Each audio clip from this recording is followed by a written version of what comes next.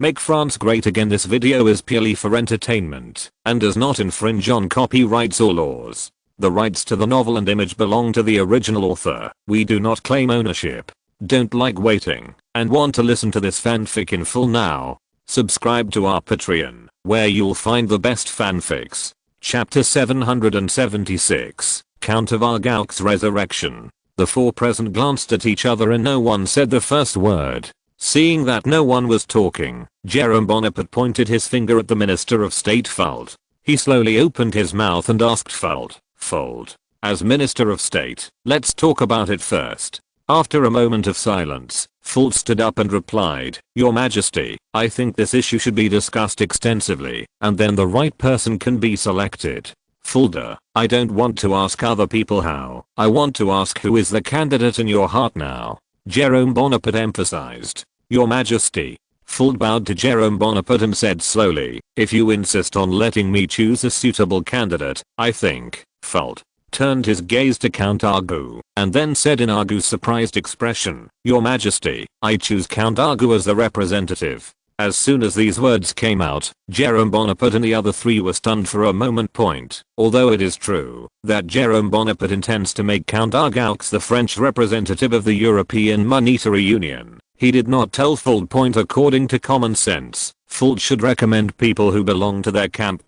If not Magnet and Bimini, it should be the Peril brothers. Recommending a person from a hostile camp really made him feel a little surprised. Tell me your reasons. Jerome Bonaparte drew an interesting smile on the corner of his mouth and nodded lightly on the armrest of the throne with his right hand. Your Majesty, the European Monetary Union is an organization for the whole of Europe, so its representative should be a person who is also well known internationally. There are only a few people in France who meet this condition, and the Count of Argaux is one of them, said Fould to Jerome Bonaparte. This reason. Jerome Bonaparte deliberately gave a little more, then quietly slowly, it's quite enough. You sit down first. Yes. Fould took his seat again. Then Jerome Bonaparte turned his eyes to Magnet, and at the same time, pointed his finger at Bimini. President Bimini, do you have a different opinion? Bimini hurriedly got up and replied to Jerome Bonaparte, Your Majesty, I think Minister Fould is right.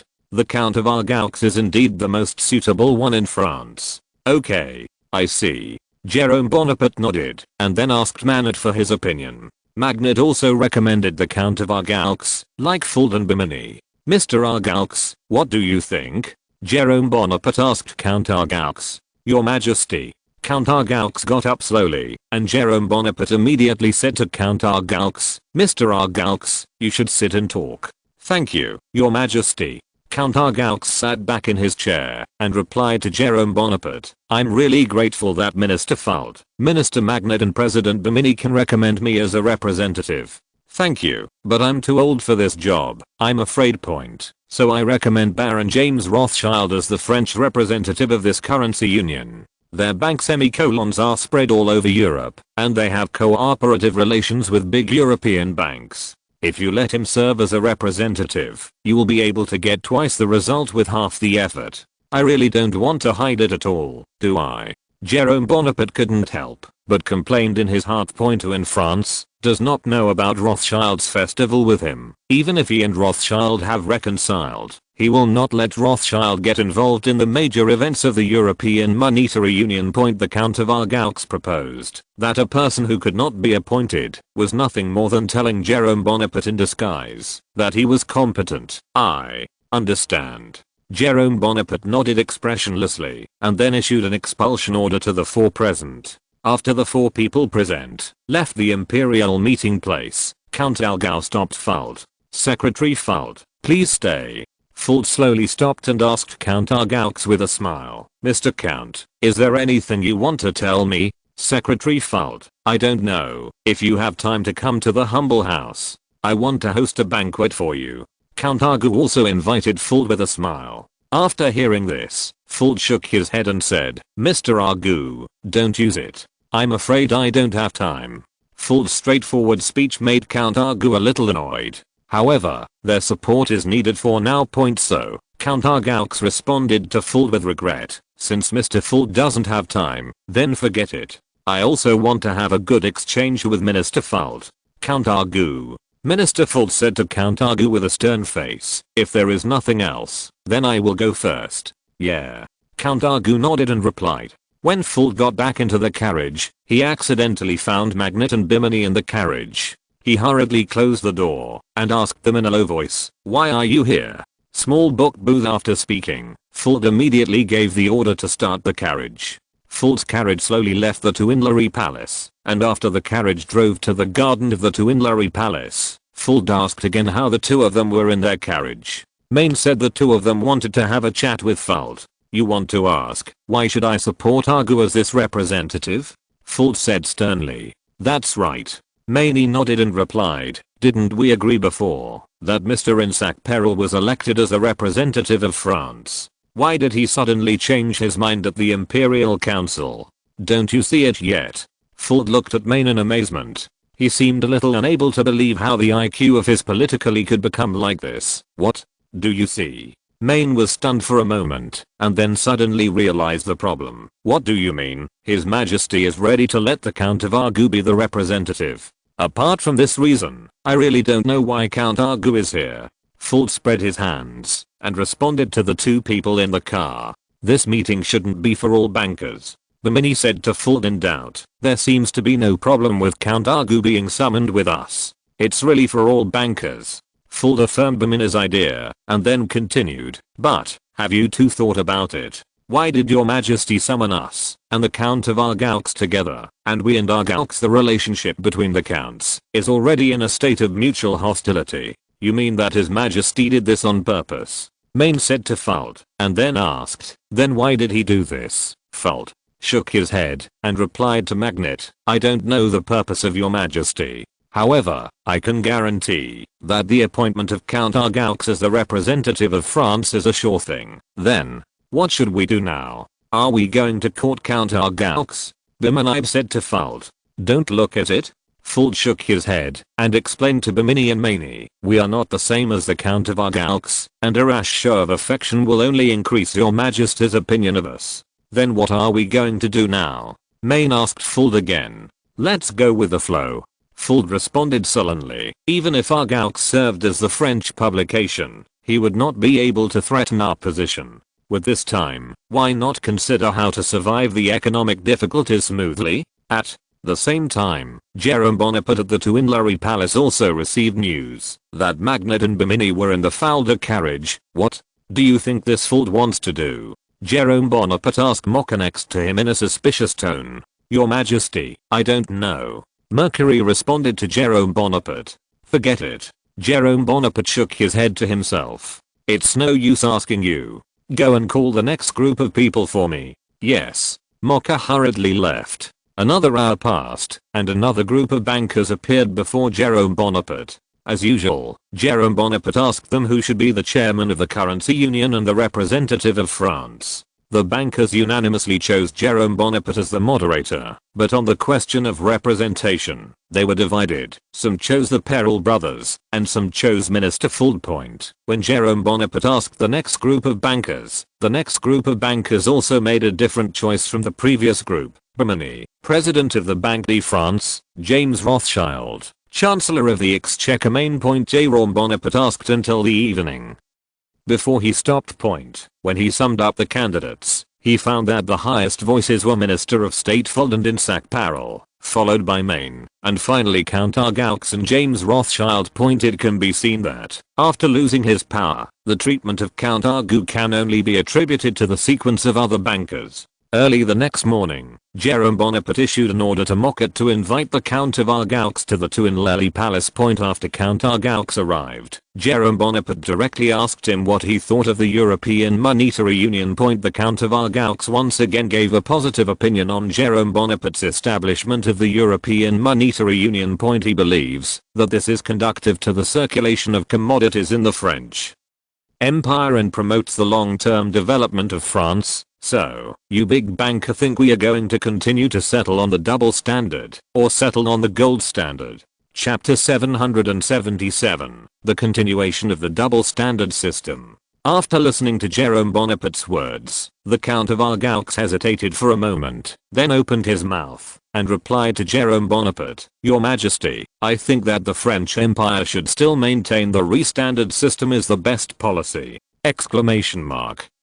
"Tell me your reasons." Jerome Bonaparte replied sullenly to Count Argaux, "Your Majesty, in terms of gold reserves during my tenure as President of the Banque de France, there is a considerable gap between us and the Kingdom of Great Britain. What's more, our bank also reserves more than 2,000 tons of silver, and rashly changing the standard system may bring great trouble to the silver in our hands," explained the Count of Argaux to Jerome Bonaparte. But what the Count of Argaux does not know is that the gold reserves of the Bank of France are no longer the 40 tons when he left in 1855. The gold reserves of the Bank of France were 32.5 tons, but nearly 100 tons, to be precise is 101 tons, of gold. Some of this gold came from the frenzied exchange of France during the war, and the other part came from the treasury of the Russian Empire. It can be said that the gold reserves in the hands of the French Empire are now the largest in the whole of Europe. Historically, Britain's gold reserves have been reduced from 104 to 74 tons. During this period, due to the exchange of Jerome Bonaparte, Britain's gold reserves will only be less than this value. Monsieur Argaux. Jerome Bonaparte asked Count Argaux with a smile, "How long have you not understood the gold reserves of the Banque de France, Count?" Argaux was stunned for a moment, and then answered cautiously, "Since I resigned from the position of president, I have never had a chance to learn about it." "Then, let me tell you the current gold reserves." Jerome Bonaparte informed the Count of Argaux about the current gold reserves of the Banque de France. The Count of Argaux had a surprised expression on his face. He couldn't understand how the Banque de France managed to more than double the bank's reserves in less than a year after he left the presidency. The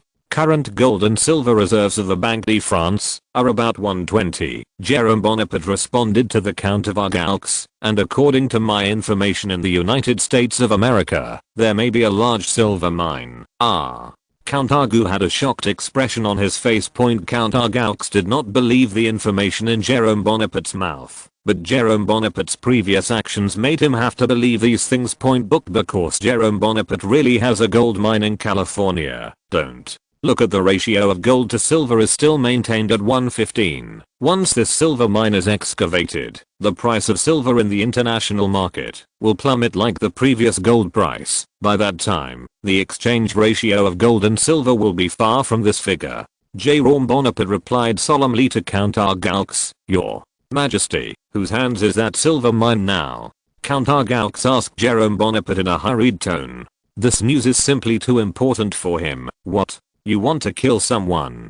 Jerome Bonaparte asked Count Argaux half jokingly. "Your Majesty, I think the silver mine must be in our hands. Otherwise it will cause a lot of conflict with the silver reserves in our hands." Count Argaux bluntly said to Jerome Bonaparte, "Don't worry. The silver mine has now been blocked by my people. At least for a year or two, no rumors will leak out."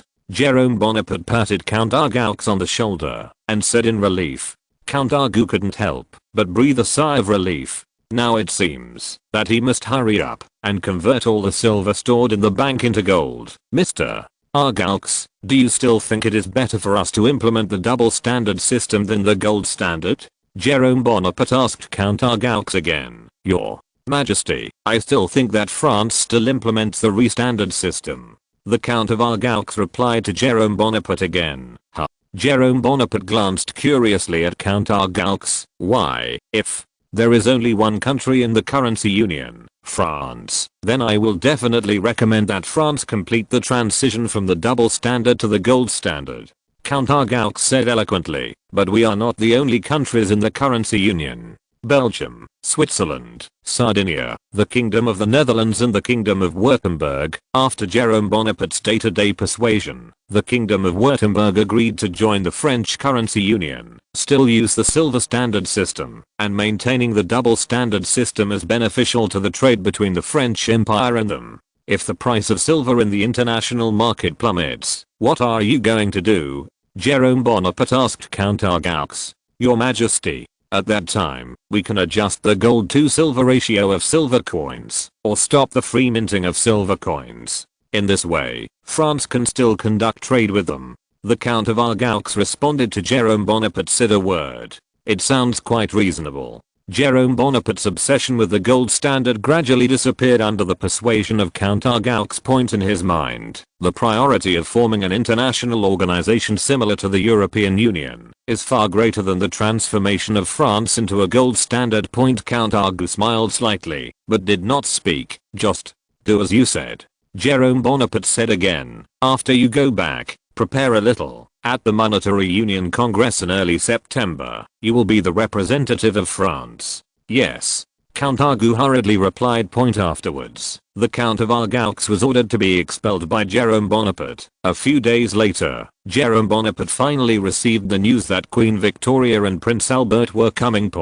When it rained that day, Jerome Bonaparte told General Wayne to block the Paris railway station until the arrival of Queen Victoria and his wife. At the same time, Jerome Bonaparte also summoned the senior official of the Seine, the Baron Horseman, and the hero Marshal Perlesier in the Crimean War. In an exchange with the Baron Horseman, Jerome Bonaparte gave the Baron Horseman an order to block the World's Fair on the night after the arrival of Queen Victoria and his wife. On the second day, the number of people at the World's Fair will be strictly limited. In short, the personal safety of Queen Victoria and his wife must be guaranteed when they visit the World's Fair. Your Majesty, why don't we, Victoria, directly announce that the World's Fair will be closed for one day? Baron Ottoman put forward his own suggestion. What about the people at the World's Fair? There can't be only a few people in the entire expo. Jerome Bonaparte retorted to Baron Horseman. Your Majesty, we can find someone to pretend to be a participant in the exposition. In this way, it can not only protect the safety of the Queen and his wife, but also make the exposition look less empty. Baron Ottoman once again proposed a solution. This method. Jerome Bonaparte pondered for a moment, and then said to Baron Horseman, this method is really good, but I don't like it. So do as I say. Yes, Your Majesty. Baron Osman had no choice but to obey the wayward monarch in front of him. After speaking with Baron Horseman, Jerome Bonaparte turned his attention to Perlesier. Marshal Perlesier, wait until the day Victoria and Albert arrive. You will come with me to meet them. Jerome Bonaparte said to Perlesier. It's my honor. Marshal Perlesier said respectfully to Jerome Bonaparte. Time soon came to the arrival of Queen Victoria and his wife. At 10 o'clock noon on this day, Jerome Bonaparte, Augusta and Frederick and a group of entourages took a ride from the Tuileries Palace. The carriage set off and arrived at the railway station at 10:30 under the asterisk of dragoons. Riyadh1.com. At this time, there was still half an hour before the arrival of the Victoria couple's train. Since Augusta had been holding Fern in his arms, Friedrich, Jerome Bonaparte let Augusta and Friedrich still sit in the carriage, and when the train arrives, he will send someone to inform them, and they will get off the carriage to greet them. Half an hour later, along with a whistle, sounded in the distance, Jerome Bonaparte immediately gave an order to Vaillant beside him, hurry up and call Augusta. After a while, Augusta appeared on the platform with Frederick in his arms. The train carrying the Victoria couple also slowed down slowly and finally stopped in front of the platform. Immediately afterwards, the Victoria couple got off the train, and there were several children who followed them off the train. The eldest of them is about 10 years old, and the youngest is only 5 or 6 years old. They are the children of Victoria and Albert. Welcome to France again, my friend. Jerome Bonaparte stepped forward and gave Prince Albert a warm embrace. I'm really happy that my friend can come to greet him in person. Albert also responded to Jerome Bonaparte with a smile. You are my best friend. Why didn't I come to greet you? Jerome Bonaparte said to Albert. Then he turned his attention to the biggest child beside Albert. I couldn't help but sighed. This is Prince Edward, and he's already so big. The person who was watched by Jerome Bonaparte was Albert's eldest son, Edward VII. The future British monarch. At this time, Edward VII was looking at Jerome Bonaparte with longing eyes. Chapter 778. Little brother Edward VII. That's right. This is our incompetent son Edward. Albert responded to Jerome Bonaparte with a helpless expression on his face, and then said to his son with a straight face, Edward, why don't you salute Emperor Jerome Bonaparte soon? After hearing Prince Albert's order, Edward VII hurriedly walked up to Jerome Bonaparte and said, Your Majesty, it is an honor to meet you. Edward, you don't need to be nervous. Jerome Bonaparte quickly comforted Albert. Edward, I and your father and mother are very good friends. You can also consider me a friend. After speaking, Jerome Bonaparte stretched out his hand and shook it with Albert Edward as a sign of encouragement. Yes, Your Majesty. Albert Edward nodded excitedly, like the expression of a star chaser encountering a star, and his hands kept shaking. This made Jerome Bonaparte doubt his own charm. Could it be that I really have such great charm? Just as Jerome Bonaparte was stunned, Albert's voice reached Jerome Bonaparte's ear. Okay, Edward, come back. Yes. Albert Edward's expression immediately changed from excitement to loss. Seeing this, Jerome Bonaparte let go of Albert Edward's hand and patted his shoulder. Albert Edward returned to Albert's back. I made you laugh. Prince Albert said to Jerome Bonaparte with a wry smile. Nothing. Jerome Bonaparte shook his head and said to Albert, I still quite like Edward's character. Then, Prince Albert introduced the remaining daughters, Princess Victoria, Princess Alice and son Prince Alfred, to Jerome Bonaparte. The enthusiasm of these few for Jerome Bonaparte is far less than that of Albert Edward. However, Jerome Bonaparte found that Prince Albert was introducing him to Jerome Bonaparte. When there were the remaining daughters/sons, a proud expression appeared on his face, especially when he introduced his eldest daughter, Princess Victoria. This expression could not wait to announce to the world that there are such excellent daughters/sons. And this kind of expression and gaze has been from the time Prince Albert got off the train to the present. Jerome Bonaparte once saw Prince Albert project a similar expression and gaze on Albert Edward's body, as if Albert the son of Bert Edwards was not his own. This made Jerome Bonaparte a little curious. What did Albert Edward do to anger Albert that made him so unpopular? Since Jerome Bonaparte's previous life focused on the Victorian era and the First World War, he didn't know much about Edward VII, the king who was caught between the First World War and the Victorian era. Therefore, Jerome Bonaparte's knowledge of Albert Edward is not even as good as that of Princess Victoria. At least Princess Victoria can rely on his son's blessing. Let Jerome Bonaparte remember thinking of this. Jerome Bonaparte couldn't help but glance at Princess Victoria. Ye smile is indeed her own. Not bad. And Princess Victoria, who was standing behind Prince Albert, also noticed that Jerome Bonaparte was looking at him with scrutinizing eyes. She couldn't help being a little annoyed, and then she turned her head aside in a fit of anger. Seeing this, Jerome Bonaparte also turned his gaze to Prince Albert in embarrassment. At this time, Prince Albert did not notice anything unusual about Jerome Bonaparte. He smiled as he took the whole family to Paris without authorization, without notifying Jerome Bonaparte. I'm sorry, how could it be? Jerome Bonaparte shook his head and replied sincerely to Prince Albert, I'm too happy to be able to bring your child here with you. He paused, turned his eyes to Albert Edward and others and continued, because these children will be the bridge between our two countries, so you can bring the hope of peace to France. I'm really grateful. Happy. Then, Jerome Bonaparte introduced to Albert and Victoria Frederick, who was held in his arms by Augusta. How lovely. Queen Victoria said with a loving look on her face. Queen Augusta took advantage of the opportunity to hug Frederick in front of Queen Victoria. Seeing the swaddling little life in front of her, Victoria couldn't help but want to hug her. Can you, Augusta? Queen Victoria asked Augusta in a slightly playful tone. Victoria.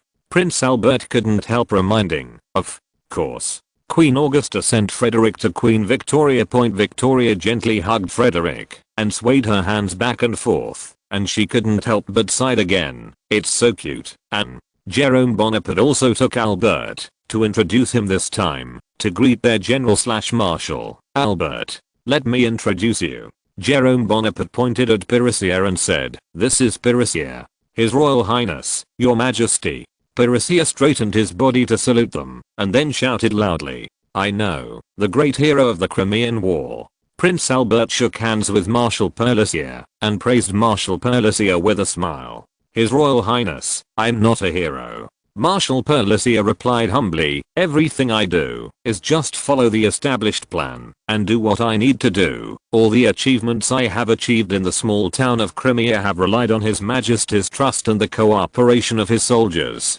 Being able to do these 2 points has surpassed the vast majority of generals.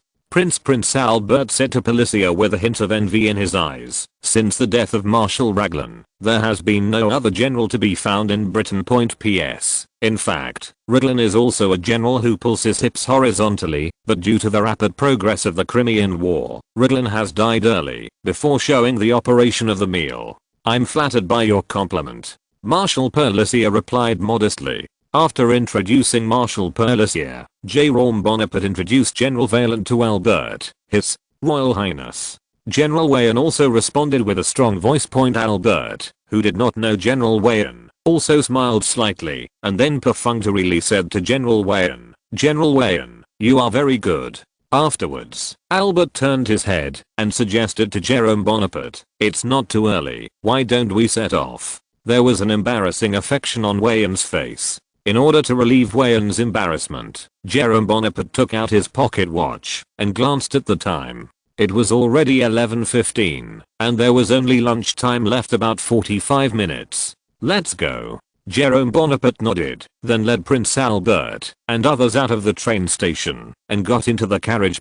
This time the distribution of carriages was different from the last time, when Queen Augusta, Queen Victoria, and her daughter shared a carriage. And Jérôme Bonaparte rode in another carriage with Prince Albert and his two sons. On the road of the carriage, Jérôme Bonaparte casually asked about the situation of Prince Albert's two sons. Albert first told Jérôme Bonaparte proudly that his youngest son, Prince Alfred, was an excellent and obedient child. Then he told about Albert Edward's situation with a helpless expression. His eldest son, Albert Edward, was a child who didn't like to study and was full of shortcomings. Albert Edward could only lower his head and listen to his father Albert's criticism quietly, without daring to say a word. "I don't know, when will he be able to save me some snacks?"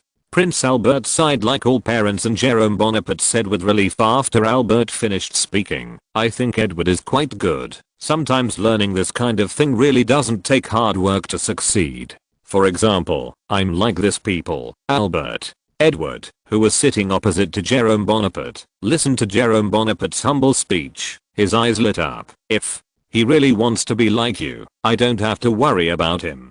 Prince Albert sighed again. Riyadh1.com Sometimes we can't transfer our pressure to the child's body. This will make the child's body unbearable, and we must learn to relax our minds. Jérôme Bonaparte continued to comfort Albert. Besides, the political system in Britain is so solid that Edward would not have any major problems, even if he did nothing. If nothing is done, the existence of the royal family will be greatly reduced. Prince Albert replied to Jérôme Bonaparte, and the power of the royal family will be eroded little by little, until completely turned into a mascot. This is not something we should consider.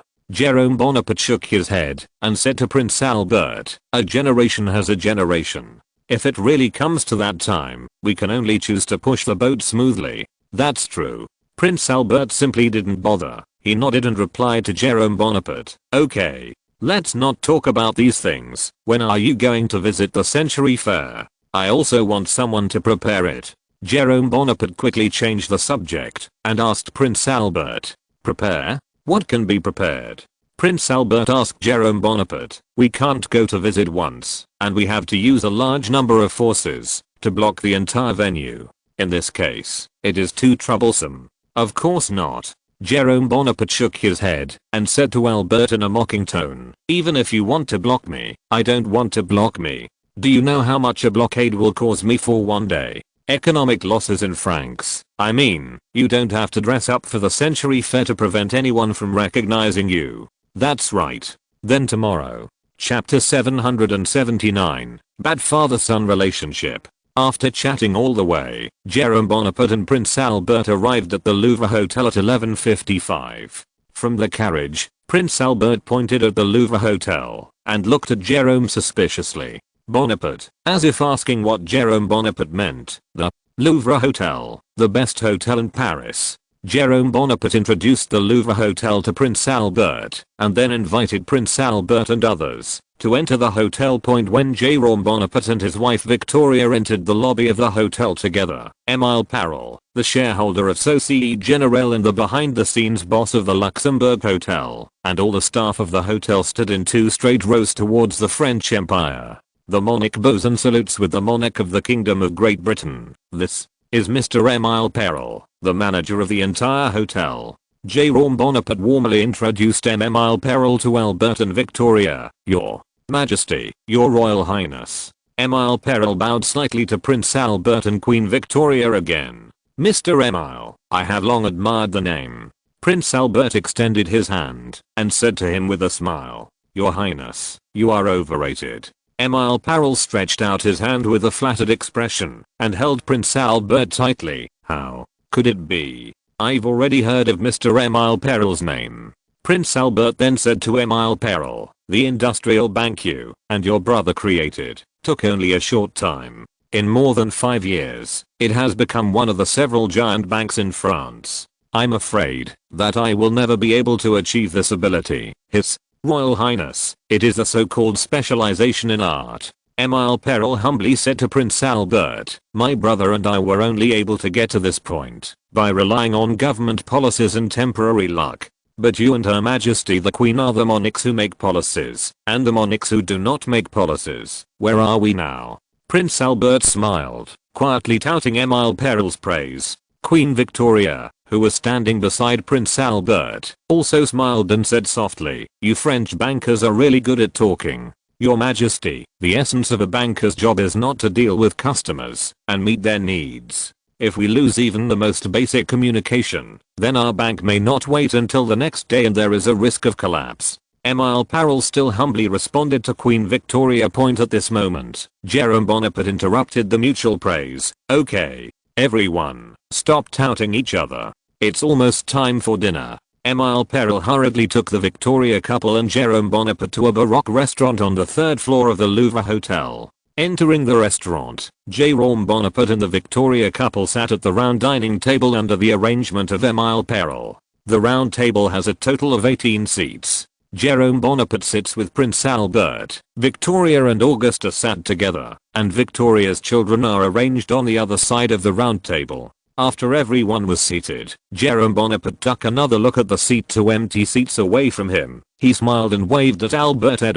Edward, come here too. Hearing Jerome Bonaparte shouting, Edward just got up, suddenly looked at Prince Albert, who was a little unhappy, and he sat down again. Jerome, let Edward sit there. Prince Albert said to Jerome Bonaparte with a serious expression. Albert, you can't educate children like this. Jerome Bonaparte responded to Prince Albert, and Edward is 15 years old, and he is already half a grown up. Many rural areas, when his child was his age, he was almost married. But I don't see the slightest trace of an adult in his words and actions. He is always so frivolous. Prince Albert couldn't help, but replied to Jerome Bonaparte. Hearing that in the eyes of outsiders, his father, Albert, turned out to be a merciless Edward. He felt an unprecedented grievance. He also wanted to be the pride of his father and mother, and he also wanted to study hard. But he found that he was not the material for reading at all. Even if I study hard, I still can't compare to my sister. And his father and mother always compared his sister to him, which really made him feel very uncomfortable. Stop. Jerome Bonaparte forcibly interrupted Prince Albert's speech, and then said to Prince Albert, Albert, in addition to making them rebellious, your educational method it is also easy to make oneself feel uncomfortable. Prince Albert in history died of a cold after he went to Cambridge to talk to his son. I still say what I said before. We have to admit that sometimes a certain talent is really needed. Children only need to do things that are not out of order, and that's it.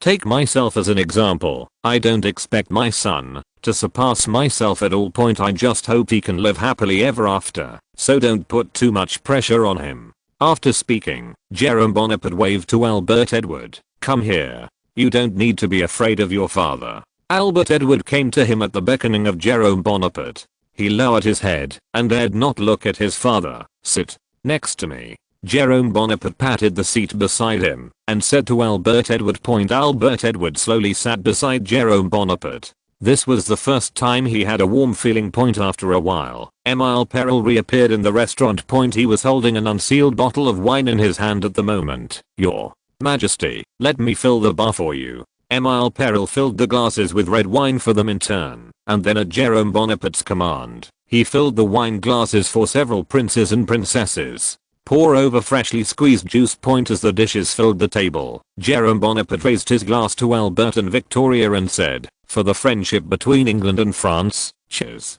Children, let's join together." Victoria, Albert and their children, at the appeal of Jerome Bonaparte, raised their cups to toast to the Anglo-French friendship. After a glass of wine, Jerome Bonaparte and the others began to eat. The whole banquet lasted for about an hour. After the meal, Jerome Bonaparte asked Albert where he wanted to go besides the World's Fair. He and Augusta, "You can accompany them all the way, it's still unnecessary." Prince Albert shook his head and refused. "I don't want to cause you too much trouble, Albert, aren't we friends?" Jerome Bonaparte asked Albert. "Of course a friend."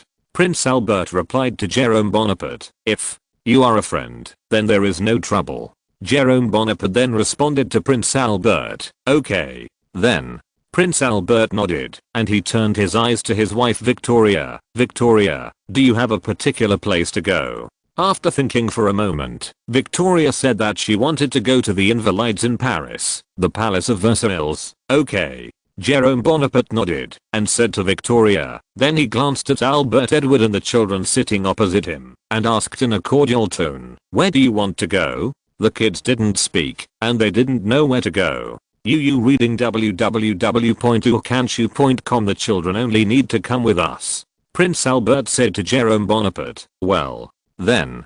Jerome Bonaparte shrugged. Then, Jerome Bonaparte called Emile Perel over again, and ordered him to properly arrange the residences of the Victoria couple and the princes. If anything went wrong, Jerome Bonaparte was the only one to ask. Emile Perel said that he would definitely settle Queen Victoria and the others properly. Then, Jerome Bonaparte said goodbye to Albert, and said that he would come to pick them up early tomorrow morning to go to the Century Fair together. Prince Albert and Queen Victoria personally delivered Jerome Bonaparte and Augusta to the gate of the hotel. Jerome Bonaparte and Augusta left the Louvre in a carriage hotel. On the way back to the Tuileries by car, Queen Augusta told Jerome Bonaparte what Victoria had discussed with her in the carriage. "Victoria asked me if she would marry them." Queen Augusta said to Jerome Bonaparte, "Marriage?" Jerome Bonaparte was stunned for a moment. "I remember Victoria's youngest daughter, who is not 7 years older than our son, who says no,"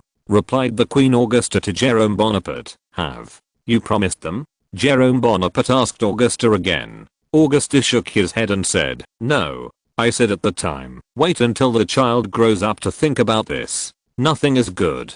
No good." Jerome Bonaparte whispered. He didn't want the hemophilia of the Victoria family to be passed on to the next generation. Chapter 780. Visit the Expo. "What? Is there something wrong with Victoria's child?" Queen Augusta asked curiously. "It's nothing." Jerome Bonaparte shook his head in a perfunctory manner to Augusta, and then specially emphasized, "If Victoria makes another request for marriage, you can use this reason to shirk it. Drop it." "Okay, I see." Augusta nodded and replied to Jerome Bonaparte. Since marriage with the Kingdom of Britain is not allowed, Queen Augusta considers choosing a suitable wife from her family for her son. Of course, these premises are premised on the premise that Frederick Bonaparte is as accepted as his father hoped. If there is really a royal family who is willing to marry the Bonaparte family, Augusta will naturally not choose to find someone from her family. Because it would make her son look unattractive. In this way, Jerome Bonaparte and Augusta walked all the way to chat, and soon arrived at the Tuileries Palace. After returning to the Tuileries Palace, Jerome Bonaparte set up Frederick and Augusta, and immediately called Mocha, Horseman, the senior official of the same department, and the Minister of the Interior, Pessigny, to my study. Jerome Bonaparte gave Mocha an instruction. Mocha immediately said yes, and then left Jerome Bonaparte's study. After about 20 minutes, there was a knock on the door, and Jerome Bonaparte raised his head and replied, "Please come in." The door slowly opened, and Baron Horseman, a senior official of the Seine province, appeared in front of him again. "Your Majesty." Baron Horseman approached Jerome Bonaparte and responded respectfully, "You sit on the sofa and wait for a while." Jerome Bonaparte pointed to the sofa and said to Baron Horseman, then continued to look down at the documents with his head down. Baron Horseman had to listen to Jerome Bonaparte's instructions and sat on the sofa to wait. After about 10 minutes, the Minister of the Interior, Pessigny, also appeared in the study. Jerome Bonaparte then closed the document and also invited Pessigny to sit down. Immediately afterwards, Jerome Bonaparte introduced the itinerary of the Victoria couple to Pessigny. Tomorrow, Jerome Bonaparte is going to take Victoria and Albert to the Century Exposition. After visiting the Century Exposition, he also wants the Victoria and his wife to visit the Invalides in Paris. So from the Paris Century Exposition and the Paris Invalides, the hospital will be the focus of their protection. Since Jerome Bonaparte is not going to leave with great fanfare tomorrow, their protection must also be dockened. Pessigny, the task of protecting the plainclothes is left to you. If there is any problem, you should know the consequences. Jerome Bonaparte gave Pessigny an order. Please rest assured, I will do my best to ensure safety. I won't let any danger approach. Pessigny assured Jerome BMW, Osman, you should remember the task I gave you. Jerome Bonaparte turned his eyes to Osman and said, Your Majesty, of course I remember. Baron Horseman nodded and couldn't help but once again put forward to Jerome Bonaparte the opinion that he had rejected before. Your Majesty, why don't we pretend to be tourists in plain clothes tomorrow? This will keep you and Queen Victoria safe even more. No need. Jerome Bonaparte shook his head and said to Baron Horseman, I haven't gotten to the point where I feel like a ghost. Your Majesty, in the whole of Paris, no, in the whole of France, there is no one who loves you from the bottom of his heart. Baron Horseman quickly flattered. That's fine. Jerome Bonaparte shrugged slightly. Do as I say tomorrow. Yes, Your Majesty. Baron Horseman and Pessigny responded to Jerome Bonaparte in unison. At 9 AM the next day, Jerome Bonaparte, wearing a wig, reluctantly put on his regular clothes at the urging of the Queen Augusta and left the Tuileries in an unremarkable carriage palace and soon arrived at the Grand Hotel Luxembourg. Jerome Bonaparte, who entered the Luxembourg Hotel, immediately found Emile Perel, who was also in the hotel. Due to Jerome Bonaparte's excellent camouflage, Emile Perel did not immediately recognize him. Who are you? Emile Perel frowned and said to Jerome Bonaparte, Mr. Emile, why don't you even know me? Jerome Bonaparte said to Emile Perel with a smile. Hearing the familiar voice, Emile Perel took a closer look at Jerome Bonaparte and realized that the person in front of him was not His Majesty Emperor Jerome Bonaparte. Your Majesty. Emile Perel hurriedly bowed to Jerome Bonaparte. Please forgive me. It's nothing. Jerome Bonaparte nodded with satisfaction. If you don't even recognize me, it means that my disguise is quite successful. Come on, take me to Prince Albert's bedroom. Emile Perel quickly said yes. Under the leadership of Emile Perel, Jerome Bonaparte quickly arrived at the bedroom of the Grand Hotel Luxembourg. Albert is inside? Jerome Bonaparte pointed to the door of the room and said to Emile Perel, That's right. Emile Perel nodded and replied. Then, Jerome Bonaparte knocked gently on the door. After a while, a slightly weak voice came from the other side of the room and said, Who? Albert, I'm Jerome. Open the door. Jerome Bonaparte whispered towards the door. Please wait a moment. Prince Albert replied, and then the door of the room fell silent again. Just as Jerome Bonaparte was waiting at the gate, the door next to Albert's bedroom opened, and Albert Edward in formal clothes appeared in front of Jerome Bonaparte. Your Majesty. Albert Edward hurriedly saluted Jerome Bonaparte. That's right. Jerome Bonaparte looked at Albert Edward and encouraged. It's a bit like a monarch. Jerome Bonaparte's praise made Albert Edward smile. He had not heard such praise for a long time. What's more, the person who praised him was his second idol. That's right, the person Albert Edward admired the most was Emperor Napoleon, and the person he admired second was Jerome Bonaparte. You're overrated. Albert Edward responded reservedly. It will take some time for Albert and Queen Victoria to get off. Jerome Bonaparte begins to talk with Albert Edward. In order to distance himself from Albert Edward, Jerome Bonaparte tried his best to avoid talking with him in a didactic tone, but communicated in an equal tone. From Albert Edward's mouth, Jerome Bonaparte learned why he was not treated by Prince Albert. It's not your fault. Jerome Bonaparte looked at Albert Edward with a hint of sympathy. Of course, your father Albert was not wrong either. He just loves you so much that he hopes you can become a talent. But your Majesty, my father has almost made me breathless. Albert Edward couldn't help but confided in his heart, in front of him, "I even feel that my existence in this world is a kind of mistake. I just want to run away from everything." Jerome Bonaparte listened to Albert Edward silently, then patted Albert Edward on the shoulder as he was about to say something. At this moment, Prince Albert's door slowly opened, and Jerome Bonaparte hurriedly retracted his hand. Albert Edward also leaned against the open door with a serious expression on his face. "Albert, why don't you take a rest?" Jerome Bonaparte, who opened the door, looked at the sullen Albert and the red-faced Victoria, and couldn't help feeling for Albert. There was a few seconds of silence. Judging from Albert's face, Albert lost very thoroughly last night. "It's okay." Prince Albert shook his head, but his slightly vain footsteps betrayed him. Jerome Bonaparte had no choice but to walk in front of him. Riyadh1.com and helped Prince Albert, saying, "You better take more rest." But Prince Albert really wanted to rest. Nothing.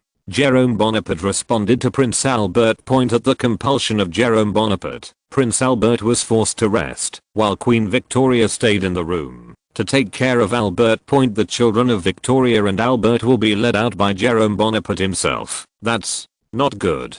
Prince Albert felt a little too troublesome for Jerome Bonaparte. "What's wrong?" Jerome Bonaparte responded to Prince Albert, "I think it's pretty good." Immediately under the leadership of Jerome Bonaparte, Victoria's son and daughter were brought into the carriage by Jerome Bonaparte. Inside the carriage, Jerome Bonaparte told them in advance not to move around and to inform him as a temporary guardian immediately if there was a problem. At the same time, he appointed Princess Victoria and Albert Edward as secondary guardians. In this way, Jerome Bonaparte and his party entered the Century Fair in a mighty manner. Visitors at the fair did not find that the disguised Jerome Bonaparte was their monarch. They only regarded Jerome Bonaparte as a nobleman who led his children to visit the Paris Fair. Jerome Bonaparte and others who entered the Century Exposition visited the Literature Museum, Philosophy Museum, Painting Museum and Science and Technology Museum in turn. No one found the true identity of Jerome Bonaparte in the exhibition halls either. Chapter 781, Family Mediator. After the visit to the Century Fair, Jerome Bonaparte found that the children's mental state was obviously a little sluggish. It was obvious that they didn't like the Century Fair very much. It's just because of Jerome Bonaparte's face, so no one of them said a word of dissatisfaction throughout the whole process. "Let's go. Let's go back," said Jerome Bonaparte to the children. After the children heard the permission to return, their expression suddenly changed, and then the eldest sister Victoria walked up to Jerome Bonaparte and whispered, "Your Majesty, aren't we going to the Invalides in Paris?" "No," Jerome Bonaparte said to Princess Victoria, shaking his head. Everyone, except Albert Edward, had a smile on their faces, and they had long wanted to return to the Louvre Hotel. So, under the leadership of Jerome Bonaparte, Albert Edward and others got back into the carriage and returned to the Louvre Hotel. After Jerome Bonaparte sent them to the lobby of the Louvre Hotel, he said again, "Edward, are you interested in going out with me for a walk?" Albert Edward was stunned for a while, then nodded and left the Louvre Hotel together with Jerome Bonaparte. Albert Edward, who was walking on the road, politely asked where Jerome Bonaparte was going to take him. "Invalides," said Jerome Bonaparte in a calm tone. Immediately, Jerome Bonaparte and Albert Edward walked to the Invalides in Paris. By the time the two arrived near the Invalides in Paris, it was already around 11 noon, and there was only 1 hour left before lunch. "Time is running out. We have to hurry up," Jerome Bonaparte urged. The two walked quickly across the lawn outside the Les Invalides in Paris, and arrived at the gate of the Les Invalides in Paris. Soldiers who were in charge of the old guard outside the Les Invalides immediately blocked the way of Jerome Bonaparte and Albert Edward, and told them that the Les Invalides in Paris could not be entered by ordinary people. Jerome Bonaparte quickly took off his hood and asked the soldier with a smile, "Can you tell me if I can get in with my face?" The two soldiers quickly saluted Jerome Bonaparte and said vigorously, "Your Majesty." "Well, you have worked hard to guard the Invalides." Jerome Bonaparte nodded and said to the soldiers, then turned to Albert Edward and said, "Let's go in." When he thought of meeting his idol, Albert Edward also showed an excited expression and replied to Jerome Bonaparte, "Yes." Jerome Bonaparte and Albert Edward entered the Invalides in Paris, and then walked down the stairs on the complex but textured ground, and soon came to the second basement of the Invalides in Paris. Albert Edward's expression gradually became more pious. As the two gradually deepened, Jerome Bonaparte and Albert Edward passed another golden cross and finally came to a school. Inside the room, with a cylindrical structure point in the center of the room, are two coffins made of mahogany. This is the place where Napoleon, Emperor of the French Empire, and Marshal Soult, the French Empire, lived after their deaths. On the left is my uncle Napoleon, and on the right is Soult, Marshal of the French Empire. Jerome Bonaparte pointed to the coffin and introduced to Edward VII. After hearing the introduction of Jerome Bonaparte, Albert Edward slowly came to Emperor Napoleon's coffin and knelt before Emperor Napoleon's coffin. Under Jerome Bonaparte's surprised eyes, he clasped his hands and prayed earnestly. Jerome Bonaparte stood silently behind Albert Edward and watched. After a while, Albert Edward stood up again and turned around to thank Jerome Bonaparte. Said, "Your Majesty, thank you very much, it's nothing." Jerome Bonaparte shook his head and said to Albert Edward, and then reminded, "Right. Remember to stop kneeling next time you come over with your parents. Don't worry, I will definitely not cause you trouble." Albert Edward nodded and said to Jerome Bonaparte, "P.S. Historically, when Albert Edward accompanied the Victoria couple to visit the Invalides in Paris, he knelt down in front of Emperor Napoleon's coffin in public. His move angered Queen Victoria and Prince Albert. After all, Emperor Napoleon, once Britain's toughest opponent, caused great harm to Britain. Although it is said that Britain and France get along very well, because the Crimean War is still at war, the two countries have not yet harmoniously reached the point where the Crown Prince kneels to the enemy. This behavior of Albert Edward is to bring shame to the entire royal family. Yeah. Believe you. Jerome Bonaparte patted Albert Edward on the shoulder again and said to him with a solemn tone, and then specifically asked Albert Edward if he wanted to go to other places. "Take a look at the room, okay?" Albert Edward responded. Jerome Bonaparte brought Albert Edward to the sleeping places of several other famous generals, including Marshal St. Arnault, and gave Albert Edward a good science. However, Albert Edward's interest in the other generals was obviously not as great as Emperor Napoleon's.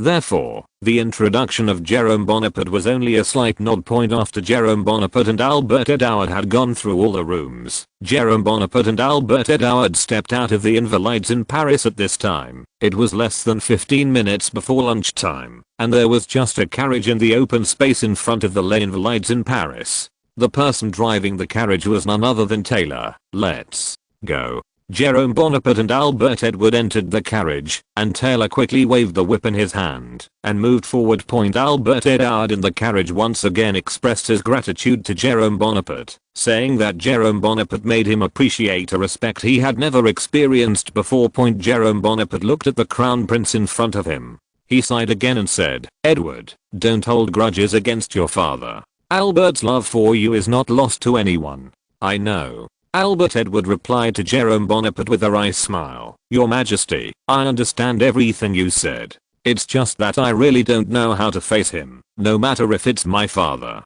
My mother's expectations of me are too high. The more I don't want to live up to their expectations of me, the more I feel an unprecedented pressure.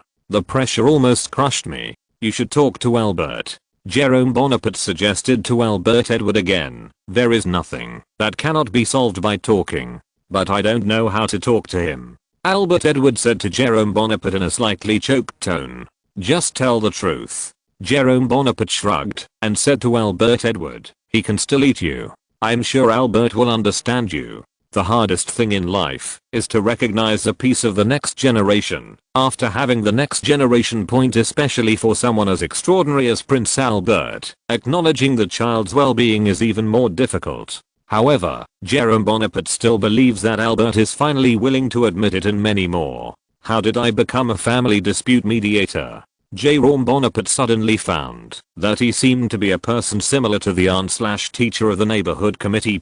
Damn it. This stinky problem of being a good teacher must be corrected. Jerome Bonaparte blamed himself inwardly. At this moment, the carriage slowly stopped. Worry at one point. Taylor in the driver's seat said to Jerome Bonaparte, "Your Majesty, the Louvre Hotel is here. Let's go."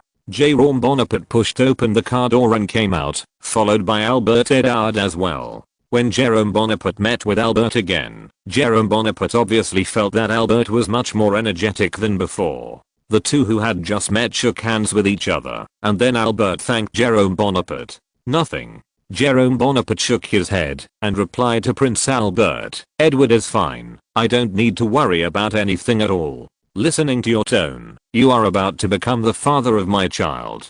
Prince Albert teased, "I wish my child could be as obedient as Edward." Jerome Bonaparte also replied. Prince Albert and Jerome Bonaparte walked and chatted, and soon entered the restaurant. This restaurant time is slightly different from the last restaurant in structure. The style of the entire restaurant is close to the style of the imperial period, and the decoration presents a simple but elegant feeling. Jerome Bonaparte and Prince Albert drank a glass of red wine as usual, but Émile Perel brought the dish up again.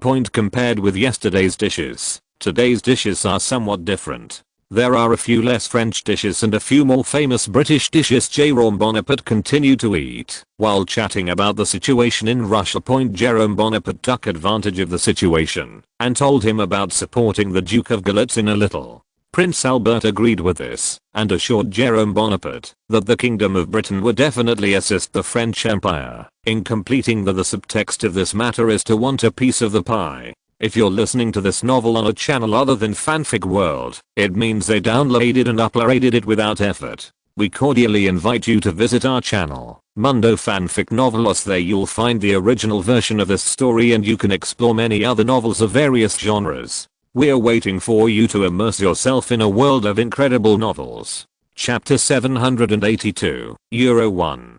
0. In the last period of September, Jerome Bonaparte and Queen Augusta took turns to accompany Queen Victoria and Prince Albert on a tour of Paris and its surrounding areas. In early September, Queen Victoria and Prince Albert said goodbye to Jerome Bonaparte. Queen Augusta, who received the news that the Victoria couple was about to leave, reluctantly took Queen Victoria's hand and asked if she could not leave Paris so soon. Queen Victoria glanced at Prince Albert and seemed to be seeking Albert's opinion. In her eyes, the Kingdom of Britain still has a lot of things to trouble Victoria to deal with, so we can't stay here for too long. Prince Albert refused Queen Augusta's stay on the grounds that he was busy with state affairs. That's it. Queen Augusta showed a slightly disappointed expression on her face. Seeing this, Victoria immediately comforted Queen Augusta and said, "Augusta, it's not like we are not coming back. If you think the Tuileries Palace is boring, you can come to Windsor Castle to find me. The doors of Windsor Castle are always open for you and Jerome Bonaparte." Prince Albert also said something along the way, "Victoria is right. The doors of Windsor Castle will always be open to you, and I hope you can come and play." "Don't you worry," Jerome Bonaparte said with a smile. "Augusta and I will definitely come to visit you. I hope that, when the time comes, you won't dislike us." "Of course not." Prince Albert knew that Jerome Bonaparte was joking, and he also responded to Jerome Bonaparte in a mocking tone, "As long as you don't dislike the old buildings of Windsor Castle, if so, you can stay as long as you want." "Then I'm relieved," Jerome Bonaparte responded exaggeratedly. "By then, I'll be staying in Windsor Castle forever. Victoria and I are very welcome." Prince Albert responded by extending his hand to Jerome Bonaparte. Jerome Bonaparte also stretched out his hand and held it tightly with Prince Albert. "That's right, Edward, I suggest that you should have a good communication with him. The pressure you put on him is too much. It's easy for him to go to the extreme of rebelliousness in the long run. I will communicate with him calmly after returning to Britain." Prince Albert solemnly assured Jerome Bonaparte. Then, he asked Jerome Bonaparte in a joking tone if he would agree to the next generation's marriage. Jerome Bonaparte responded to Prince Albert with an exaggerated expression, "Your daughter is 7 years older than my son. Wouldn't that be a little bad?" "I'm not talking about Louis." Albert shrugged and responded to Jerome Bonaparte, "I mean if Victoria has another princess, that must be a strong alliance." Jerome Bonaparte replied decisively, You. Prince Albert shook his head and said half jokingly, "In this case, isn't your son older than my future daughter? It's not good to be big." Jerome Bonaparte replied confidently, "Big, it proves mature and stable." Alas. Prince Albert sighed and seemed helpless to answer. It's true that anything can make you find an excuse. With the sound of knocks coming from outside the door, the conversation between the couple Jerome Bonaparte and the Victoria couple came to an abrupt end. Come in. Jerome Bonaparte cleared his throat and called out the door. The door slowly opened and Marquette's figure appeared in front of Jerome Bonaparte. Your Majesty, Your Royal Highness, the carriage to the Paris train station is ready for you. It's time to leave. Prince Albert let go of Jerome Bonaparte's hand, and Victoria also let go of Augusta's hand. Under the watch of Jerome Bonaparte and Queen Augusta, the carriage carrying Queen Victoria, Prince Albert and their children slowly left the Tuileries Palace. Jerome Bonaparte and Augusta waved goodbye, and after the carriage gradually disappeared, they both put away their smiles and returned to the Tuileries Palace at the same time. On the way, Queen Augusta asked Jerome Bonaparte why he agreed to marry Albert.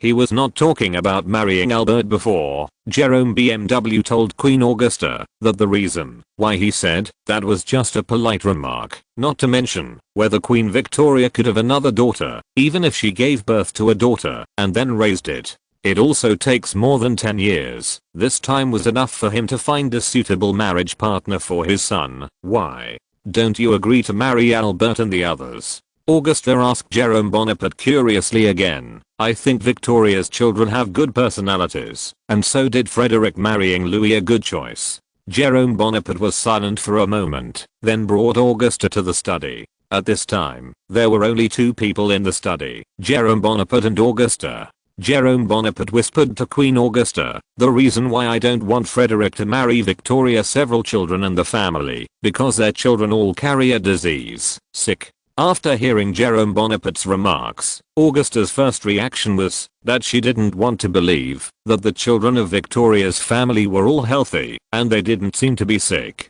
However, she still chose to believe her husband because Jerome Bonaparte would not lie to her with Frederick's life. What's wrong? Is it serious?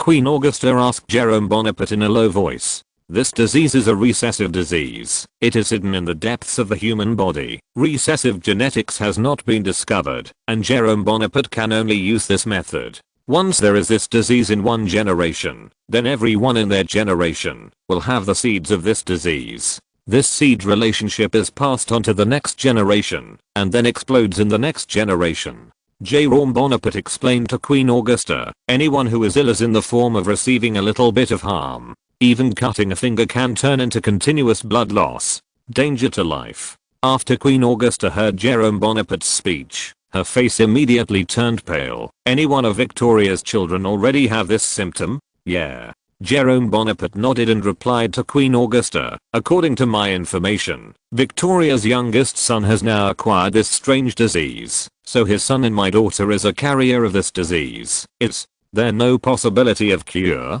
Queen Augusta couldn't help but ask Jerome Bonaparte. There is no possibility of this symptom at present. Jerome Bonaparte shook his head and replied to Augusta. Let alone hemophilia now, there is still no possibility of treatment even decades later.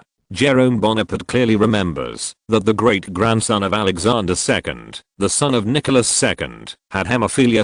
Then the demon monk Rasputin did not know what method he used, so that the son of Nicholas II could stop the pain while he was there, and then bleed again after he left. Don't tell Victoria and Albert about this, Jerome Bonaparte emphasized. Queen Augusta nodded. She knew what the consequences might be if she said this, so this kind of thing might also rot in her heart. Okay, if there's nothing else, I'll work. After explaining, Jerome Bonaparte issued an expulsion order to Queen Augusta before she could digest it. Queen Augusta slowly left Jerome Bonaparte's study. During the period from September 1st to 7th, representatives of Württemberg, Sardinia, Switzerland, Belgium, the Papal State Sweden came in droves, and there were also unsolicited, and cannot be said to be unsolicited, come. It can only be said that when they received the first wave of invitations, they did not clearly reply to Jerome Bonaparte's Greece, Naples, and Denmark. Jerome Bonaparte ordered the arrival of representatives from various countries to settle in the Louvre Hotel. Riyadh1.com and called the Count of Argaux over to ask how the special preparation was going. The Count of Argaux responded to Jerome Bonaparte with humility and pride. He had taken advantage of this time to have a good understanding of the Bank of France's gold and silver reserves, and at the same time, produced a new set of currency patterns. Where is a pattern? Let me take a look. Jerome Bonaparte was very curious about what Count Argaux could make of the pattern. The Count of Argaux seemed to have long expected that Jerome Bonaparte would say this. Jerome Bonaparte glanced at the pattern of the gold coin presented by Count Argaux. On the front of the gold coin was the head of Jerome Bonaparte, and on the back of the gold coin were 20 francs and the flag of the Bonaparte family. Where is this European currency? It is clearly the new currency of France. Unless such a currency is touted, I'm afraid it will not be liked by the vast majority of monarchs, because no monarch is willing to print his own country's gold coins with the portrait of another country's. Monarchs once Jerome Bonaparte chooses to engrave his own portrait, then the kings of various countries will certainly imitate Jerome Bonaparte and engrave his own portrait. Then Jerome Bonaparte cannot guarantee the unity of currency issuance. No. Jerome Bonaparte decisively rejected Count Argaux. Your Majesty, there's no way. I'll ask someone to change it right away. Count Argaux responded quickly. Chapter 783, European Monetary Union convenes. First of all, the front of the gold coin should not have my picture on it. This is a currency that will be sold to the whole of Europe, not the currency of France alone. If only my picture is printed, it will have a bad impact. Jerome Bonaparte slowly explained to Count Argaux why he let him. And Count Argaux gradually realized that his emperor not only wanted the gold content of a unified currency, but also had the ambition to issue a unified currency. If the countries joining the European Monetary Union really agree with the new currency promoted by His Majesty the Emperor, then they are equivalent to handing over part of the right to issue currency to the French Empire in disguise. However, Count Argaux thought that the possibility was too small. If His Majesty wants to implement a new monetary policy, Count Argaux even suspects that the outcome of this monetary union will only end in an unhappy ending. Therefore, Argaux considered himself obliged to stop the emperor's rash behavior. Therefore, the Count of Argaux euphemistically told Jerome Bonaparte that the French Empire had better not make a fuss about currency issuance. Count Argaux, you mean that I can't propose the concept of a new currency in the European Monetary Union? Jerome Bonaparte questioned Count Argaux angrily. Your Majesty, that's not what I meant. Count Argaux denied it, and then humbly replied to Jerome Bonaparte, according to my humble opinion, the best thing France should do now is to use the gold content of the currency. Re-establish prestige in front of European countries. Wait until the time is right to set a new currency standard. Mr. Argaux thinks that when is the time ripe? Jerome Bonaparte retorted. Count Argaux, Your Majesty, this minister is not very easy to say. Count Argaux replied to Jerome Bonaparte, however, this minister believes that the French Empire will be able to achieve this goal under your leadership. Okay, I understand what you mean. Jerome Bonaparte also realized that his goal of formulating a common European currency was somewhat unrealistic. After all, the European Union in the previous life has gone through many twists and turns to truly achieve unified distribution. Now he has just embarked on the first step of European Union and wants to issue unified distribution, which is simply an impossible thing to accomplish. But as a monarch, where would he take the initiative to admit that he was wrong? And he could only end the topic by relying on the muddy method. Your Majesty, this minister is also for the sake of the empire. Count Argaux lowered his stance and replied to Jerome Bonaparte, yeah, I see. Jerome Bonaparte said to Count Argaux with the same attitude, however, I'm still not satisfied with this gold coin. The front side of the gold coin has been changed to a map of France, while the reverse side has been changed to a map of France. Complete the map of Europe, Count. Argaux had no choice but to nod, saying that he would definitely do as the emperor asked. Afterwards, the study of Jerome Bonaparte where Count Argaux left. Jerome Bonaparte sat quietly in the study and whispered, am I a little too eager for quick success? Indeed, since the European Monetary Union has received responses from many countries, Jerome Bonaparte has been more hopeful that the European Union can be built as soon as possible. Some of the policies from the post-World War II period to the establishment of the European Union were formulated in advance, without taking into account that this era is nearly 100 years away from the future point. Even the same policy implemented by the same country will become completely different because of different environments, just like the issue of unified currency issuance just now, if it wasn't for Count Argu's reminder. He almost made a big mistake. Any policy must be in accordance with the times. Jerome Bonaparte couldn't help but sigh. You can't ask for a sword at any time. After finishing speaking, Jerome Bonaparte called Mocha and ordered him to go to the mansion of the Count of Argaux to send some gifts. Although Count Argaux was rich, Jerome Bonaparte believed that Count Argaux would definitely be happier after seeing the gift he had given him than receiving a huge sum of money. Because a gift is not only a gift, but also the attitude of Jerome Bonaparte. Sure enough, after Mocha went to Count Argu's mansion to deliver a gift, Count Argu's face immediately burst into a smile. "Mr. Mocha, please express my thanks to your majesty on my behalf." Count Argu, while speaking, quietly gave Mocha a ticket. "Count Argu, please rest assured that I will tell your majesty." Mocha hurriedly assured Count Argu. When Mocha reported to Jerome Bonaparte, Mocha reported the Count of Argaux's demeanor. When he saw the gift, Jerome Bonaparte listened quietly to Mocha's return and silently estimated in his heart how much Mocha had charged Count Argaux. From the point of view of Mocha's language, the Count of Argaux gave Mocha about 50,000 francs. "Okay, I see." Jerome Bonaparte nodded, then waved at Mocha and ordered him to leave. For the next 2 days, Jerome Bonaparte received visitors from all over the world. Soon it was time for the start of the European Monetary Union. At 1 p.m. that day, a scorching sun shrouded the sky over Paris, and the whole Paris looked extraordinarily hot. That is, in such hot weather, the representatives of various countries began to set off in horse-drawn carriages, and their destination was the Louvre Museum adjacent to the Tuileries Palace. At 1:30 p.m., envoys from various countries arrived at the gate of the Louvre one after another. The reporters of the major Paris newspapers who were in charge of squatting near the Louvre Museum directly acted in front of the representatives of various countries, which scared them enough. On weekdays, I have only seen the representatives of the gentlemen reporters except for the reporters in Paris during this period. Basically, they made an appointment and then interviewed individually. However, the reporters in Paris were influenced by some official newspapers. They also began to become shameless in order to compete for the first-hand news. I have never seen such a posture. Facing the questions from reporters one after another, some representatives showed embarrassment on their faces. If it wasn't for the guards stationed near the Louvre, the delegates would never have entered the Louvre. Looking at the representatives who entered the Louvre, the reporters had expressions of disappointment on their faces. If the delegates didn't enter the Louvre, they had 100 ways to block the delegates at the door. At this moment, a young man appeared in front of the reporters, and he said loudly to the reporters present, "Reporters, please be patient, and don't be impatient. We promise that we will leave it to you after the meeting is over. Time for your interview.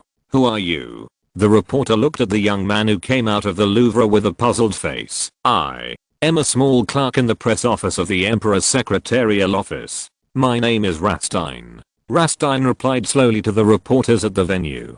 "Okay, remember what you said." In the end, with the assurance of Rastein, the reporter went to the cafe near the Louvre to wait for the end of the meeting. After Rastein returned to the Louvre, he was immediately encouraged by the director of the press office. At 1:40 p.m., representatives of various countries gathered in the Louvre Hall, led by Mocha, came to the conference room on the second floor of the Louvre. The overall style of the conference room is also the style of the imperial period. A round table with Turkish wool blankets is placed with 12 blue chairs. "Deputies, please take a seat." Mocha invited the representatives present to sit down. "His Majesty and Count Argu will be here soon." After hearing the name of Count Argu, everyone present was subconsciously stunned for a few seconds. Count Argu appeared together with His Majesty the Emperor, which was something they didn't expect. The time soon came to 2 o'clock in the afternoon, and Jerome Bonaparte and the Count of Argaux appeared in the sight of representatives of various countries. All the delegates stood up and paid tribute to Jerome Bonaparte. Jerome Bonaparte glanced at the delegates present and said with a smile, "Every delegate, this time I only brought a pair of ears. All will be communicated by Mr. Argu with yours. However, I'm going to say something ugly up front. Regardless of the outcome of this exchange, no quarrel is allowed. Otherwise, I'm going to tell the guards to tell you to be expelled." "Yes." Everyone present nodded. Jerome Bonaparte glanced at Count Argaux, then glanced at the representative standing at the round table, and said solemnly, "Okay, you can start." Immediately afterwards, Agilbert walked in front of the delegates with strong steps, while Jerome Bonaparte sat on the throne that had already been arranged. "Dear delegates, I'm honored to be the host of the European Monetary Union and the representative of France this time." Count Argaux thanked the delegates present in a gentle tone. The delegates immediately applauded the opening of Count Argaux. After the applause lasted for a while, Count Argaux then told the representatives of various countries the glorious history of the Roman Empire and the single currency policy implemented during the Roman Empire. Then, through the destruction of the Roman Empire, the theme of building a monetary union was extended. With the fall of the Roman Empire in Europe, the currency has also become diverse. A variety of currencies have affected the mutual trade and communication between countries, making Europe's economy an isolated island. This has greatly hindered the development of European people-friendly exchanges, so the establishment of an all-European currency union has become a top priority. Chapter 784, Currency Union signed. As soon as Count Argaux's voice fell, the representatives of the surrounding countries once again applauded Count Argaux's speech. Immediately afterwards, Count Argu proposed his plan. In view of the large gap between the countries participating in the conference and France in terms of gold and the silver reserves, the Count of Argaux system, and the countries participating in the European Monetary Union from now on, should be based on the French Empire monetary system. That is, the gold content of the main currency is positioned every time franc is 0.29033325 grams of gold or 4.5 grams of silver, which can be circulated in countries that have signed a national currency union. "Everyone, what do you think?" Count Argu asked the representatives present. Representatives from various countries looked at each other, and no one dared to speak. "Everyone, now you can speak freely." This time the currency union meeting was originally invited to come and discuss together. Every country has the right to speak. Even if it is wrong, no one will blame you. It was not until Jerome Bonaparte's voice reached the ears of the representatives of the various countries that they began to chat with each other. After about 5 minutes, the representative of the Kingdom of Württemberg stood up and asked, "Representative Argu, I have a question to ask you. I wonder if you are willing to answer it for me." Count Argaux glanced at Württemberg, and he knew that the Württemberg representative in front of him was invited by Jerome Bonaparte, and his role was to attract others. So, Count Argu responded with a smile, "Of course, I want to ask what Argu represents. You just said that you will build a currency system based on the franc currency. Does that mean that the currency of all our countries must be the same size and style as the franc?" The Kingdom of Württemberg asked the core currency issue right, which is also the most concerned issue of all participating countries. If the currency of all countries is a 1-to-1 copy of the franc, then their country is equivalent to losing the right to issue part of the currency. This is an unacceptable thing for some countries such as Naples and Greece. Of course, for a small number of Swiss francs and Belgian francs, which were originally highly consistent with the French Empire, this is a trivial matter. Of course not. Count Argaux shook his head decisively and said to the ambassador of the Kingdom of Württemberg, and then assured everyone present with a smile, "Representatives, please rest assured, the French Empire will never force any country to be this unwilling to do. The franc system I just mentioned is just a measure, and the styles of gold coins and silver coins can be formulated according to the national conditions of your country." Saying that, Count Argaux took out a gold coin worth 5 francs from his pocket. The gold coin is shiny, it looks like it has just been minted, and the front of the gold coin is a miniature version of the map of France. If the area of the currency itself is not too small, Jerome Bonaparte also plans to add Algiers to the gold coin, and the reverse side is all Europe map. This is the new currency we minted. Count Argu handed the 5 franc gold coin to the representative of the Kingdom of Württemberg. Württemberg took the currency in the hands of Count Argu, looked at it carefully for a long time, and then handed the currency back to Count Argu. After the Count of Argaux took the currency, he handed the currency to the Sardinian representative beside him, and told him that, after he read it, he would pass it on to the next one. The Sardinian representative also carefully looked at it for about half a minute, and handed it over to the Belgian representative next to him. The Belgian representative then handed it over to the Swiss representative. After all the representatives had finished reading, nearly 7 or 8 minutes had passed, and the gold coins returned to Count Argu. The Count of Argaux said to everyone present, "Whatever you like to engrave on the gold coins is your freedom, but you must ensure that the weight of each gold coin you cast must be the same as the French standard. Otherwise France will not recognize the currency in your hands, nor will it be exchanged." What is the exchange ratio of gold coins to silver coins in the French Empire? The representative of the Kingdom of Württemberg asked again. 1 to 15. Count Argaux replied to the representative of the Kingdom of Württemberg, and then added, "But this is not as stable as it is. In the absence of great changes in the international gold and silver market, France will always stick to a 1 to 15 ratio.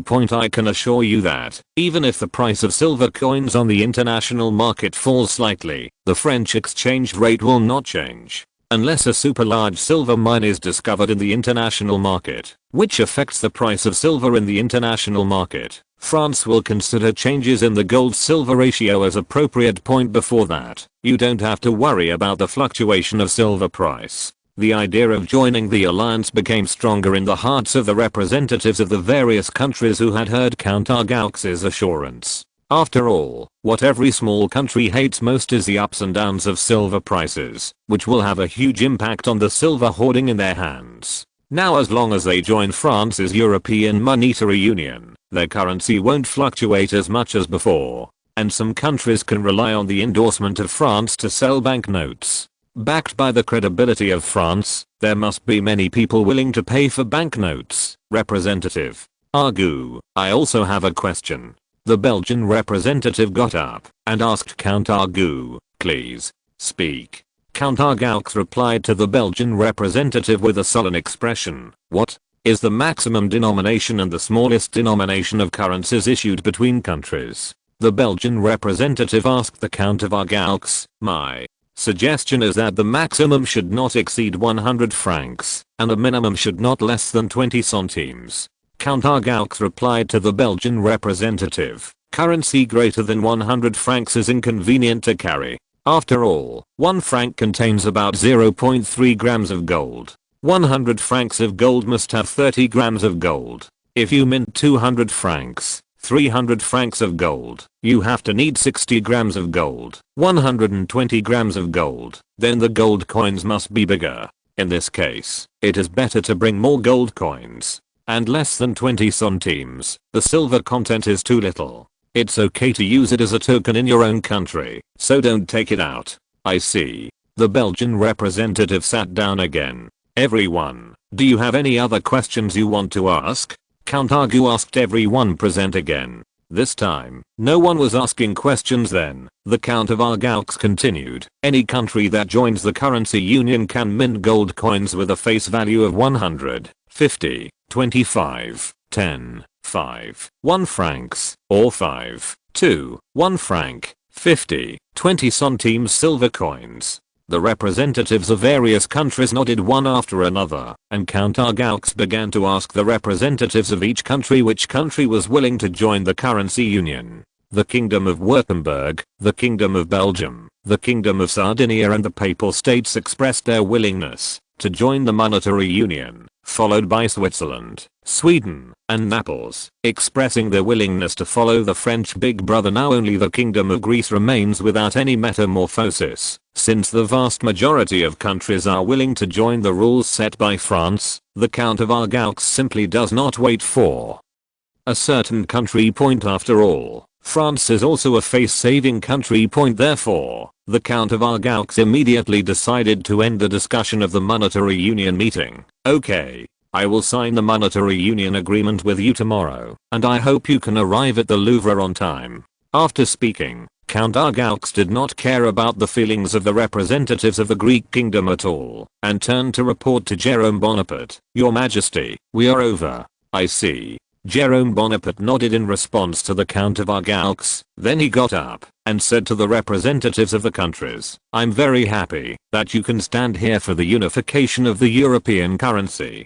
This monetary union can be said to be the most progressive one in Europe since the Enlightenment. I believe that in the near future, all European monarchies will be able to establish the Swiss Confederation, which means embarrassingly a community with a shared future throughout Europe." After speaking, Jerome Bonaparte also received warm applause from everyone present. Riyadh1.com. Okay, everyone. We should also report this good news to the outside world. Jerome Bonaparte greeted everyone present to leave the Louvre. The representatives of various countries followed Jerome Bonaparte and left the Louvre in a mighty manner. When they walked out of the gate of the Louvre, they were immediately squatted by the reporters who were guarding the Louvre. However, the group of reporters were stopped by soldiers before they could reach Jerome Bonaparte. "Let them come here." Jerome Bonaparte waved his hand and said to the soldiers. The soldiers obeyed Jerome Bonaparte's order and moved out of the way, and the reporter was able to approach Jerome Bonaparte. "Your Majesty the Emperor, I'm a reporter from the National Daily. May I ask how far the currency alliance initiated by you this time has been in the conversation now? Can you please reveal it? If I say there is no comment, then you are definitely not happy." Jerome Bonaparte responded to the reporter of the National. "Now I can only tell you that the conversation between us very happy. The time for the signing of the agreement is already approaching." Kai. After the National newspaper reporter completed the questions, the royal newspaper The Observer also asked Jerome Bonaparte, but he did not ask the same questions as the National newspaper. The Observer asked Jerome Bonaparte how he felt, and Jerome Bonaparte also responded to the Observer in a very official way. Immediately afterwards, Rastin appeared again, and he said to the reporters with a serious expression that their question time has ended. "Don't hinder your Majesty." The reporter was obviously not willing to give up, so Rastin immediately led someone to disperse the reporter. Jerome Bonaparte took a deep look at Rastin, and then led the representatives of various countries to the Tuileries Palace. Chapter 785. European Monetary Union established. In the evening, the representatives of all countries, except the Kingdom of Greece, were warmly received by Jerome Bonaparte and Queen Augusta at the Tuileries Palace. Not only that, but after the dinner, the delegates were called to a room by the royal director Mocker in Turnpoint. Just when the delegates wondered why Mocker had called him alone, Mocker saw the gift that Jerome Bonaparte had prepared in advance in their hands. Due to the different personalities of each representative, the gifts that Jerome Bonaparte prepared for them were also very different. For example, the Kingdom of Württemberg was given a diamond-encrusted saber, the Kingdom of Switzerland was given a small piece of green jade, and the representative of Switzerland was a gold-made imperial medal. The Swiss representative is famous the pro-French. The delegates who received the gifts generally showed expressions of astonishment, and then they all refused the gifts from the Tuileries Palace. Because for them, it was lucky that the French Empire did not ask him for gifts. How could they dare to accept the gifts of the French Empire? "Take it.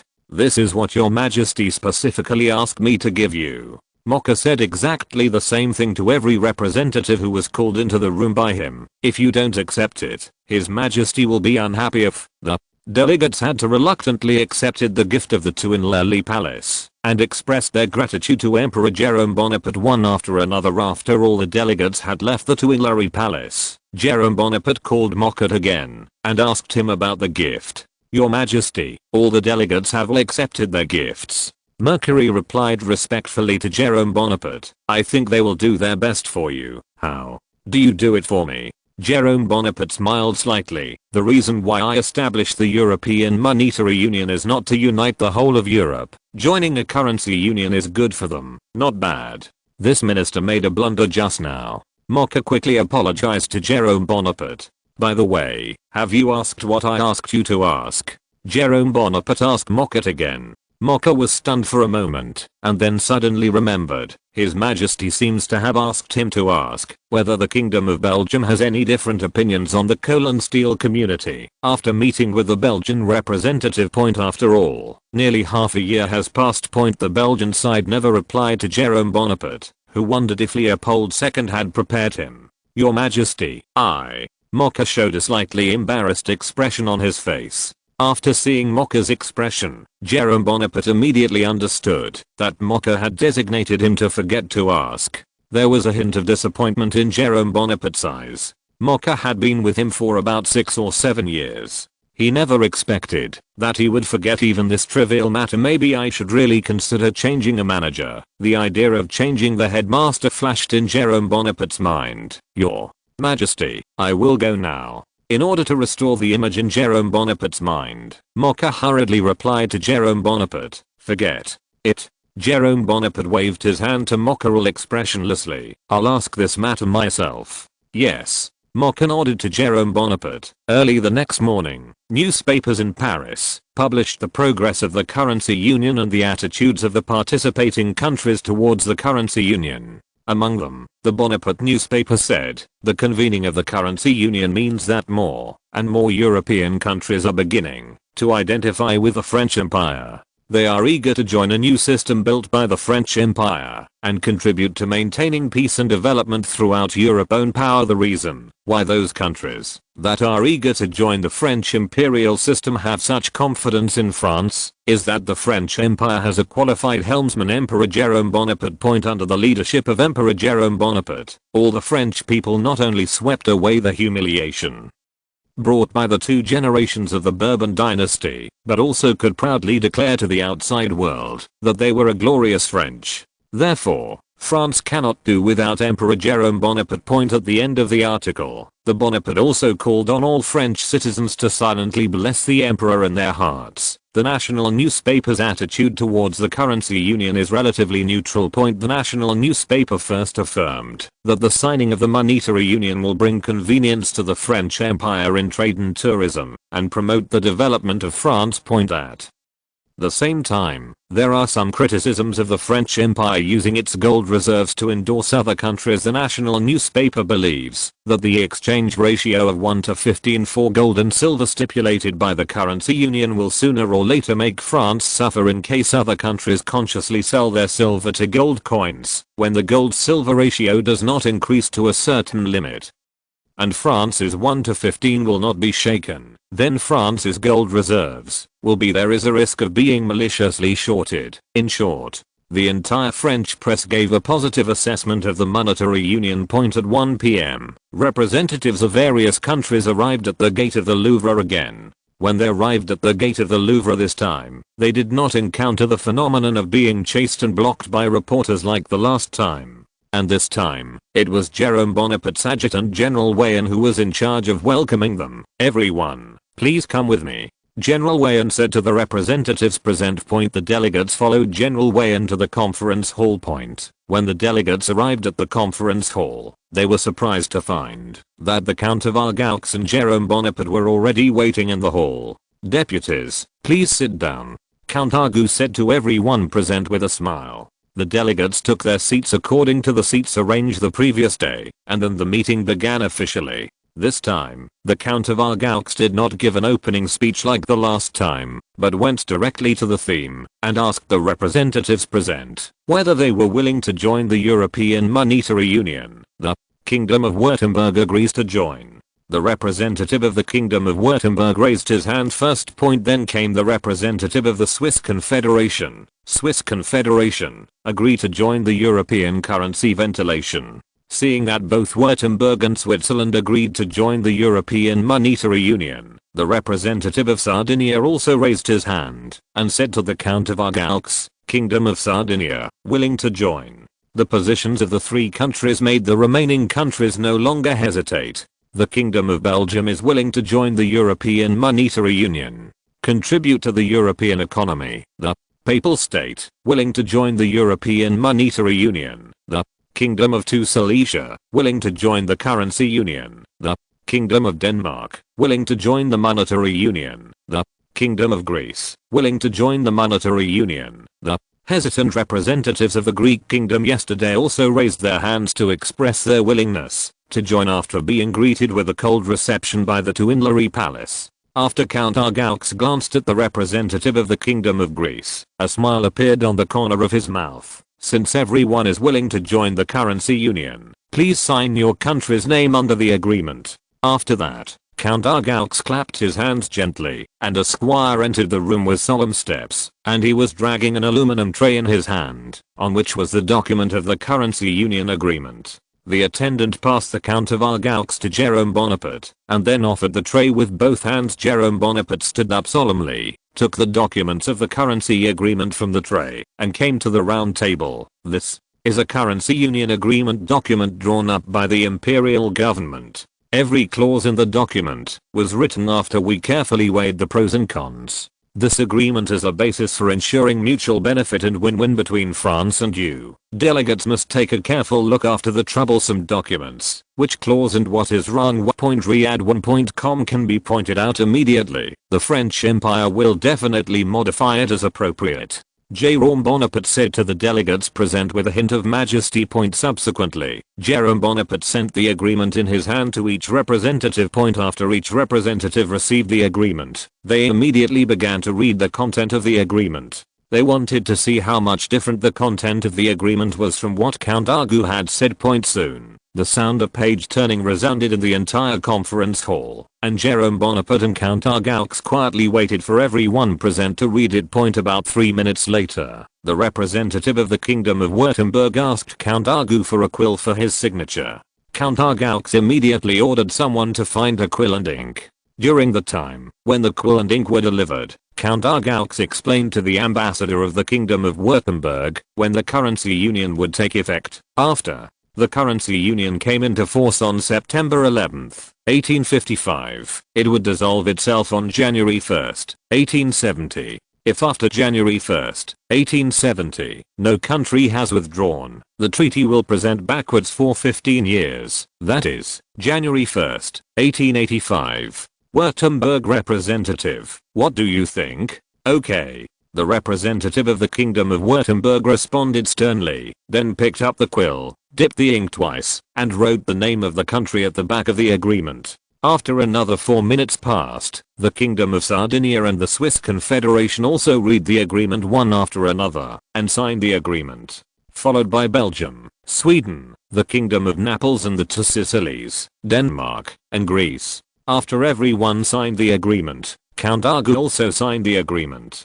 Chapter 786, set up the colonial department. After the signing ceremony, Count Argaux once again expressed his gratitude to the representatives of various countries present, and at the same time, collected all the agreements signed by the countries, and put them back on the tray. After the attendant left with a tray containing the agreements of various countries, Jerome Bonaparte got up, and announced that the first European Monetary Union agreement ended at 2:35 p.m., a time that history will always remember, and every delegate who signed up to the currency union. Representatives of various countries present also expressed that all this is due to the well-led leadership of the French Empire. The two sides came to an end in a burst of praise. Jerome Bonaparte shook hands with the representatives of each country present as usual, and gave them some words of encouragement. When Jerome Bonaparte's hand was held together with that of the Belgian representative, Jerome Bonaparte smiled and asked the Belgian representative, "Mr. Field, how is Leopold?" The Belgian representative, who is also about to succeed the Belgian ambassador to France, was stunned for a few seconds after hearing Jerome Bonaparte's question, and then he immediately understood what Jerome Bonaparte meant. He immediately replied, "Your Majesty, before I left, Crown Prince Leopold once said to me that he missed the sights of Paris very much, so he arrived in Paris in the near future." Subtext: Crown Prince Leopold will visit Paris in the near future to discuss with him the problem of coal and steel. That's good. Jerome Bonaparte nodded with satisfaction. "Please tell Leopold that my wife and I are very welcome to him. I will definitely bring your words to him." Representative Field also responded, Having received a satisfactory answer, Jerome Bonaparte let go of Field's hand and shook hands with the representative of the Kingdom of Sardinia. During the handshake, Jerome Bonaparte also asked about the latest state of Prime Minister Cava. The representative of the Kingdom of Sardinia, who did not understand Jerome Bonaparte's subtext, replied very honestly, "Prime Minister Cava, it's been good recently." Jerome Bonaparte's originally smiling face immediately became indifferent. He let go of the hand of the representative of the Kingdom of Sardinia and responded lightly, "I hope your Prime Minister can get better and better." Then, with the puzzled eyes of the Kingdom of Sardinia, he shook hands with the next representative. After all the delegates had shaken their heads, the currency union meeting was completely dissolved. The representatives of various countries left the Louvre under the leadership of General Wayne, and Jerome Bonaparte also walked back to the Tuileries Palace alone along the corridor. By the way, the stingy Jerome Bonaparte connects the Louvre and the Tuileries through the corridor. Jerome Bonaparte, returning to the study, suddenly remembered that he had not yet dealt with the issue of the ownership of the Ministry of Colonial Affairs, so he immediately ordered Mocha to call the Minister of War Montauban. After a while, Minister Montauban arrived at the study. "Your Majesty." Montauban, who entered the study, bowed to Jerome Bonaparte in response.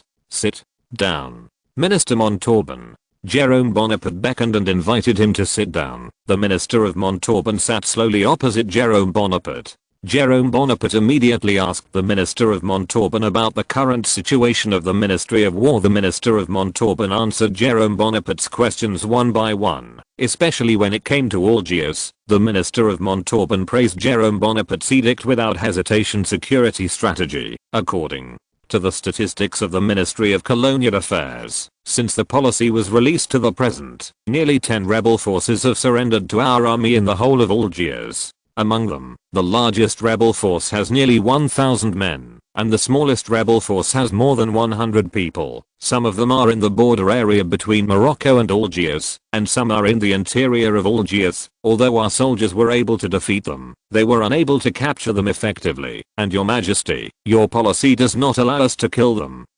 All without effort, said the Minister of Montauban to Jerome Bonaparte. Those who surrendered to us, how did you arrange it?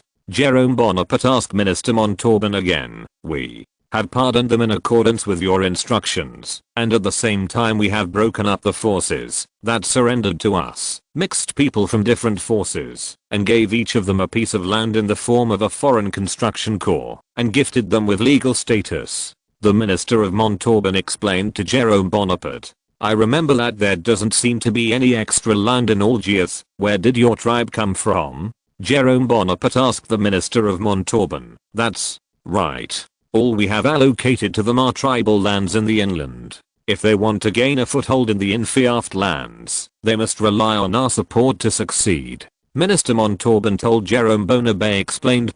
Hearing Montauban's explanation, Jerome Bonaparte couldn't help feeling overwhelmed. Who said that the Ministry of War is all scumbags. People's ability to provoke the indigenous people has reached the point where they are perfect. You are doing very well.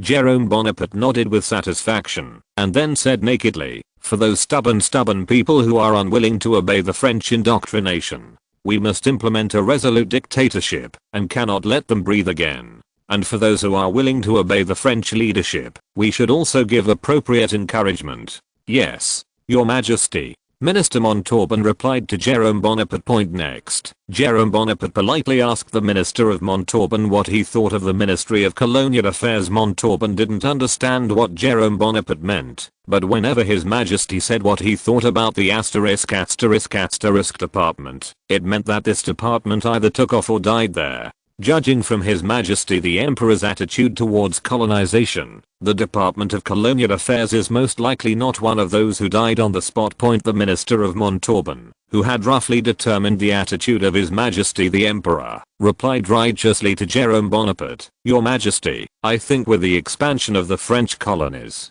the Department of Colonial Affairs should not be a subordinate department of the Department of War, but to be a department on par with the Ministry of War. I didn't expect. You think so too? Jerome Bonaparte deliberately pretended to be surprised and said to the Minister of Montauban, "I also think that the Ministry of Colonial Affairs should not be attached to the Ministry of War, because colonization itself is not only to use violence to government those backward people, but we also use education to mobilize those people so that they can sincerely identify with our culture and even identify themselves as French."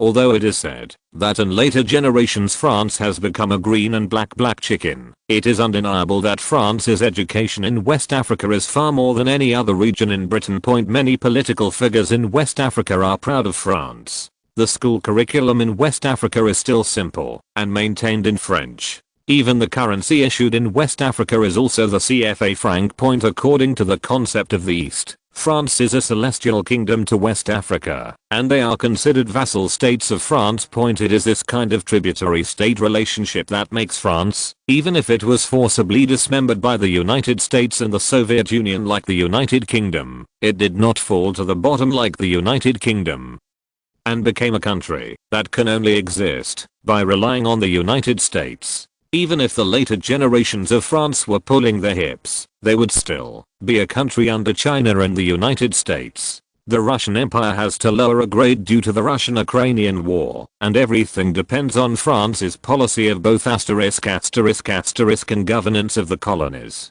The policy of blindly implementing strict military management in the colonies, or blindly letting the colonies go, regardless of the policy of collecting money, is not suitable for France. Therefore, the Ministry of Colonial Affairs cannot always be affiliated with the Ministry of War. It must become a department of France. Your Majesty, what you said is absolutely correct. Minister Montauban nodded in agreement. Anyway, he was destined to go to Algiers to serve as the governor.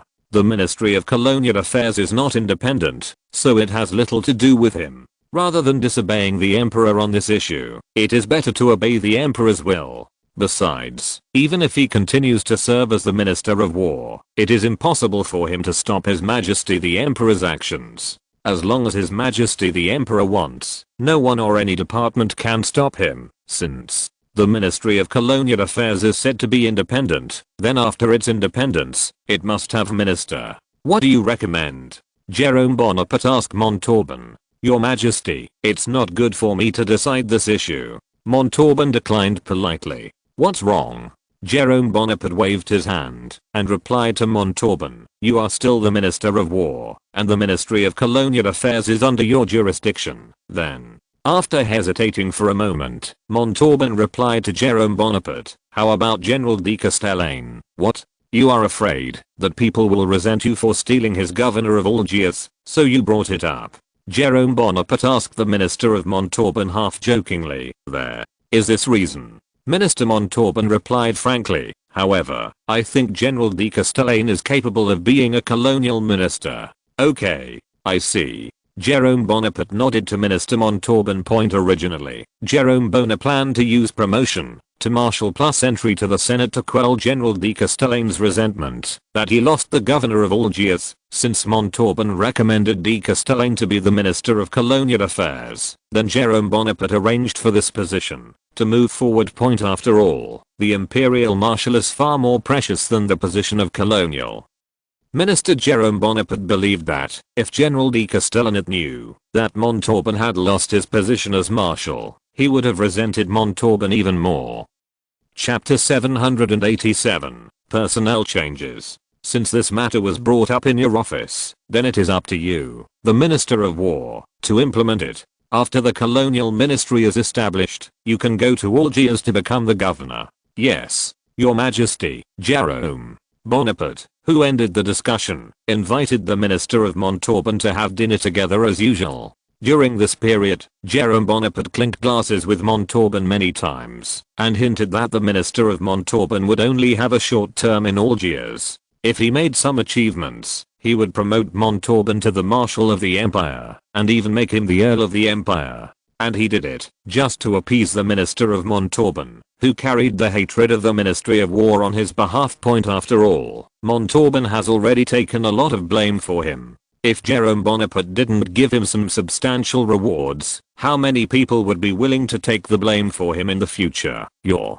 Majesty, please rest assured, I will definitely live up to your expectations. Minister Montauban replied respectfully to Jerome Bonaparte. By the way, when you are the governor of Algiers, you must try your best to attract more Europeans to Algiers. Jerome Bonaparte once again told Minister Montauban, we French after all, Algiers is in the minority, so we must do everything possible to attract more people to Algiers. At present, there are about 135,000 Europeans in Algiers, accounting for 1/9 of the entire population of Algiers, of which the population of France is only more than 70,000. This is because Jerome Bonaparte tried his best to send all those political prisoners to Algiers to achieve such a scale. Therefore, it is necessary to intensify efforts to introduce more Europeans into the colony of Algiers. Your Majesty, I understand. I will do as you ask. Minister Montauban nodded without hesitation.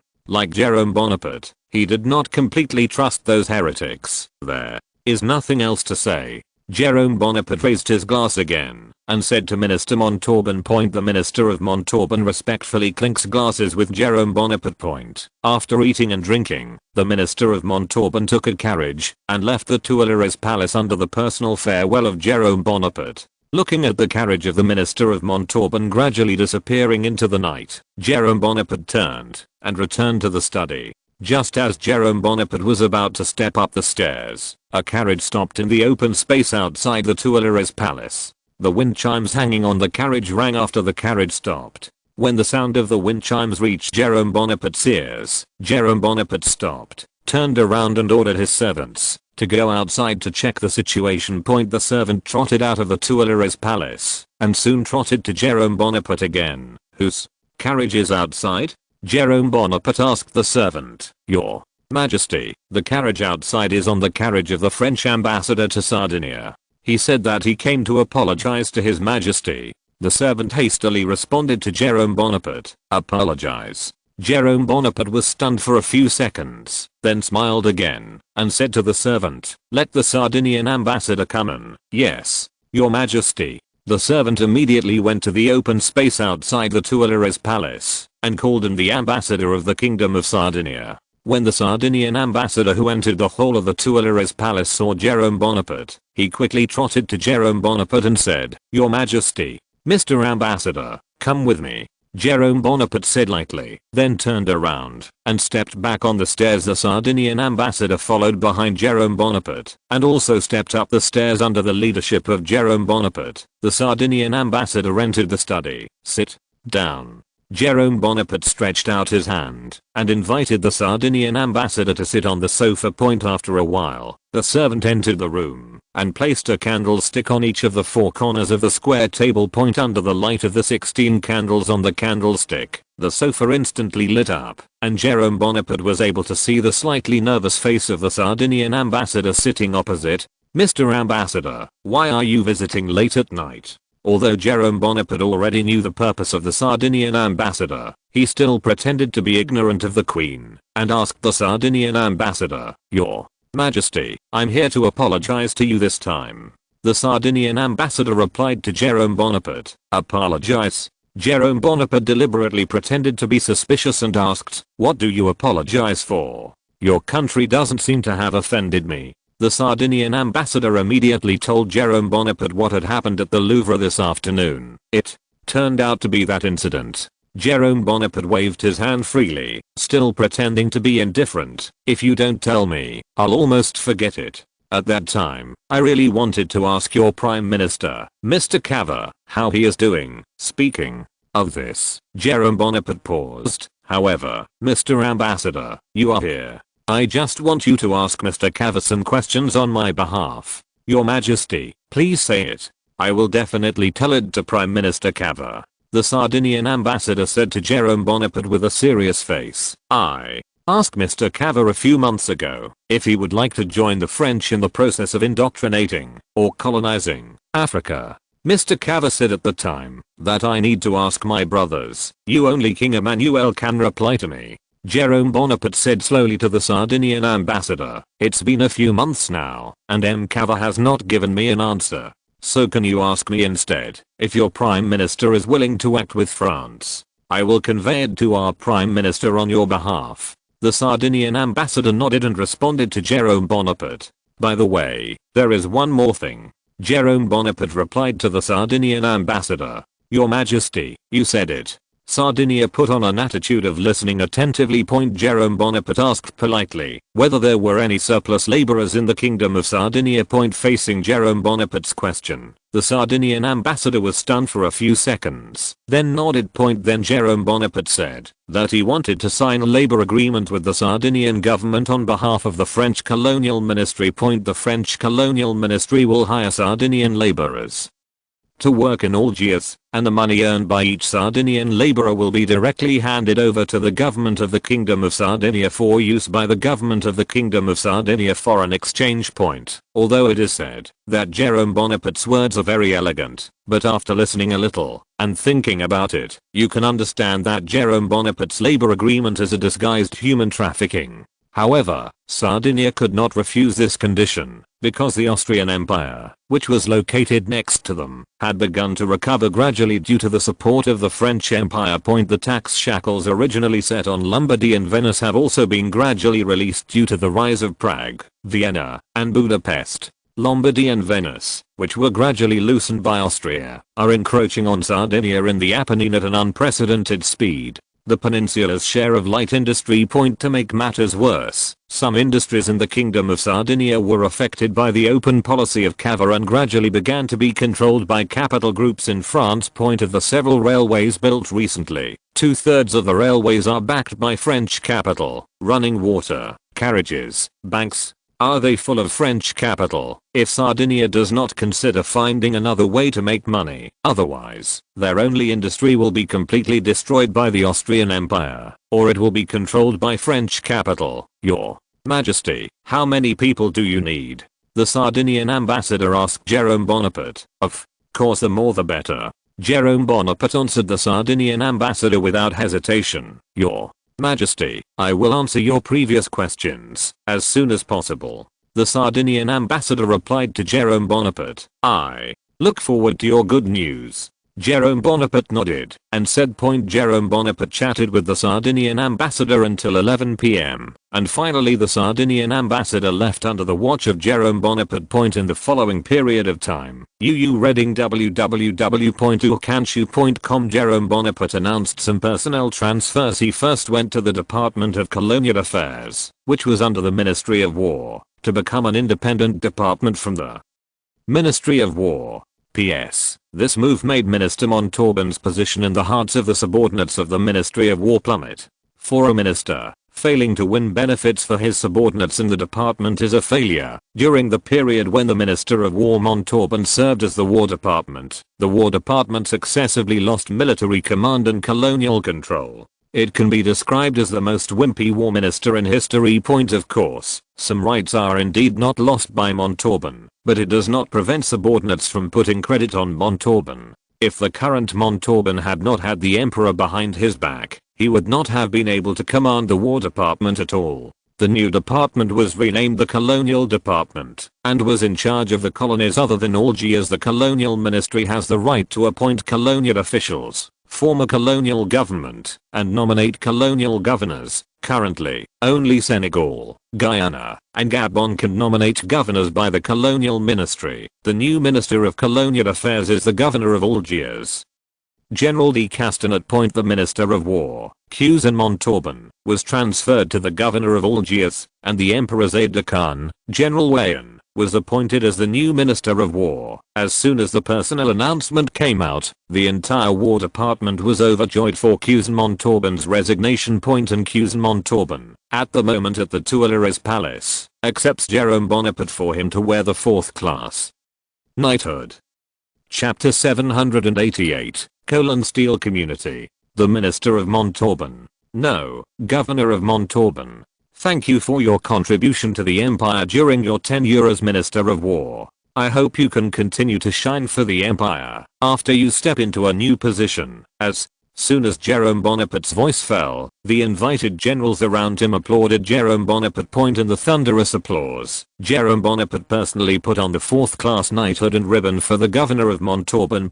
After Jerome Bonaparte gave him a medal, the governor of Montauban saluted Jerome Bonaparte and replied, "Your Majesty, please rest assured, I will definitely live up to your expectations. You rule Algiers for France. I look forward to your answer."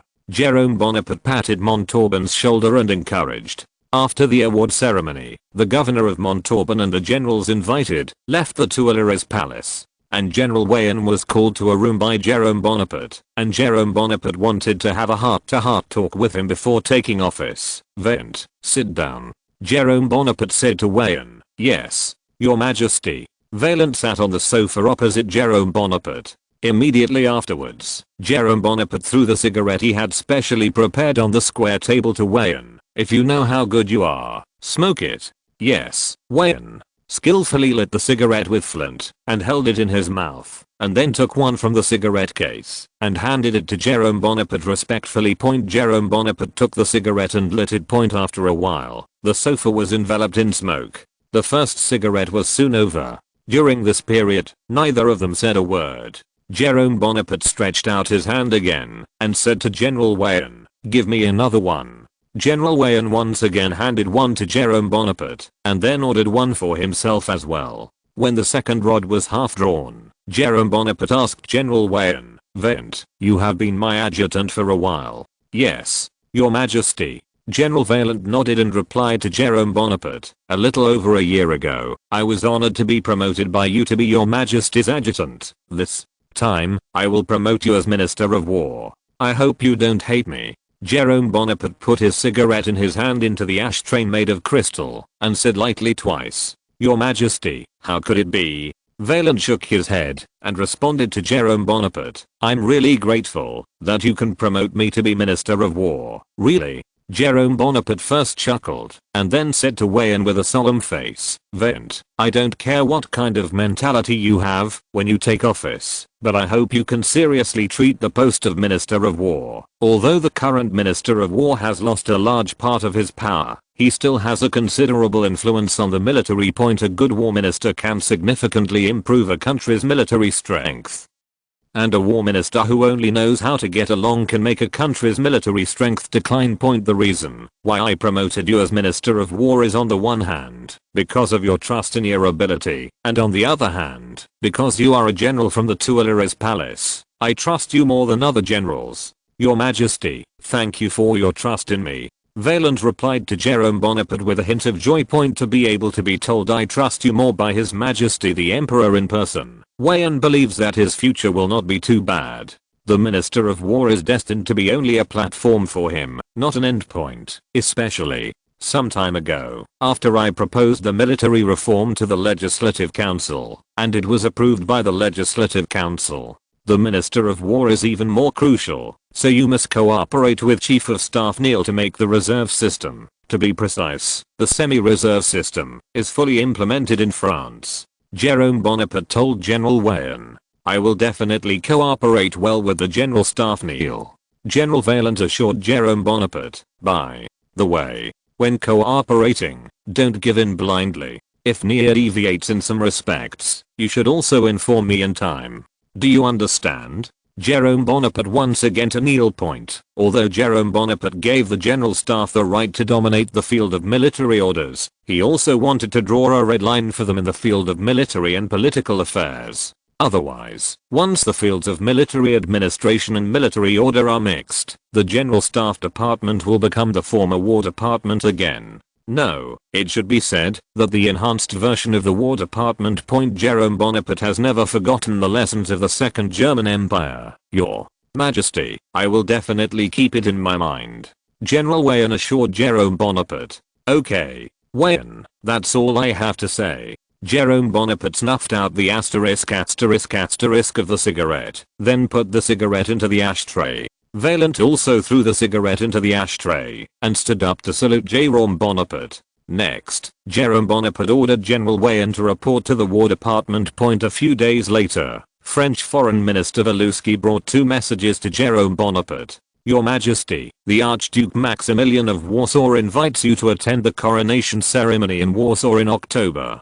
Walewski handed over the telegram from Vienna to Jerome Bonaparte. Okay, I see. Jerome Bonaparte nodded and replied to Walewski, tell them that I arrived on time with my wife, Queen Augusta. What's the next news? Walewski immediately reported the next message to Jerome Bonaparte. The Belgian side informed us that their Crown Prince Leopold and Minister of Agriculture and Commerce Philip will be in 2 days' time. Arrive in Paris. Jerome Bonaparte touched his chin and replied to Walewski, you tell the Belgian side, we very much welcome their visit. Yes. Walewski nodded. Is there any other news? Jerome Bonaparte asked Walewski again.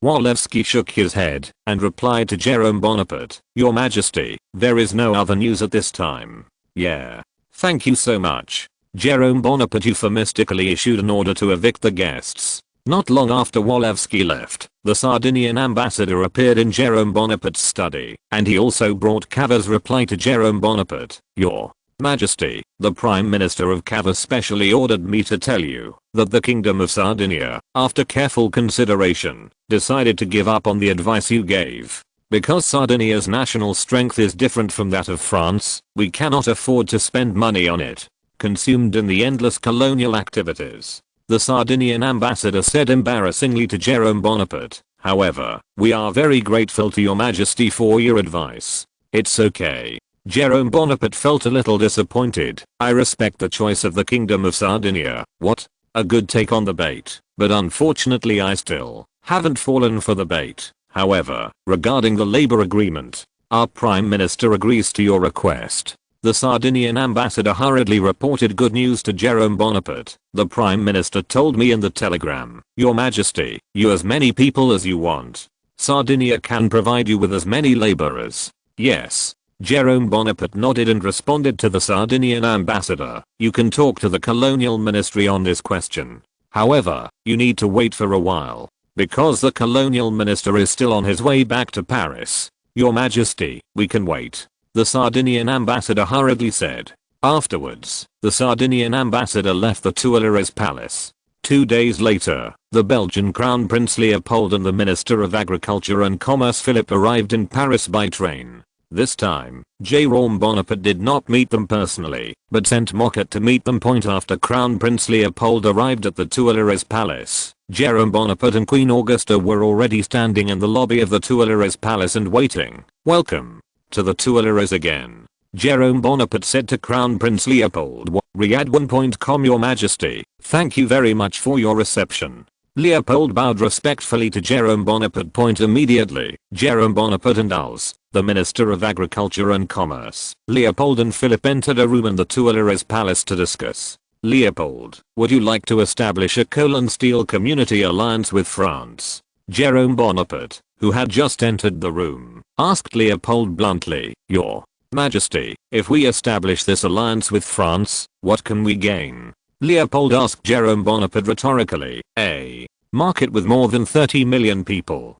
Jerome Bonaparte replied bluntly to Leopold, I think you should know that there is only a poor coal in France, so we need coal from Belgium. And there are still some companies with immature technology in our country. Belgium can seize their market with its own ability. What is the Coal and Steel Alliance Cooperation Regulations? Leopold asked Jerome Bonaparte again. I plan to establish a unified agency between France and Belgium, which will control the price market of coal and steel in France and Belgium, prevent vicious competition, and maintain price stability between the two countries. In the later stage, this organization will also consider including the Kingdom of the Netherlands and Sardinia into this community together. If you're listening to this novel on a channel other than Fanfic World, it means they downloaded and uploaded it without effort. We cordially invite you to visit our channel, Mundo Fanfic Novelos. There you'll find the original version of this story and you can explore many other novels of various genres. We're waiting for you to immerse yourself in a world of incredible novels.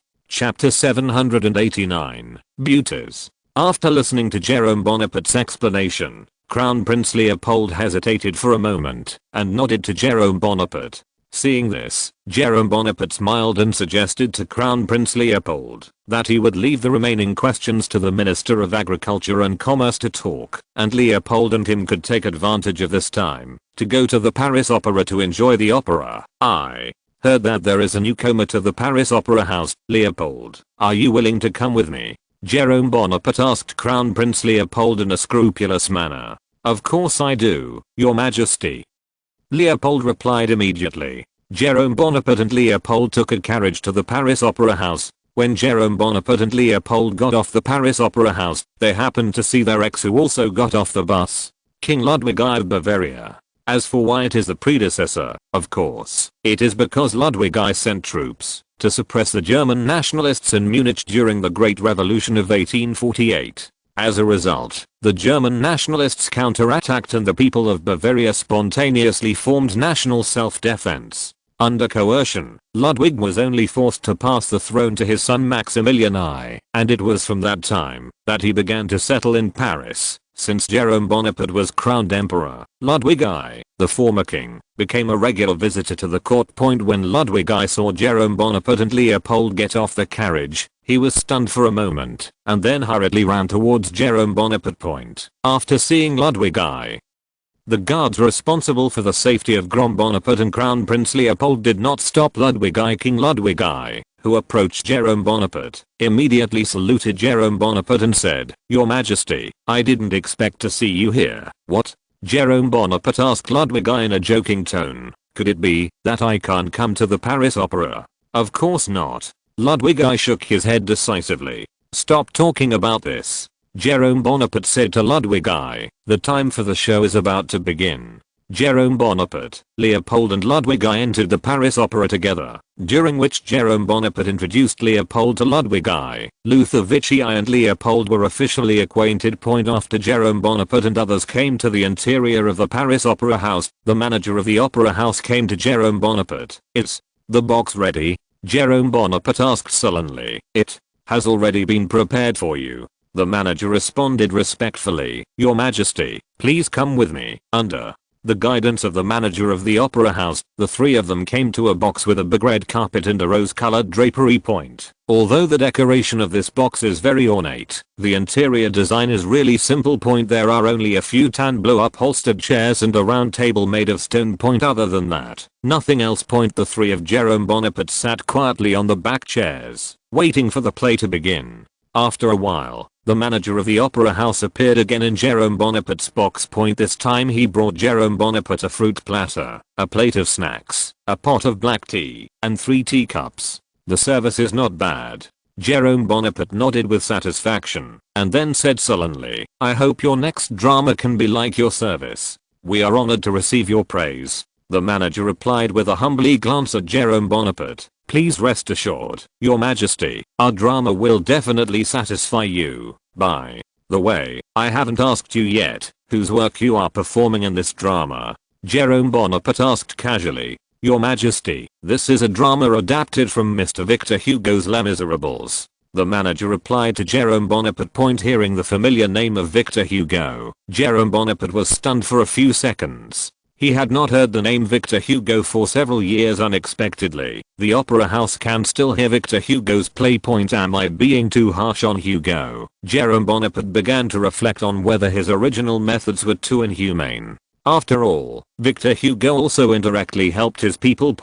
No matter what Victor Hugo's purpose of helping him is based on, but his original team really benefited him. Just as Jerome Bonaparte was stunned, a shout came from his ear. Your Majesty, Your Majesty. Jerome Bonaparte, who had reacted, hurriedly asked, what's the matter, Your Majesty? The drama is about to begin. Leopold reminded Jerome Bonaparte in a low voice. Jerome Bonaparte glanced at the actors slowly appearing on the stage of the play, and then turned to look at the manager, who did not dare to leave. He waved his hand, and replied to the manager, thank you for your hard work. The manager bowed to Jerome Bonaparte, and left the box. As time went by, Leopold's affection for King Ludwig I became more and more devoted, and a trace of sleepiness gradually appeared on Jerome Bonaparte's face. To be honest, this kind of drama is far from the popcorn movies that came later. That is to say, there is really no other interesting fun in this era. so I spend my time on dramas. Just as Jerome Bonaparte kept fighting, the whole venue suddenly burst into cheers. The sudden cheers dispelled Jerome Bonaparte's drowsiness, and Jerome Bonaparte immediately turned his attention to the stage point. At this moment, a girl in a white dress appeared on the stage, and Jerome Bonaparte was also slightly absent-minded when he saw the girl. She is like an elf living in the world. Ludwig I, the old rogue sitting beside Jerome Bonaparte, couldn't help but sigh. That's right. Crown Prince Leopold also nodded in agreement with Ludwig I's opinion. The drama continued to perform non-stop, and Jerome Bonaparte also gradually joined in. Time passed quickly, and the drama slowly came down. Looking at Ludwig I and Leopold's unfinished expressions, an idea gradually emerged in Jerome Bonaparte's heart. Maybe I have to learn from Cava? Thinking of this, Jerome Bonaparte made an excuse to leave the box point. Then he gave an order to the plainclothes guards who were guarding near the box. Bring me the manager of the opera house immediately. Yes. The plainclothes guard did not dare to be slighted and hurriedly acted. After a while, the manager of the opera house appeared before Jerome Bonaparte. Your Majesty, what are your orders? The manager asked Jerome Bonaparte. What was the name of the just actress now? Jerome Bonaparte asked for the actress name. Your Majesty, which one are you talking about? The manager asked. After being stunned for a while, point right here. The second scene begins. This one is Shakespeare's play Romeo and Juliet. The elf who appeared in the last scene reappeared on the stage in this scene, and her appearance made everyone present cheer again. It's her, said Jerome Bonaparte, pointing to the person on the distant stage. Your Majesty, her name is Marigold Monroe. The manager said to Jerome Bonaparte with a proud look on his face. Monroe? Jerome Bonaparte's face was slightly surprised, which reminded him of Marilyn Monroe. But the asterisk goddess was born in 1926, and now it's only 1855. Your Majesty, what's the matter? The manager asked Jerome Bonaparte curiously. www.riyadh1.com Nothing. Jerome Bonaparte shook his head, and then asked the manager if he could meet the Miss Marigold after the play. If it was someone else, we might ask for the opinion of Miss Marigold, but if it is you, Your Majesty, I'm very willing to meet you with Miss Marigold. The manager said to Jerome Bonaparte in a compliment. Miss Marigold, the person you admire the most is you, Your Majesty. Yes, I see. Jerome Bonaparte nodded. At this time, there was a trace of guilt in his heart, and he was using one of his admirers. Immediately afterwards, Jerome Bonaparte returned to the box. Just before the end of the second play, the manager found Jerome Bonaparte. Let me go out. Jerome Bonaparte said to Ludwig I and Leopold. Your Majesty, Mademoiselle Marigold is now waiting for your presence backstage. The manager whispered to Jerome Bonaparte. Let's go then. Jerome Bonaparte followed the manager to the backstage. Here, he saw Marigold Monroe. Your Majesty. Marigold looked at the emperor in front of her with a look of admiration. Miss Marigold, hello. Jerome Bonaparte responded to Marigold Monroe with a sullen expression. However, the fire in his eyes betrayed him directly. Jerome Bonaparte can bet that Marigold Monroe's looks are considered top-notch in the entire opera circle. Your Majesty, if you don't think my status is low, you can call me directly. Marigold Monroe said eagerly to Jerome Bonaparte. Chapter 790. Leopold takes the bait. Okay, Marigold, my friend. The reason I'm looking for you this time is to ask you to do your best for France. Jerome Bonaparte paused and said sincerely to Marigold said. Your Majesty, what can I help you with? Marigold asked Jerome Bonaparte bluntly. It's such that Jerome Bonaparte unreservedly took him with Crown Prince Leopold and revealed that Prince Leopold was obsessed with her. Your Majesty, do you want me to associate with that Crown Prince? Marigold asked Jerome Bonaparte with a serious expression. Yes. Jerome Bonaparte nodded and said, we are currently signing an agreement with Belgium, and the attitude of Crown Prince Leopold will be an important part of the implementation of this agreement point. So I came here on my own behalf to invite you to consider this slightly special method to achieve cooperation between the two countries. Your Majesty, this agreement is really important to us. Marigold asked Jerome Bonaparte again. Jerome Bonaparte hesitated for a moment, but finally nodded and responded to Marigold. Marigold, this agreement is really important for the future of France. That's good.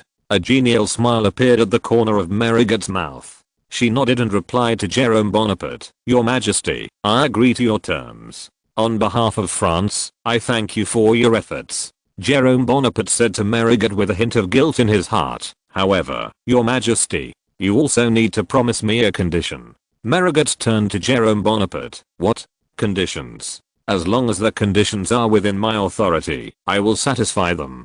Jerome Bonaparte, who felt guilty, wanted to make up for Marigott. "It's very simple." Marigott stuck out her tongue playfully and then responded to Jerome Bonaparte, "I hope your Majesty can spare a day to spend my 20th birthday with me." 20 years old? Jerome Bonaparte asked with a surprised expression on his face. "You are only 20 years old, that's right." Marigott nodded as a matter of course, "And this year is also my first year on stage." "Okay, I promise you."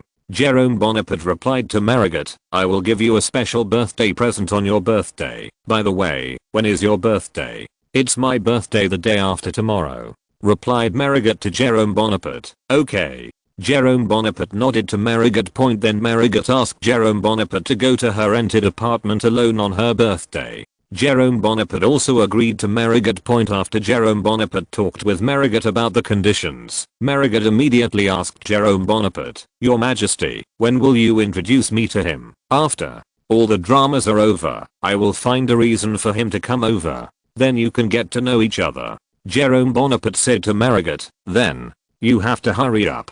The drama is about to end." Marigott pointed to the only grandfather clock in the corner of the backstage and reminded Jerome Bonaparte. Jerome Bonaparte turned his head and glanced at the time on the grandfather clock. At this time, there were only less than 20 minutes left until the end of the third drama. "I must go, Marigott," said Jerome Bonaparte, and turned away. After Jerome Bonaparte walked out of the lounge, he saw the opera manager who had been waiting at the door of the lounge. At this moment, Jerome Bonaparte immediately understood why he and Marigott were the only people in the lounge. It turned out that everyone was stopped directly by the manager. "You're doing a great job." Jerome Bonaparte encouraged the manager by patting him on the shoulder. "Your Majesty, this is what I should do." The manager responded to Jerome Bonaparte with a flattering expression. "I'll bring someone over in a while. I won't allow Marigott to see anyone. Understand?"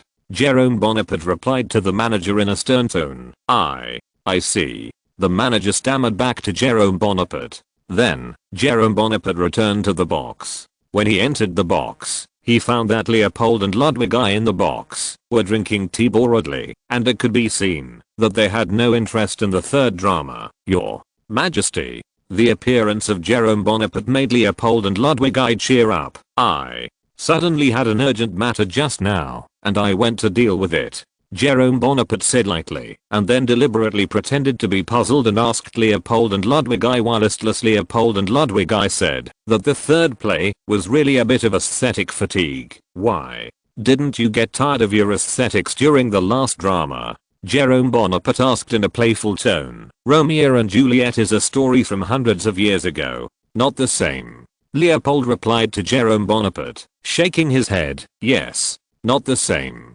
Ludwig I also agreed.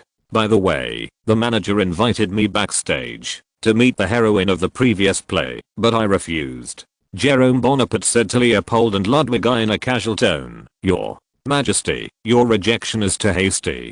King Ludwig I responded to Jerome Bonaparte with an expression of hatred. "I don't think it's anything." Jerome Bonaparte shrugged and responded to King Ludwig I, then turned to Crown Prince Leopold. "Leopold, if you want, you can tell the manager to let you meet her. This is not good."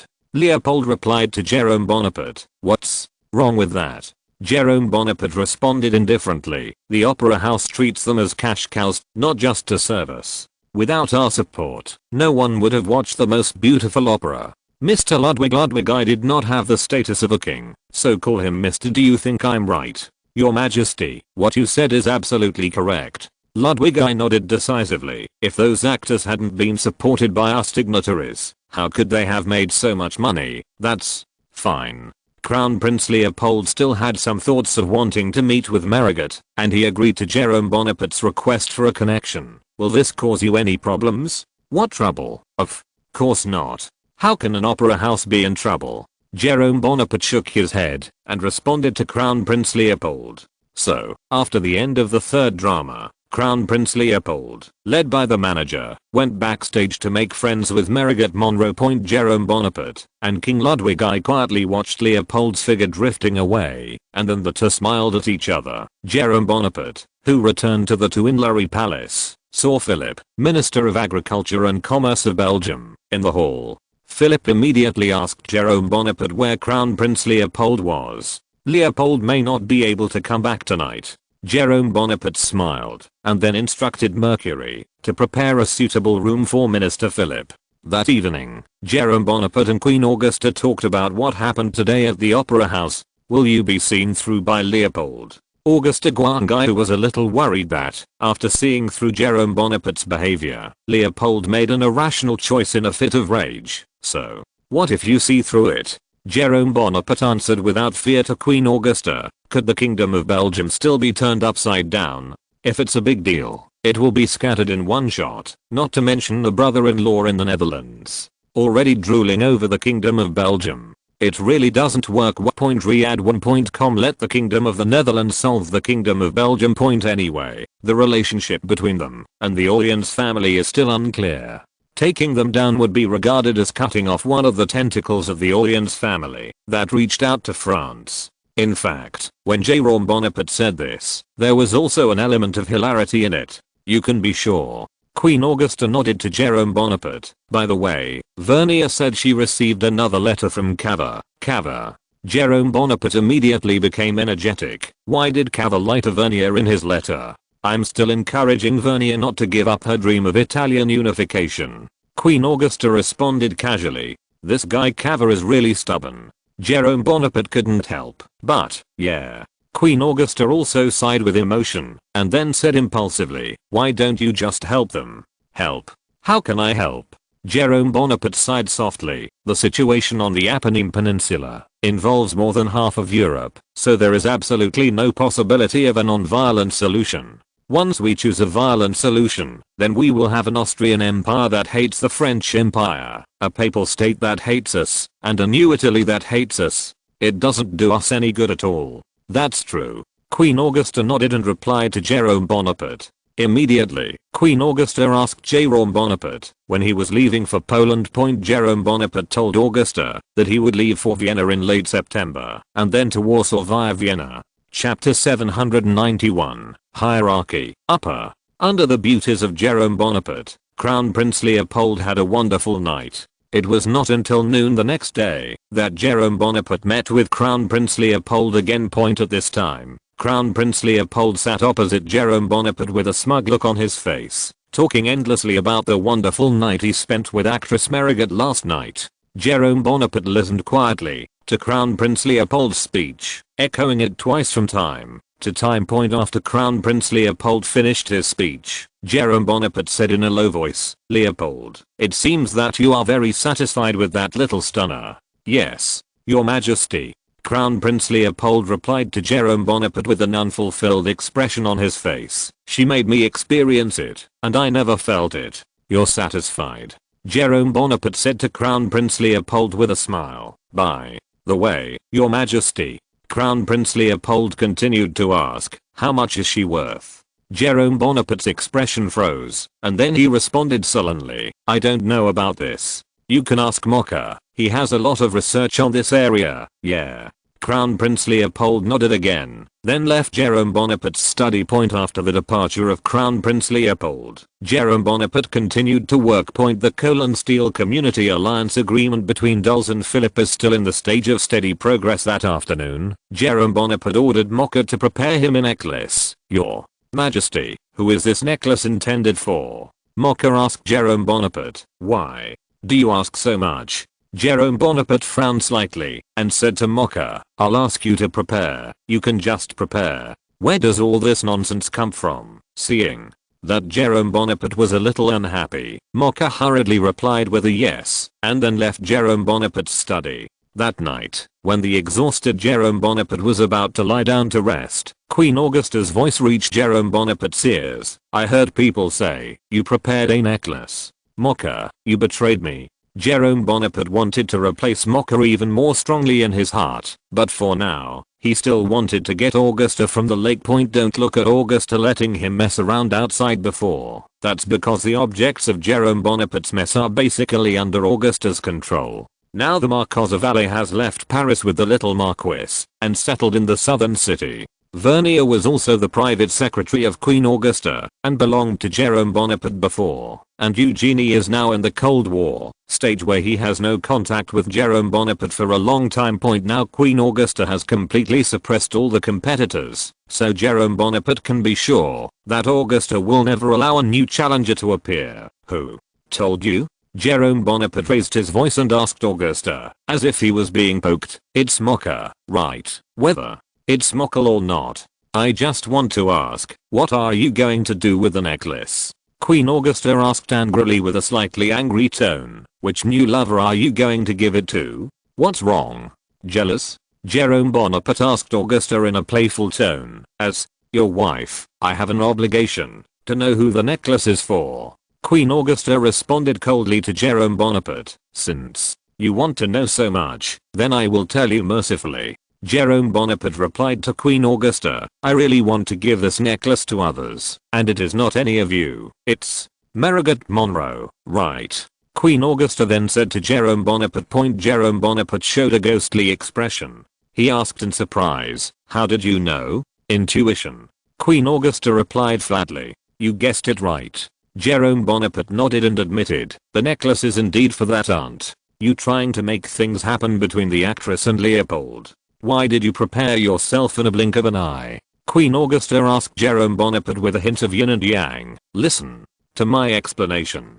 Jerome Bonaparte hurriedly told Queen Augusta the conversation he had had with Marigot in the backstage lounge. So, it is. Queen Augusta muttered to herself, and then allowed Jerome Bonaparte to celebrate her birthday with Marigot tomorrow. Early the next morning, Jerome Bonaparte, dressed up in disguise, took the necklace that Mocha had prepared for him and refused the protection of the soldiers and the **** of the carriage.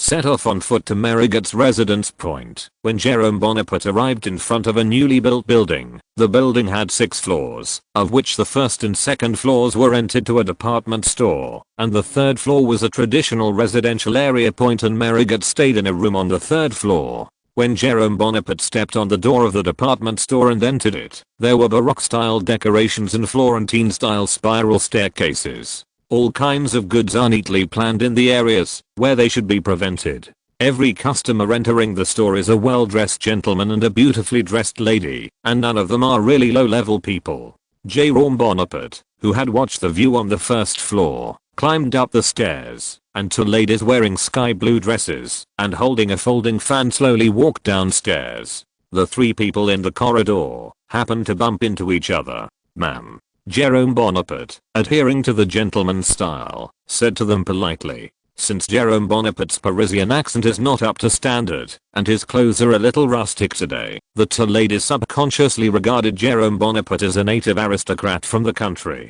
Adhering to the concept of Parisians above all else, the 2 ladies said to Jerome Bonaparte with disdainful smiles on their lips, cut. Yeah. The emperor really shouldn't let these peasants settle in Paris. If I see the emperor next time, I will definitely advise him to get these peasants out of Paris. Looking at the backs of the 2 ladies fading away, Jerome Bonaparte said in a low voice, who are they? I have no impression of me at all. Having said that, Jerome Bonaparte continued to climb up, and soon came to the door of the second floor. Through the glass on the second floor, Jerome Bonaparte found that the second floor is far different from the first floor. If the first floor is a consumption place exclusively for the middle and upper classes in Paris, then the second floor is Paris. Powerful consumption. Because Jerome Bonaparte found several countesses through the glass door, they were walking back and forth in the second floor, as if they were picking something. What do you want to do? Why don't you hurry up? Just as Jerome Bonaparte was quietly watching the glass door scenery, a voice came to Jerome Bonaparte's ear. Jerome Bonaparte, who had regained his senses, hurriedly looked aside, and a man in a grey system was standing behind Jerome Bonaparte. Dude, what are they selling here? Jerome Bonaparte asked the guest next to him in a low voice. What are you selling? The system man looked at Jerome Bonaparte's clothes. I think you're a decent man, dude, but the stuff on the second floor is probably something you can't afford even with a year's salary. How can there be something that can't be bought for a year's salary? Jerome Bonaparte retorted, pretending to be unconvinced. I have been fortunate enough to enter for a few years. Riyadh1.com. The price of a set of clothes there is close to 30,000 francs. The system man smiled and replied to Jerome Bonaparte, 20 million francs. Jerome Bonaparte had a slightly surprised expression on his face. Although he said that he didn't care about the price of 20,000 francs, the clothes inside did exceed the annual income of an average Parisian middle-class family. It's still relatively cheap. The system man replied to Jerome Bonaparte in a familiar tone. There are more expensive ones. You haven't seen it? Then I really can't afford it. Jerome Bonaparte replied, shrugging his shoulders. Okay, it's time for you to go upstairs. The man in uniform started to drive away. Jerome Bonaparte climbed up to the third floor, stopped at a corner of the third floor, and knocked gently on the door. After a while, an old voice came from the other end of the room. Who? Marigott's friend. Jerome Bonaparte responded sternly. The door of the room opened slowly, and an old woman with white hair appeared in front of Jerome Bonaparte. She looked at Jerome Bonaparte carefully. I don't seem to know you. Our new friend of Miss Marigott. This time I came here to celebrate her birthday. Jerome Bonaparte said to the old woman sternly. Please come in, sir. The old woman invited Jerome Bonaparte to enter the door. After entering the room, Jerome Bonaparte realized that there was no Marigott in the room. Marigott is still performing, and he will come over in about an hour. The old woman invited Jerome Bonaparte to enter. The doorwoman greeted Jerome Bonaparte warmly and sat down, and then said to Jerome Bonaparte, I'll go and make you a cup of coffee.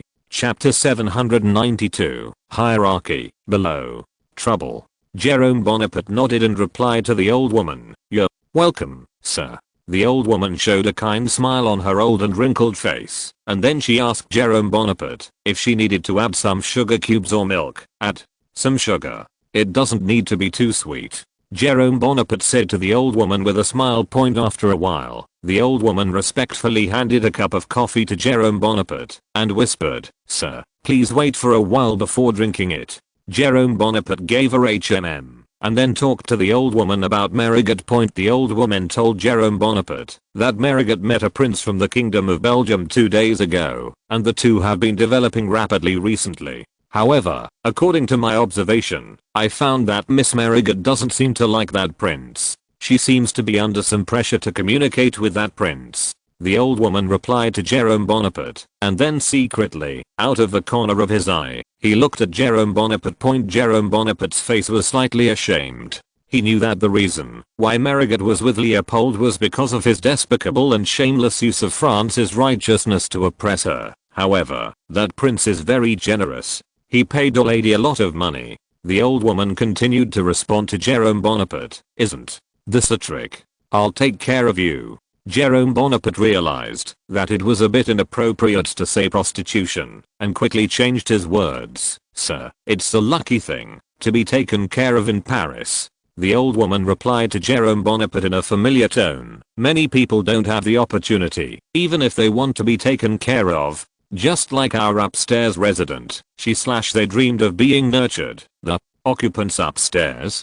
Jerome Bonaparte was taken aback for a moment, then immediately asked the old woman who the occupants on the 2 floors upstairs were. The old woman pointed to the ceiling above her head and replied to Jerome Bonaparte, the residents on the upper floor are mostly trainee lawyers and accountants wandering in Paris, and some with beautiful dreams. Dancers and students from other provinces. Each of them longed for the opportunity to rise to prominence, and the dancer hoped that she could be appreciated by the dignitaries, a noble lady who was respected overnight. College students from other provinces hope to enter the upper class by studying law. After all, in our country, the law is one of the shortcuts to high society. The fastest is a reporter. However, I bet each of them have very little chance of success. Paris is a city full of dreams and hopes, but also a city full of sadness and despair. I've been living in Paris for almost 30 years, and have never seen one that really took off. Most of the dancers will spend their youth in a daze, and if they are lucky, they will be able to save up their dowry as a monk, leave Paris, and return to their parents, to find someone who is honest and flattering to marry.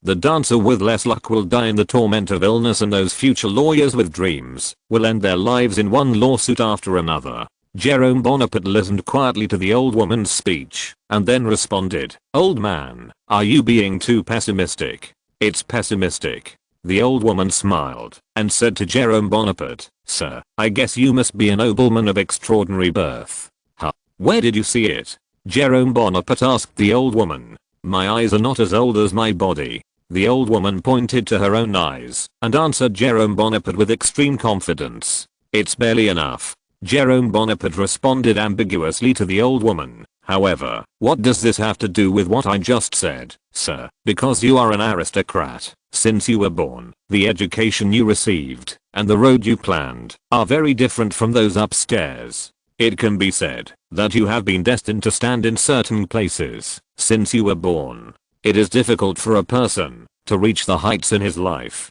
Therefore, the message you receive is very different from those people. Allow me, this old lady, to say some unpleasant things. We are probably just a string of data in the eyes of nobles of the same level as you," replied the old woman to Jerome Bonaparte. Indeed, when the Secretarial Office recently put the flood disaster situation of the provinces in August and September before Jerome Bonaparte, when Jerome Bonaparte saw the number of deaths caused by the disaster, he felt in his heart, "I'm still glad that less than 1,000 people died." Thinking about it carefully, it is really a very scary thing that hundreds of lives were swept away by the sudden flood. Each of them affects the harmony of a family, and the disappearance of a few hundred people at least means the sadness of 1,000 to 2,000 people. And the fluctuations in these data at that time did not make Jerome Bonaparte witness the death of soldiers in the Crimea Peninsula. "You're right." Jerome Bonaparte nodded and acknowledged the old woman's words. "You can see just a bunch of numbers, and we can feel it all." The old woman responded to Jerome Bonaparte, "Sir, it's not that I'm pessimistic, and we live in a pessimistic world. Come on." The old woman bowed to Jerome Bonaparte and said, "I was the old woman who talked too much just now. Please forgive me, old man. What you said is very good." Jerome Bonaparte responded kindly to the old woman, and then continued to ask, "By the way, you haven't said what the top 2 floors are." "The top 2 floors." The old woman sighed and replied to Jerome Bonaparte, "If there is still hope of staying in Paris on the upper floor, then the top 2 floors have no hope at all. The 5th floor is home to a female worker from a nearby textile factory, and the 6th floor is also a construction worker working nearby. They are usually 5 or 6 people crowded into a small room, because they do not need human services, so the monthly rent needs very little. The landlords in Paris often act as servants and waiters, and the rent is particularly cheap when there is no one to serve. Old Man Gayo is a typical example. They are the first group to go out every day, and they are also the last group to come back every night. That's really hard work." Jerome Bonaparte said with emotion. "Industry? What's the use of hard work? If hard work can make you rich, then they are the richest people in the world. Unfortunately, they only earn about 3 to 5 francs a day from morning to night. The annual salary of each worker is about 1,600 francs, and the female worker is 80 or 1,200 francs of the male worker. Their 1 year salary is not enough for Miss Merrigott's monthly expenses." The old woman sighed at the fate of the top 2 floors. "To be honest, sir, I used to have a certain prejudice against those people, thinking that their existence would be to smear Paris. When I got in touch with them more and more, I found that they too have the same dreams as we do. Our city cannot do without them. Yet there are many people in our city who still think they are the black spots of Paris and want to drive them away completely." "Hey." Jerome Bonaparte sighed and said to the old woman, "People cannot understand each other." Then, Jerome Bonaparte casually asked the old woman what she thought of the empire. In his opinion, the old woman should be the kind of person who is less satisfied with the imperial rule. "To be honest, I'm quite satisfied with the emperor's rule." The old woman's answer was beyond Jerome Bonaparte's expectations. "Why?" Jerome Bonaparte asked curiously. "Sir, I have experienced the Bourbon dynasty. This refers to 2 generations of Bourbons. In the eyes of ordinary people, there is no difference between the two generations of bourbons. Their wages are almost worse than they are now 20%, and their prices are even higher than they are now. So if I had to choose one of the three, I would rather choose the current empire. Where's a republic? Jerome Bonaparte asked the old woman again. Republic? Do you mean the regime that cannot even control prices effectively? The old woman replied to Jerome Bonaparte in a contemptuous tone. Sir, please be blunt in saying that there is no regime better than that regime. Even worse. Just as Jerome Bonaparte was talking to the old woman, a knock sounded from the door. Miss Marigot this time. The old woman replied to Jerome Bonaparte, then got up and went to open the door. When the old woman opened the door, Marigot happened to be standing in the doorway. Miss, the guests are already seated. The old woman said to Marigot. Guest. Marigot was stunned for a few seconds, then looked behind the old woman. Jerome Bonaparte got up and pointed to his wig and the glued beard to suggest Marigot, who quickly nodded in understanding. That's right. Immediately after Marigot entered the room, Jerome Bonaparte hurriedly shook hands with Marigot and said, Miss Marigot, do you remember me? I'm Jerome Patterson. Mr. Patterson, of course I remember you. Marigot responded to Jerome Bonaparte. Immediately afterwards, Jerome Bonaparte gave Marigot the prepared birthday present and put it on for Marigot herself. Afterwards, Jerome Bonaparte and Marigot had a sumptuous lunch together, which was considered to be Jerome Bonaparte's fulfillment of Marigot's wish. Chapter 793. Replace the header. Mr. Patterson, thank you very much for being with me on my 20th birthday. After lunch, Marigot respectfully bowed to Jerome Bonaparte and thanked her. Miss Marigot, I should thank you. You solved a difficult problem for me. Jerome Bonaparte smiled and nodded in response to Marigot. Then, Mr. Patterson, Marigot blushed and seemed to summon up the courage to reply to Jerome Bonaparte. Can you give me a hug when we parted, Jerome? Bonaparte was stunned for a few seconds, then opened his arms and gently hugged Marigot. Miss Marigot, that's fine. Thank you. Marigot whispered to Jerome Bonaparte. The two embraced for about half a minute before Jerome Bonaparte let go of Marigot. He took out his pocket watch and glanced at the time and responded to Marigot. I should go. Miss Marigot. Thank you very much, sir. Marigot once again thanked Jerome Bonaparte. Under the watch of Marigot, Jerome Bonaparte left the room and closed the door for her kindly. The old woman, who had not spoken since lunch, suddenly asked, Marigot, my dear boy, tell me, who is he? Just an ordinary friend. Marigot tried to perfunctory the old woman. Really? The old woman looked at Marigot suspiciously. She had already developed a pair of vicious eyes after living in Paris for decades. She didn't believe that the gentleman just now was an ordinary person. What's more, the gentleman gave her a very familiar feeling, and she always felt as if she had seen this gentleman somewhere. Don't worry about it. Marigot responded to the old woman with a hint of anger. Okay. I don't care. I don't care. The old woman sighed to herself. Anyway, I'm old and I won't be able to live for long. Miss, do whatever you want. How can you say that? Seeing this, Marigot hurriedly reassured the old woman. Aunt Mary's affectionate address to servants. It's really not that I don't want to tell you. It's that Mr. Patterson's identity is too special. Special. The old woman immediately thought of the name Jerome Patterson, and she hurriedly asked, could it be that there is a big man in the Bonaparte family? If I did not admit herself that His Majesty was of the Bonaparte family, Aunt Mary would have been inquiring. Marigot thought to. She hesitated for a moment, then nodded to the old woman and replied, that's right. He's from the Bonaparte family. But he's not a prince. That's right. The old woman whispered. What's wrong? Marigot asked the old woman curiously. The old woman told Marigot that Jerome Bonaparte had asked her some questions before she came back. Marigot hurriedly asked what question Jerome Bonaparte had asked her. The old woman told Marigot the questions asked by Jerome Bonaparte one by one. Marigot looked at the old woman in surprise. Aunt Mary, thank you for not saying anything wrong. Otherwise, I really don't know what to do. The old woman also touched her chest and was secretly glad that she didn't say something bad in front of the Bonaparte family. Miss, when you invite friends over in the future, can you tell me their identities in advance? I'll be prepared. The old woman complained to Marigot. Aunt Mary, I will definitely tell you in advance next time. Merigot hurriedly assured the old woman. After a while, the door of the room knocked again. Merigot and the old woman were stunned at the same time, and then the old woman looked at Merigot with her eyes, as if she was asking Merigot, who is the guest outside the door? Merigot shook her head blankly. Today, she has never been invited anyone other than the Emperor. Who is it? The old woman had no choice but to respond to the door. I'm Leopold, Miss Merigot's friend.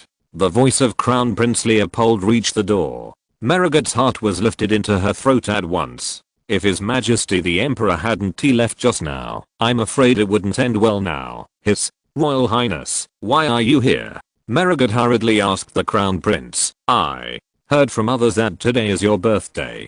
Crown Prince Leopold politely responded to Merigot. That's right. Merigot gave the old woman a wink and told her to clean up the previous traces as soon as possible and said to Crown Prince Leopold outside the door in a surprised tone, I didn't expect that, Your Highness. You actually knew about me. Birthday? Of course. Leopold, who was standing at the door, didn't know that Merigot was intentionally procrastinating, and he became complacent in his heart. He believed that Merigot would definitely be moved by his behavior. Please. Wait a moment. Merigot responded to Leopold. I just got up and need to put on makeup. Okay. Leopold stood at the door quietly waiting for Merigot to open the door. After about 15 minutes, Merigot opened the door. I've kept you waiting. Looking at the slightly charming Merigot in front of him, Leopold swallowed subconsciously.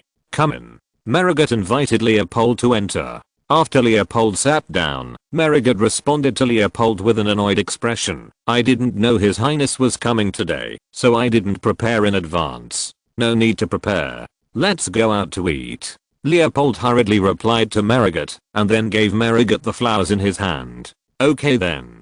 Merigot nodded and agreed to go out to dinner with Leopold. However, she didn't know if she could still eat. After all, I ate a lot before. On the other hand, Jerome Bonaparte, who was walking back to the Twinley Palace from Merigot's house, kept thinking about the old woman's previous words in his mind. The status quo of the empire is the same as the structure of the department store, but this structure is an inverted department store point at the top of the pyramid. The guests of the first and second floors of the People's Department Store are the three pillars of the army headed by Bonaparte, the bankers, and the imperial literati point. The next layer of the pyramid is a little famous person like Merigot. Of course, it is not just Merigot, some famous lawyers and journalists are also among them. They are theoretically closest to the upper class. However, only a few of these people can really step into the upper class, and the vast majority of them can only see the scenery of the upper class in their lives. In the lower tier of the Merigot class are those provincial college students and accountants who arrived in Paris with dreams.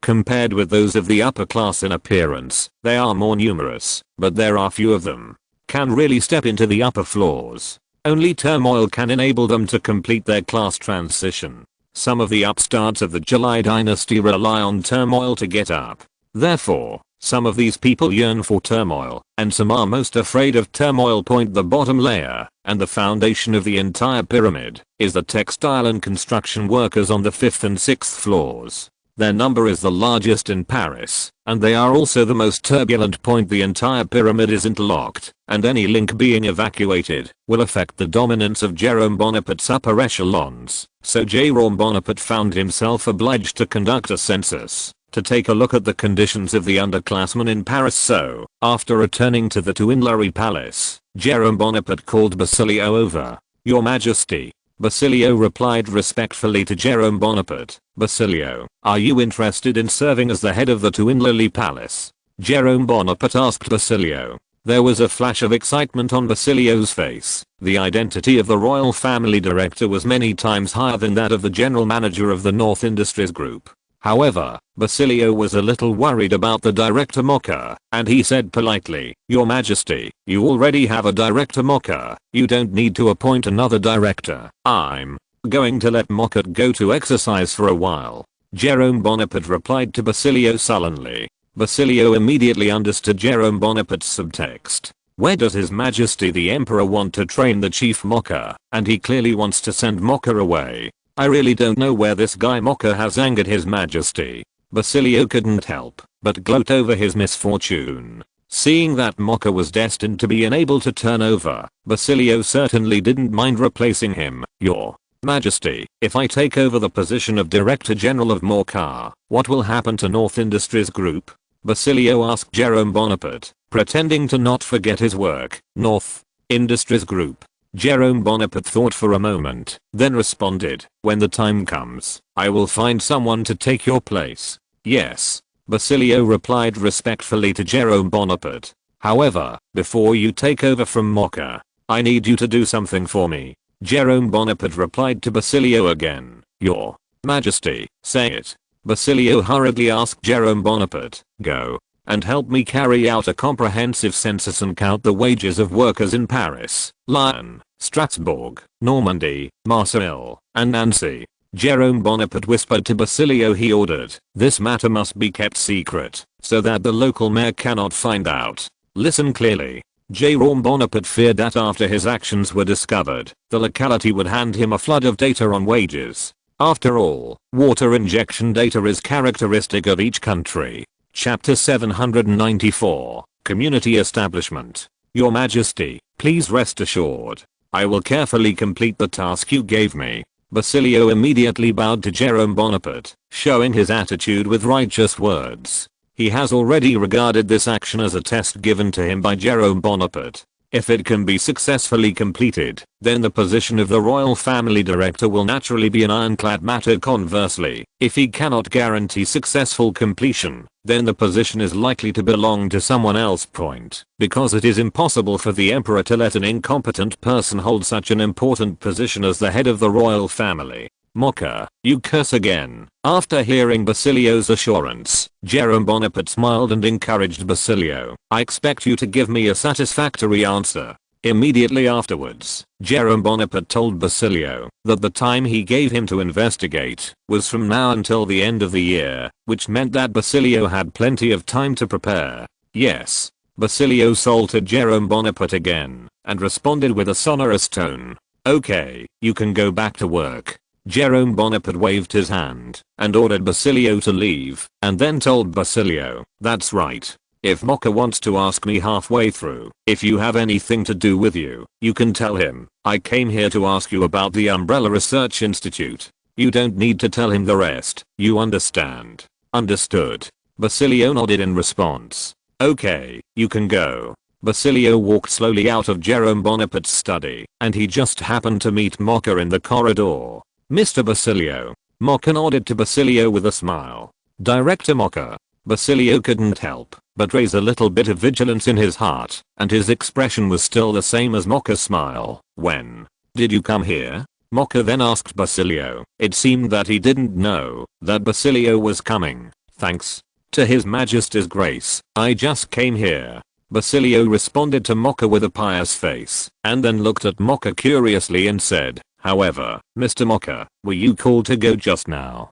Do something else. How do you say this? Mocha asked in a daze. Basilio said with a serious expression, because the previous emperors always asked Mocha to come over to inform him of the meeting, but this time the person who came over was not Mocha, which means that Mocha must have been called to do something else. After listening to this, Mocha showed an embarrassed smile on his face, and he immediately responded, this work should have been done by me, but I happened to go out to do some errands just now, so I missed this time. Mocha would not tell Basilio that he was completely unaware that the emperor had summoned Basilio. If it wasn't for someone from the Duinlily Palace who secretly told Mocha that Basilio had arrived at the Duinlily Palace, Mocha would still be kept in the dark. This made Mocha have to wonder if the emperor had a crisis of confidence in him. Right now, he can't let Basilio see through, otherwise, he really doesn't know how to lead the entire Duinlily Palace. It turns out to be so. Basilio seemed to realize it suddenly. He smiled again and said to Basilio, Mr. Mocha, you are in charge of the affairs of the Duinlily Palace day and night. It's really hard. Mocha humbly waved his hand and responded to Basilio, it's not hard. It's not hard. You are the real hard worker, in charge of a large group with a scale of nearly 10,000 people. It's all in the service of His Majesty. Basilio said to Mocha, no matter how hard it is, I will go. Who said it wasn't? Basilio's words resonated with Mocha. Sometimes what His Majesty asked him to do is too difficult to accomplish, but he still had to grit his teeth and continue to persevere. Director Mocha, if you don't have anything to ask me, then I'll go first. Basilio glanced at the time and said to Mocha, I'll send you off. Mocha hurriedly greeted Basilio gallantly. Aren't you going to the study? Basilio asked Mocha, pretending to be surprised, pointing to the study at the end of the corridor. No. Mocha shook his head and responded to Basilio, I'm just wandering around the hall, waiting for His Majesty's call at any time. That's trouble. Basilio responded to Mocha. Mocha and Basilio walked down the stairs together, during which Mocha tentatively asked Basilio what the Emperor's purpose was for him to come here. Basilio responded to Mocha according to the words given to him by Jerome Bonaparte, and Mocha believed in Basilio's words. After all, His Majesty the Emperor's attention to the Umbrella Research Institute can be said to be at the forefront. As parting approached, Mocha held Basilio's hand and responded, Mr. Basilio, it's really hard for you. Mr. Mocha, you too. Basilio said, taking his hand away from Mocha's. Under the watchful eyes of Mocha, Basilio took a carriage back to the Norinco group in Paris and drifted away. Looking at the back of the carriage, Mocha murmured to himself, if it wasn't Basilio, who would it be? Or, I think too much. Before Mocha returned to the hall of the Twin Lily Palace, a servant appeared in front of Mocha and told Mocha that the Emperor was going to summon him. Mocha was stunned for a few seconds, feeling a little uneasy in his heart. He didn't understand why the Emperor summoned him at this time. I see. Mocha nodded, then trotted all the way to the door of Jerome Bonaparte's study and knocked gently on the study door. Come in. Jerome Bonaparte's voice reached Mocha's ears. Mocha hurriedly pushed the door and entered. Your Majesty. Jerome Bonaparte in the room glanced at Mocha, who had a slightly flustered expression, and a kind smile appeared on his face immediately. Mocha, sit down. Don't dare. Mocha responded nervously. I'll let you sit down. Jerome Bonaparte showed a deliberately unhappy look on his face, and Mocha hurriedly sat down. Immediately afterwards, Jerome Bonaparte told Mocha that he would go to Vienna with Queen Augusta at the end of September, and then reach Krakow Warsaw via Vienna, and Mocha needs to accompany him to Vienna. Your Majesty, this side of the Tuileries Palace. Mocha hurriedly asked Jerome Bonaparte. There is no need to worry about the Tuileries Palace. I will let Pessinny and Jerome Patterson, now the Emperor's aide-de-camp, manage on their behalf. As your former leader, Pessinny still has some experience in this area, said Jerome Bonaparte to Mocha. Since that's the case, then I'm relieved. Mocha's face showed a reluctant smile. He didn't know whether the Emperor trusted him or didn't trust him. If not, then why take him to Vienna with him? With just one order, the position of the head of the Mocha royal family can be removed. But if you want to talk about trust, why did the Emperor suddenly stipulate that he should go with him? When visiting in the past, there were no special rules. Okay, take this time to prepare a little.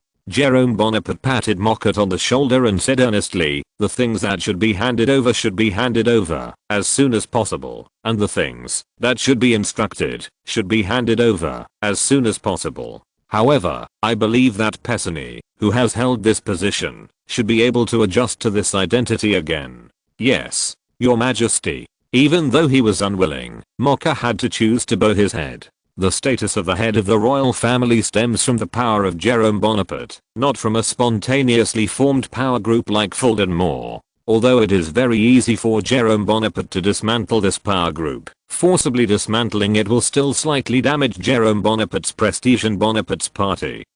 After Mocha left, Jerome Bonaparte ordered someone to find Pessinny again, and told him that he was going to Vienna on behalf of Mocha. All things will be handed over to Pessinny and Jerome Patterson to work together. www.riyadh1.com. After hearing this, Pessinny hurriedly assured Jerome Bonaparte that he would definitely assist Jerome. Lieutenant Colonel Patterson manages everything at the Tuileries Palace together. Soon the time came to the end of September, after half a month of confrontation, as well as the pillow wind of Marigot in the past half month. The French Empire and the Kingdom of Belgium have finally reached an agreement on the coal and steel alliance. The French Empire and the Kingdom of Belgium will form an institution that overrides the two countries. This institution will be used to coordinate and regulate the production of coal and iron ore prices and the distribution of resources in the two countries of France and Belgium. The body will elect 8 members who will be key decision makers in the body. To be fair, half of the 8 members that make up the body are Belgian and half are French. However, the organization is not only 8 members, it will gradually increase the number of personnel as more and more countries join.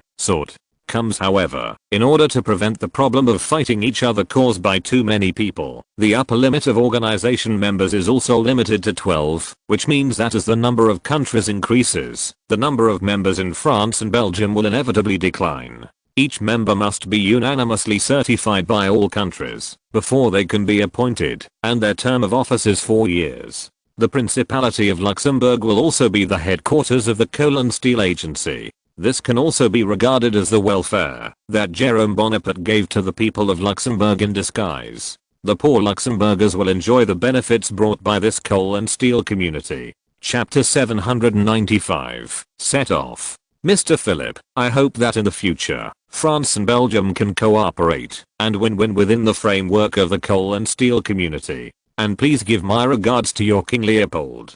Please tell him that the contradictions of the previous generation will never be. It will involve the next generation. Here, it is said that Emperor Napoleon occupied the territory of Leopold I's father, causing Leopold to become Napoleon's opponent. So, my wife and I especially wanted him to visit France. After the coal and steel community agreement was reached, Jerome Bonaparte shook hands with Minister Philip as usual. Your Majesty, I will convey your words to Our Majesty, and on behalf of His Majesty the King, I wish you good health. Minister Philip replied to Jerome Bonaparte without being humble or arrogant. Then, Minister Philip was also taken to a room by Mocha, and he gave Minister Philip a gift. Minister Philip gladly accepted Mocha's gift and expressed his thanks to Jerome Bonaparte through Mocha. That afternoon, Chancellor Philip left Paris by train, escorted by the Imperial Guard, and Crown Prince Leopold stayed in Paris to continue his hunting trip.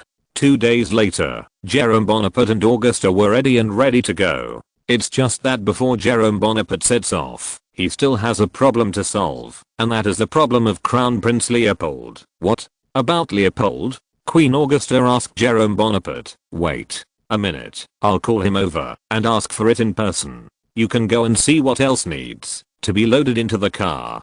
Jerome Bonaparte responded slyly to Queen Augusta. Okay. Queen Augusta nodded and left Jerome Bonaparte's study. After a while, Jerome Bonaparte gave Mocha an order. You call Leopold back to me right now. Do you hear me clearly? Yes, Your Majesty. Mocha responded decisively. After receiving the order, after about half an hour, Crown Prince Leopold was taken to the study by Mocha. Looking at the Crown Prince with a disheveled dress and a lip print on his neck in front of him, the corner of Jerome Bonaparte's mouth twitched slightly. What a well-behaved Crown Prince. How did he become like this within a few days of arriving in Paris? Leopold, you are becoming more and more like a libertine.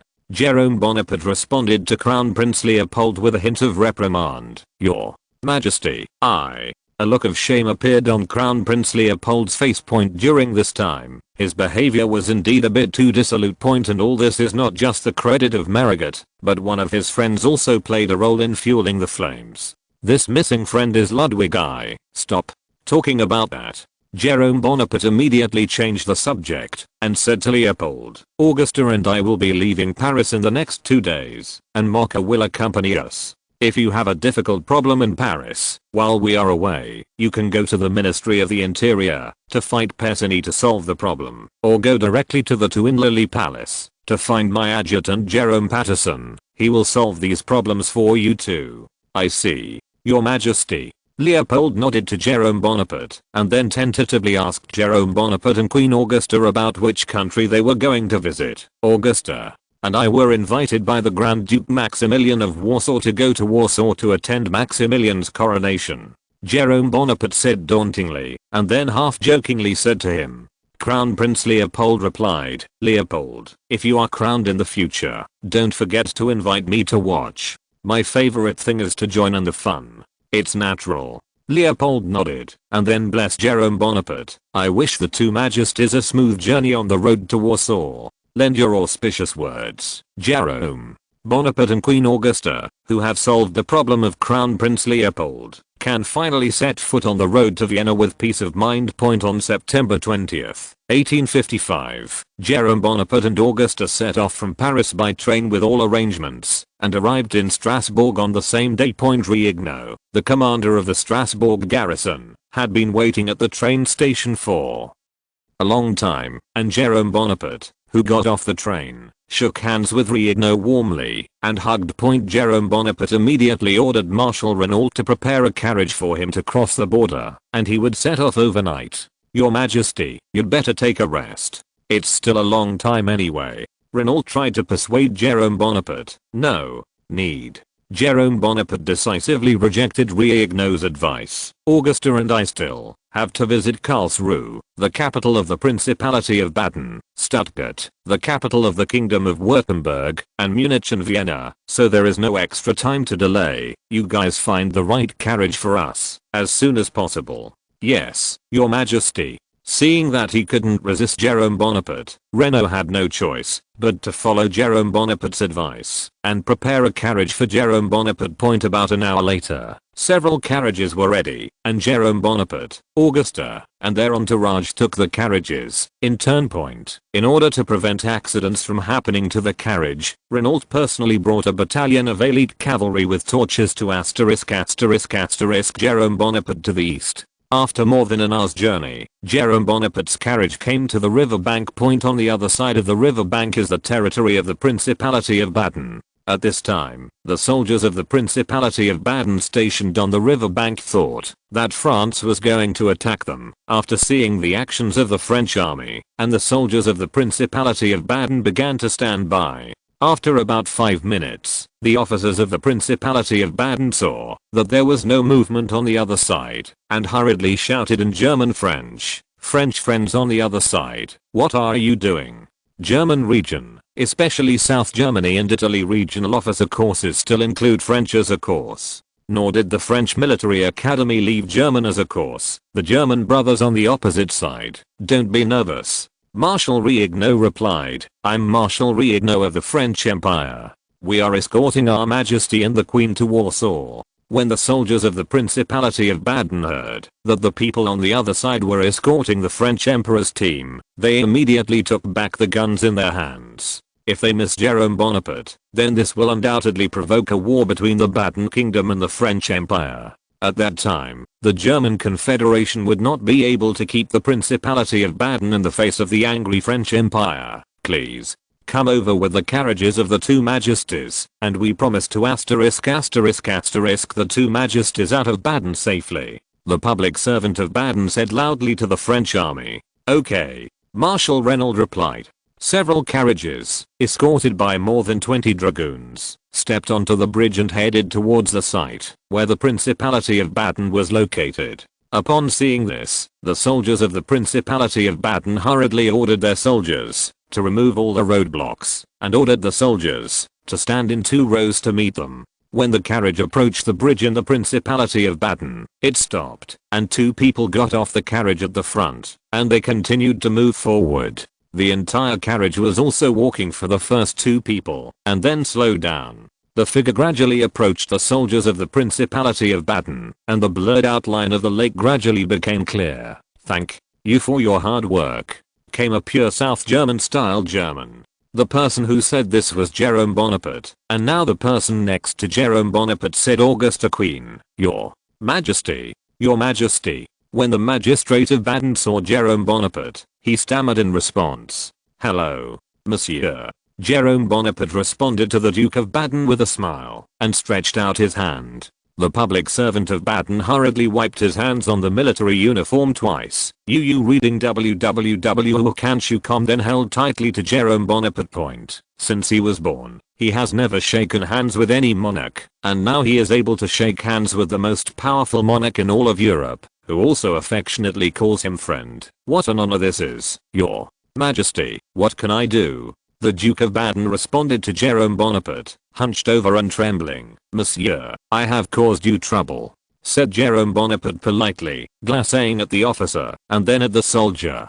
"No trouble, no trouble." The Baden officer hurriedly confronted Jerome Bonaparte and then extended his hand to invite Jerome Bonaparte to enter the Principality of Baden. Under the leadership of the Principality of Baden, Jerome Bonaparte slowly entered the border of the Principality of Baden. The soldiers of the Principality of Baden cast curious glances at Jerome Bonaparte. Jerome Bonaparte stopped and slowly shook hands with every soldier of the Principality of Baden. Every time the soldiers of the Principality of Baden shook hands with Jerome Bonaparte, a proud look appeared on their faces. It can be seen that Jerome Bonaparte, or France's influence in the Baden area is quite large. Afterwards, Jerome Bonaparte stood in the camp in Baden and encouraged the soldiers in Baden. He generously praised Baden soldiers for their dedication to duty and enthusiasm for serving the country. If people who didn't know Jerome Bonaparte's identity saw this scene, they might have thought that a noble general in Baden was speaking to them. Like to make France great again. Please collect, make France great again update the fastest. If you're listening to this novel on a channel other than Fanfic World, it means they downloaded and uploaded it without effort. We cordially invite you to visit our channel, Mundo Fanfic Novelos. There you'll find the original version of this story and you can explore many other novels of various genres. We're waiting for you to immerse yourself in a world of incredible novels. Chapter 796. First stop Baden. The soldiers of the Principality of Baden present also gave Jerome Bonaparte enough face. From the beginning to the end of Jerome Bonaparte's speech, the applause never stopped. Friends and brothers of the Principality of Baden, Jerome Bonaparte affectionately called the soldiers of the Principality of Baden brothers. On behalf of France, I warmly welcome you to come to France, to enjoy the beauty of France and experience the beauty of France landscape. Only in this way can the ties and exchanges between the French Empire and the Principality of Baden be deepened. Germany and France are both great nations. I hope that the two great nations should always maintain the concept of mutual cooperation and mutual benefit. Blind confrontation will not make our two countries strong, but will make the two countries, which should have a win-win situation, fall into a state of decline. I hope you will remember this. I can guarantee that the rifles of the French Empire will never be aimed at their friends. Our rifles are only for the protection of our friends and every independent country. As soon as Jerome Bonaparte's voice fell, the soldiers of the Principality of Baden present applauded again under the leadership of their generals. Then, Jerome Bonaparte once again stretched out his hand and held it tightly with the general. After the handshake, he escorted Jerome Bonaparte and others to the nearby military train station and specially prepared a direct train for Jerome Bonaparte to Karlsruhe, the capital of Baden. Your Majesty, I'll send you here. General André Kalman, the frontier general of the Principality of Baden, respectfully responded to Jerome Bonaparte. General André Kalman, thank you very much for escorting our husband and wife here in person. Jerome Bonaparte politely responded to André Kalman. Your Majesty, this is what I should do. André Kalman replied forcefully. I hope that one day you will be able to go to Paris. At that time, I will personally entertain you. Jerome Bonaparte responded to André Kalman as he stepped onto the steps to enter the steam train. Your Majesty, André Kalman responded to Jerome Bonaparte, if I have time, I will definitely go to Paris. The steam train honked its whistle immediately after Jerome Bonaparte and others got on the train. At this time, the direction of the steam train was slightly whitened, and Jerome Bonaparte, who was sitting in the special carriage, sat on the marching bed fixed on the side of the train, yawning and asking Augusta, how many hours is it now? Clicked. It's almost 5 o'clock now. Augusta responded to Jerome Bonaparte with a glance at his pocket watch. 5 o'clock. Jerome Bonaparte yawned again, and then asked Mocha, how long will it take us to reach Karlsruhe? Your Majesty, it is expected to take more than 6 hours. That is to say, we will arrive in Karlsruhe at about 1 p.m. Mocha responded to Jerome Bonaparte. Then I'll go to bed first. You guys can rest for a while too. Jerome Bonaparte said, then took off his Martin boots and lay on the camp bed. Queen Augusta, who was sitting opposite Jerome Bonaparte, looked at Jerome Bonaparte, who had closed his eyes and also yawned, and ordered Mocha, Mocha, you also rest. Go. Yes, Her Majesty the Queen. Mocha respectfully to Queen Augusta, then left the carriage where Jerome Bonaparte and Queen Augusta were, and responded jumped into another carriage to rest. In the rumble of the steam train, Jerome Bonaparte and the Queen Augusta respectively entered the dream. Your Majesty, Your Majesty. With Augusta's hazy shout coming from his ears, Jerome Bonaparte, who fell asleep, slowly opened his eyes and asked lazily, "What's wrong?" "Your Majesty, we are almost there," Queen Augusta said to Jerome Bonaparte. Hearing the news that he was about to arrive, Jerome Bonaparte immediately got up from the bed, slowly put on the marten boots placed beside the bed, and then got up and pulled back the black curtain hanging from the car window out the window point. At this time, the sun is hanging high in the sky, and there is a green field as far as the eye can see. Only when you look far away can you see the town in the distance, just like an island in the sea. If Augusta hadn't told himself that this was near the capital Karlsruhe, Jerome Bonaparte would not have believed that this was near the capital circle. Still, thinking about it is nothing new. Even in Paris today, as long as you walk out of the city center and planning area, the outside world is no different from the Middle Ages. The urban-rural division was vividly displayed in the first industrial revolution. I didn't expect to see so many rural scenery near the capital circle. Looking at the scenery in the distance, Jerome Bonaparte couldn't help but tease, "Do you think anyone can have as much capital as France? You can make Paris an international metropolis." Queen Augusta replied to Jerome Bonaparte, "You are complimenting me." Jerome Bonaparte shrugged his shoulders in response to Queen Augusta, and then added, "However, now I understand why our German monarchs so fond of go to Paris." "Okay, you must not say these words in public," Queen Augusta reminded Jerome Bonaparte. "You look like such a fool." Jerome Bonaparte replied to Queen Augusta, spreading his hands. Another half an hour passed, and the train finally entered the vicinity of the city of Karlsruhe. The scene has finally become a little bit of an industrial revolution.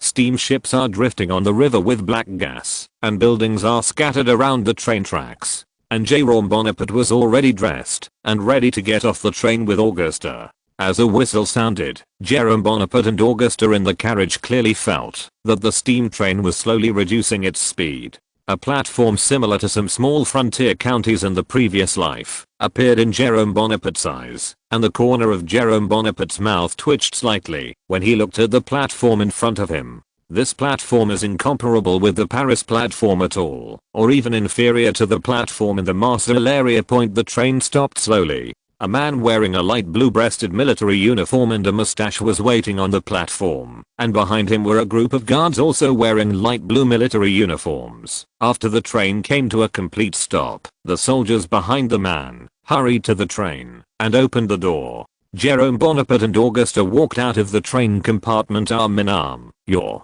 Majesty." After seeing Jerome Bonaparte, the man immediately bowed humbly to Jerome Bonaparte and said, "Frederick, my brother." Jerome Bonaparte let go of Augusta's hand and stood in front of him and gave him a warm embrace. That's right, the man in front of him is the Grand Duke of Baden, Frederick William Ludwig, the Regent.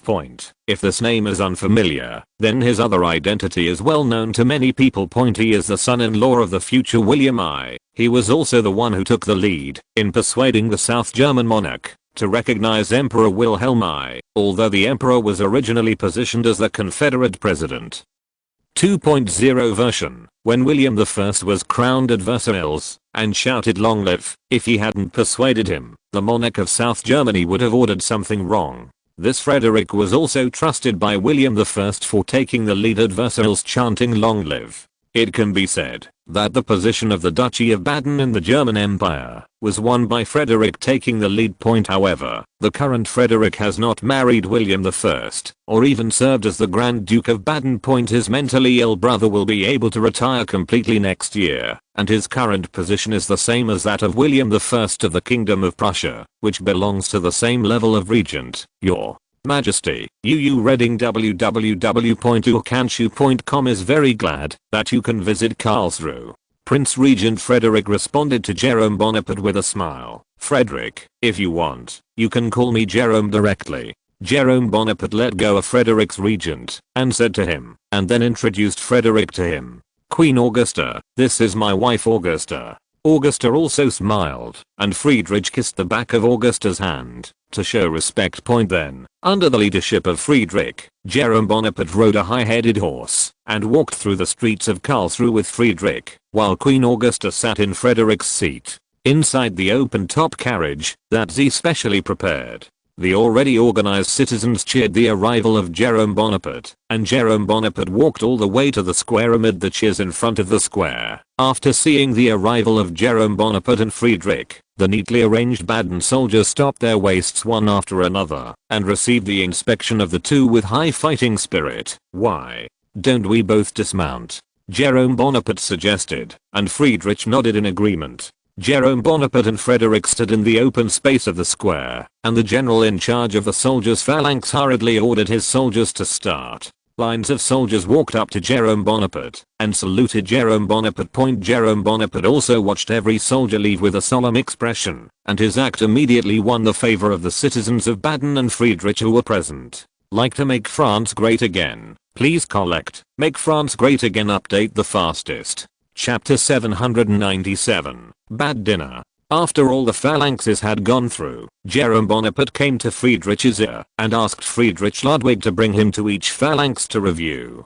Friedrich Ludwig resolutely agreed to this trivial request of Jerome Bonaparte. Under the leadership of Friedrich Ludwig, Jerome Bonaparte and him reviewed every square matrix. The generals in charge of the phalanx saw the arrival of Friedrich Ludwig and Jerome Bonaparte and immediately saluted both of them. Friedrich Ludwig enthusiastically introduced the history of each phalanx to Jerome Bonaparte. After listening to his introduction, Jerome Bonaparte immediately showed a stunned expression on his face color, and then enthusiastically shook hands with the generals. The entire review lasted another 1.5 hours before it was completely over. When Friedrich Ludwig and Jerome Bonaparte reviewed the last phalanx together, Friedrich Ludwig he said to Jerome Bonaparte, "Your Majesty Jerome, should we go to the Karlsruhe Palace?" Jerome Bonaparte first looked up at the cloudless sky and then lowered his head at the elongated shadow. At this moment, it is about 3 to 4 o'clock, which is the hottest time of the day, and it is indeed not suitable to stay outdoors for a long time. Listen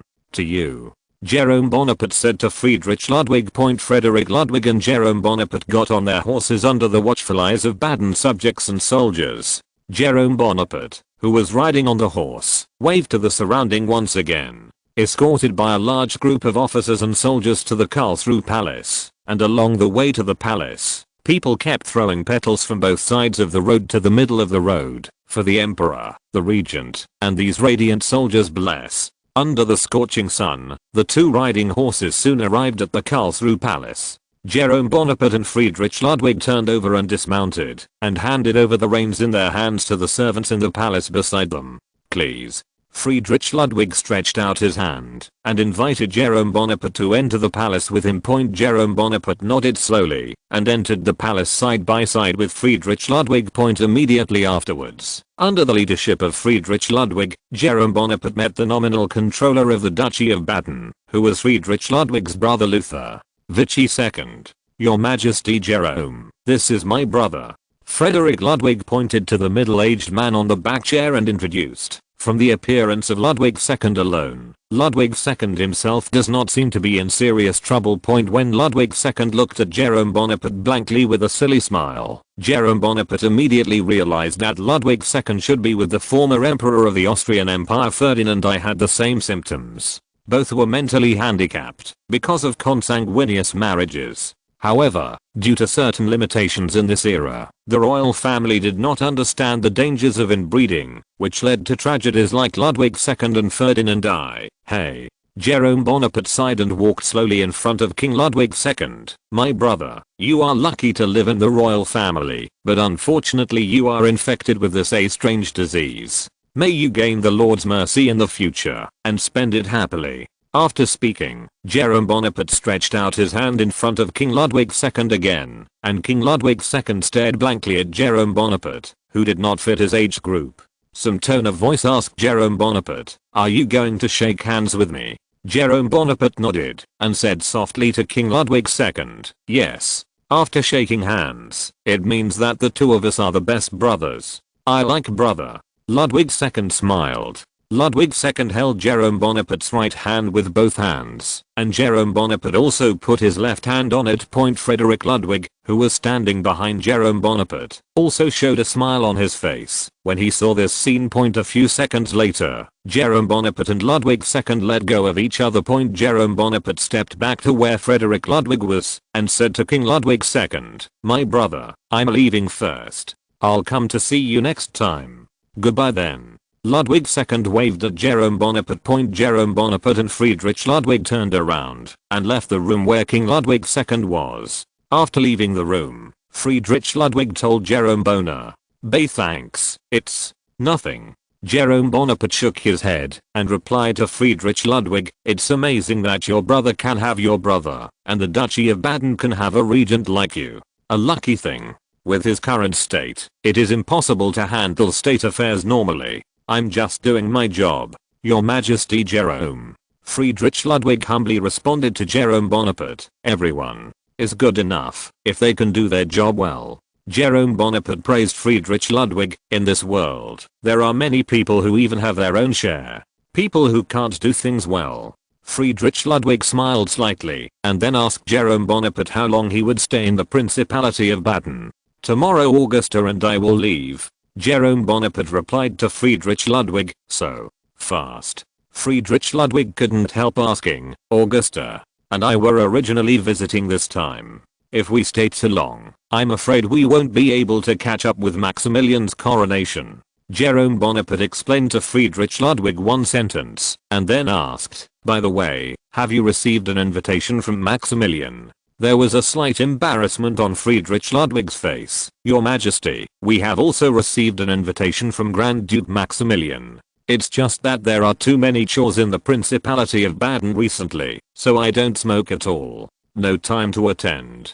Therefore, I'm ready to send my men to Warsaw for the coronation." "That's fine," Jerome Bonaparte said to Friedrich Ludwig, "as long as you want to be coronated, you can do it. Who let Maximilian's throne be supported by me and France? Maximilian should be upset if I don't go. Your Majesty, you are the one who should go." Friedrich Ludwig also echoed, "Okay, don't talk about that." Jerome Bonaparte shook his head and said to Frederick Ludwig, "Let's go to the hall and wait for a while. I believe that they will be able to come over." Jerome Bonaparte and Friedrich Ludwig entered the hall. At this time, Queen Augusta was talking with a group of German ladies wearing colorful court dresses. Seeing this, Jerome Bonaparte did not rashly interrupt their conversation, but walked around the hall with Friedrich Ludwig. During this period, Frederick Ludwig enthusiastically introduced the nobles in the Grand Duchy of Baden to Jerome Bonaparte. Jerome Bonaparte smiled and greeted each nobleman and held talks with them. Brief chat. As time passed by, nobles wearing gorgeous coats entered the hall of Karl Roosevelt Palace. At 4:45 in the afternoon, Queen Augusta withdrew all the surrounding German ladies and came to Jerome Bonaparte, holding his hand and standing there. At 5 p.m., the banquet officially started. Frederick Ludwig, on behalf of all the nobles and subjects of the Grand Duchy of Baden, expressed his sincere thanks to Jerome Bonaparte and Queen Augusta for their arrival. Reading www.can't.com. As soon as Friedrich Ludwig's voice fell, Jerome Bonaparte was the first to applaud Friedrich Ludwig. Immediately afterwards, thunderous applause resounded throughout the hall. After the applause ended, Friedrich Ludwig spoke again, and he hoped that Emperor Jerome Bonaparte could also speak a few words in the conference hall. Jerome Bonaparte, who is a master of unscripted, is naturally not afraid of improvisation. Since Friedrich Ludwig handed over the stage to him, he is obliged to leave a good one for the Baden nobles in the hall. Impression. Jerome Bonaparte said with a solemn face that this visit to Baden by him and his wife was a surprise attack on a whim, and the Duke of Baden and his subjects made him feel the country's release of him. Goodwill. He sincerely loves this country and hopes that the Principality of Baden can move forward hand in hand with the French Empire in the future, so that the friendship between the two countries can go on forever. As soon as Jerome Bonaparte finished speaking, Friedrich Ludwig's applause immediately followed. Amidst applause, the banquet officially began. The team that had stood solemnly around Jerome Bonaparte and Friedrich Ludwig immediately dispersed, and they gathered in twos and threes to talk to each other. If anyone is hungry, they can also go to the cafeteria next door to the lobby to pick up food. And Jerome Bonaparte and Friedrich Ludwig were no longer as solemn as before. Friedrich Ludwig came to the crowd to communicate, while Jerome Bonaparte Bézère first went to the restaurant next door to fill his stomach. If you like to make France great again, please collect it. Make France great again. My OB Pavilion has the fastest update speed. Chapter 798. Visit Württemberg. As night fell, the atmosphere of the welcome banquet in Karlsruhe Palace gradually reached its peak. A salute placed in the square outside the palace began to fire under the order of the adjutant of the Prince Regent. The bronze-colored gun barrels fired colorful fireworks, forming fleeting light curtains in the sky, attracting residents living near Karlsruhe Red to watch from the windowsill. In Karlsruhe Palace, a grand ball is going on. The nobles and celebrities who attended this banquet danced one after another under the leadership of Jerome Bonaparte and Queen Augusta, and the dance did not stop until late at night. Then, under the leadership of the director of the Karlsruhe Palace, Jerome Bonaparte and Augusta lived in a bedroom in the Karlsruhe Palace. If your majesty needs anything, you can notify me at any time. The palace steward politely responded to Jerome Bonaparte and Queen Augusta. Thank you very much. Jerome Bonaparte smiled and nodded. After the head of the royal family left, Jerome Bonaparte looked at the entire bedroom. Baroque-style decoration and crystal chandeliers hanging overhead showcase the dignity and luxury of the ancient royal family. Compared with this bedroom, Jerome Bonaparte's bedroom at the Tuileries Palace is particularly bourgeois atmosphere. The popular point is the atmosphere of the Nouveau-riche, TSK. Jerome Bonaparte couldn't help but sigh with emotion. It is worthy of being a family of former electors, and its background is really different from that of a small family like us. Small family. Your Majesty, when did you become so humble? Queen Augusta said to Jerome Bonaparte with an interesting smile on her face. I have always been very humble. Jerome Bonaparte responded solemnly. Oh, why didn't I know? Queen Augusta's words contained a hint of provocation. Augusta, you should be good at discovering your husband's strengths, instead of learning from someone, staring at my weaknesses every day. Jerome Bonaparte continued to respond to Augusta in a serious manner, while contemplating his sister Mathilde. Anyone who asked Mathilde to point out his shortcomings, as long as he met him. Jerome Bonaparte believed that this was any monarch in the world who said that he was humbly accepting remonstrance, but in his heart he wished to tear the corpse into pieces. After all, monarchs also like to listen to flattery, not harsh speeches. It's good. Queen Augusta smiled. Of course she knew the good qualities of Jerome Bonaparte, but she also liked the feeling of bickering with Jerome Bonaparte. So far, I have not discovered what special strengths and merits your majesty has. Forget it. I won't argue with you. Jerome Bonaparte decisively changed the subject and started chatting with Queen Augusta about the value of everything in the bedroom. The two chatted for more than an hour and finally came to a rough estimate of the entire room should be around 100,000 francs. Only low, not high. TSK. A room is already worth 100,000. The entire Karlsruhe Palace is worth at least 10 million francs. Jerome Bonaparte touched his chin and said again with emotion, no wonder my uncle wanted to dig 3 feet against Germany. All of you are really rich landowners. After Queen Augusta heard Jerome Bonaparte's vulgar words, she gave Jerome Bonaparte a blank look and said angrily, you think these things are saved so easily? Yet, my uncle made us miserable back then. The family property, an exaggerated statement that has worked hard for hundreds of years, has been lost in one fell swoop. That can't be helped. Jerome Bonaparte shrugged and replied to Queen Augusta, Augusta, have you heard a word? What? Queen Augusta asked curiously. My neighbors store grain, I store guns. My neighbors are my granary. Jerome Bonaparte replied to Queen Augusta plausibly. According to the situation in France at the time, if there is no foreign war, then wait for France. The only way is to self-destruct. Not to mention, at that time, you were not sharpening your knives under the leadership of the Austrian Empire, ready to kill us at any time. It's just that my uncle is much stronger than you. You're right. Queen Augusta nodded with empathy. Forget it. These are all things of the past. Jerome Bonaparte ended the conversation with a wave of his hand. It's time for us to rest. Having said that, Jerome Bonaparte blew out the candles placed all over the bedroom in turn, and the room immediately fell into darkness and tranquility. At noon the next day, under the asterisk of a team of uniformed royal cavalry, the carriage carrying Jerome Bonaparte and Queen Augusta set off from Karlsruhe Palace, all the way south to the another train station on the outskirts of Karlsruhe. The train in this station will take Jerome Bonaparte and Augusta from Karlsruhe to Stuttgart, the capital of the Kingdom of Württemberg. When the carriage was parked near the train station, a group of soldiers in dark blue uniforms appeared around the frame of Jerome Bonaparte. "Your Majesty." The adjutant respectfully opened the door for Jerome Bonaparte and Augusta. "Thank you." Jerome Bonaparte slightly in response. If Jerome Bonaparte guessed correctly, the troop in front of him should say that they had arrived in the vicinity last night to blockade, which means that they should have not slept all night. "This is what we should do," the adjutant replied humbly. Immediately afterwards, under the leadership of the adjutant, Jerome Bonaparte and his party arrived at the platform. A steam train was parked quietly near the platform, ready to go. "Your Majesty, this train will take you to Stuttgart safely." The adjutant responded to Jerome Bonaparte. "Say thank you to Frederick for me," said Jerome Bonaparte softly to the adjutant, before getting on the train under the watchful eye of the adjutant. The train issued a harsh whistle after Jerome Bonaparte got on the train, and the adjutant on the platform hurriedly ordered his soldiers to line up, and then shouted, "Salute." Jerome Bonaparte in the train immediately looked at the window on the side of the platform after hearing the adjutant's call. At this moment, the adjutant was standing upright and saluting the train, and the soldiers behind him also saluted the train in the same way as the adjutant. Seeing this, Jerome Bonaparte also raised his hand and returned a salute to the soldiers outside the window. The train started slowly and gradually disappeared into the distance.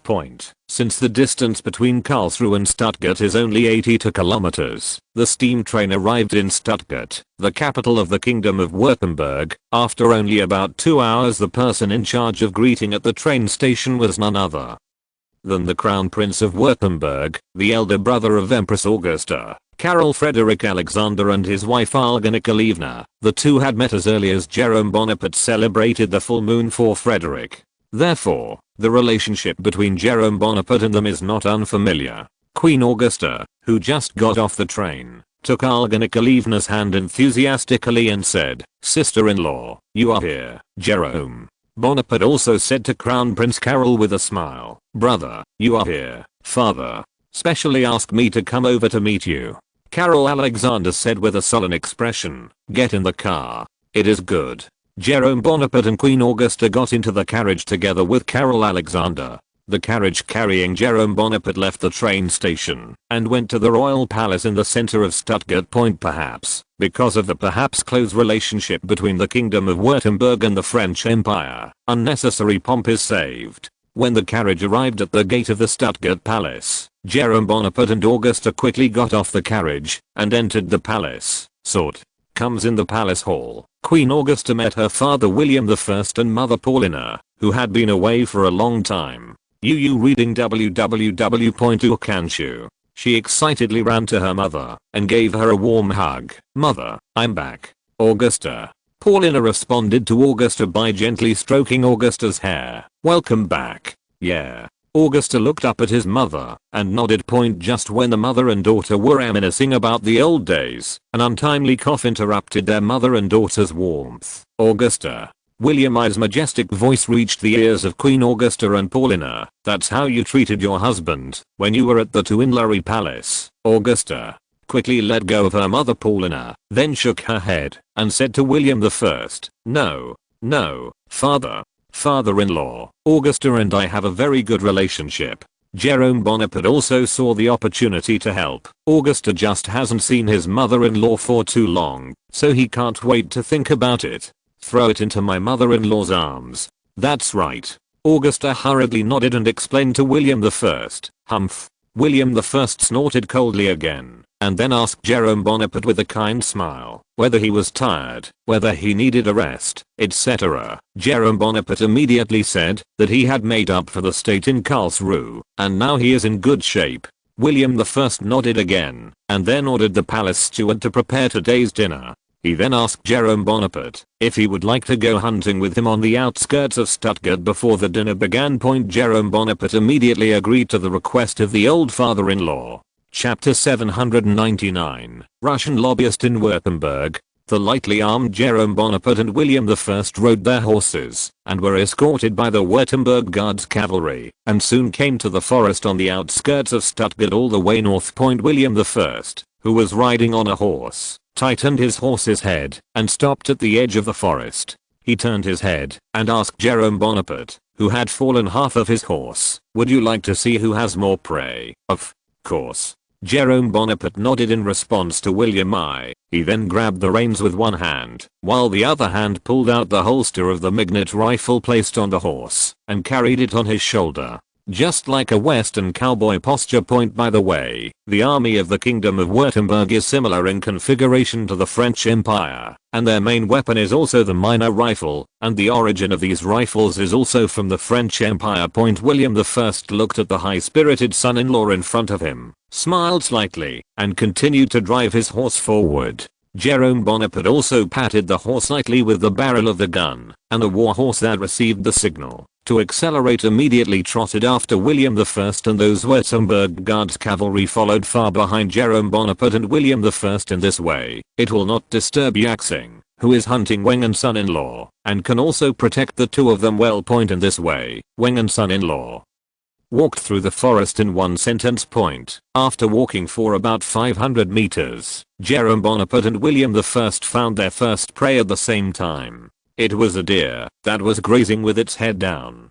At this time, it seemed that it did not realize that it was in danger. Among them, he was still eating grass all the time. "You come first." William I gave the first target to Jerome Bonaparte, then, "I'm welcome, Jerome." Bonaparte did not show any humility. He quickly turned over and dismounted, and handed the reins to the cavalry guards who had been following behind them, and then took out the Migul bullet from the bullet bag at his waist, tear off the package of the minute bullet and pour in the gunpowder and bullet, then use the guide rod to completely compress the bullet and gunpowder in the barrel, and finally lift the rifle horizontally and install the mercury on the trigger. The whole process was completed in less than 30 seconds, which made William I, who was riding on a horse, look surprised. With Jerome Bonaparte aiming at the prey and pulling the trigger, a gunshot appeared in the entire forest at home. The prey, which was nearly 200 meters away from Jerome Bonaparte, fell to the ground less than a second after the gunshot.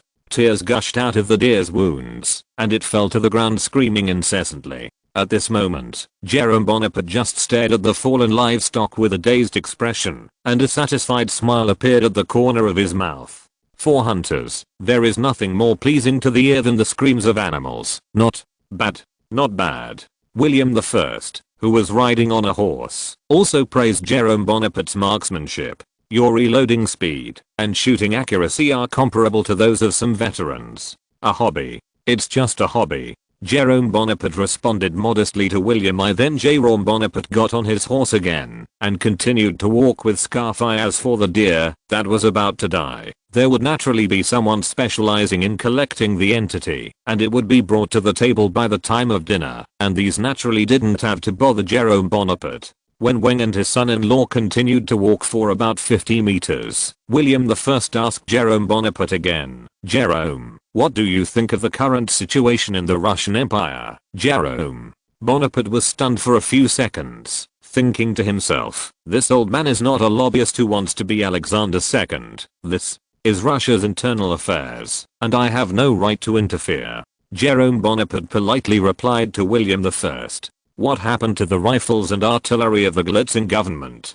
William I asked Jerome Bonaparte again. Sure enough, it was Alexander's lobbyist. "Those are just commercial exchanges, and they don't represent the attitude of the French government." Jerome Bonaparte said to William I without blushing, "Our government can't even ask for orders from companies. Take it. If you take care of everything, will the empire continue to develop? What about the Polish and Hungarian volunteers who appeared in the Galitzin government?" William I asked Jerome Bonaparte again, "You should ask Franz Joseph and Maximilian." Jerome Bonaparte continued to shirk responsibility. William I glanced at Jerome Bonaparte, sighed and said to Jerome Bonaparte, "Hey, I knew it, you would say so. Cough, cough. Lord Tarzan. I really don't know. Jerome Bonaparte continued to beat him to death without admitting it. Anyway, as long as he killed himself without knowing it, then Alexander II would have nothing to do with him. Alexander II can't turn against him now. Jerome Bonaparte believed that even after the end of the war, Alexander II would have to carefully consider the price he would have to pay for turning his back on him. Because the post-war reconstruction of the Russian Empire is inseparable from the support of the French Empire. I knew it, you would say so. William I repeated again, and then changed the conversation. However, Augusta may be unable to defend. Jerome Bonaparte's expression froze. He forgot that Queen Augusta was staying with his mother Paulina, and Queen Paulina's family was the Russian Empire. In case Augusta relented, Jerome Bonaparte would not end well. Of course, Jerome Bonaparte was not worried that William I and Pauline would harm them. After all, the interests of the Kingdom of Württemberg and the interests of France have basically been bound together. It doesn't matter. I'm sure Queen Augusta won't know. Jerome Bonaparte responded to his father-in-law with a smile on his face. The subtext is that he doesn't want to discuss these things. Alright. Then, William I nodded, not tangled in discussing these issues. The two continued to hunt until about 5 p.m. It's getting late. It's time for us to go back, William I said to Jerome Bonaparte, after shooting a hare in the distance. That's true. Jerome Bonaparte also nodded. Wang and son-in-law turned their horses and turned back along the route into the forest. The hare shot by William I was also picked up by the cavalry guards and returned together after all the inspections. Jerome Bonaparte finally shot 8 game animals, and each of them was a hit point, and William I shot 7 game, of which 2 only hit the second round point. So the winner of this game of hunting is undoubtedly Jerome Bonaparte. At 5:30 p.m., Jerome Bonaparte and William I arrived at the Royal Palace in Stuttgart. Wang and his son-in-law entered the palace together, and then Jerome Bonaparte asked where Queen Augusta was now. Your Majesty is in Her Majesty's Queen Paulina's room now, the head of the royal family replied hurriedly, and then asked, Your Majesty, do you need me to call Her Majesty the Queen for you? No need. Jerome Bonaparte shook his head, then entered the living room with his father-in-law to rest. It was nearly an hour and a half before dinner time. Jerome Bonaparte and William I had a chat while drinking tea. After about an hour, the royal steward appeared in the living room, and he reported to Jerome Bonaparte that Queen Augusta wanted him to go.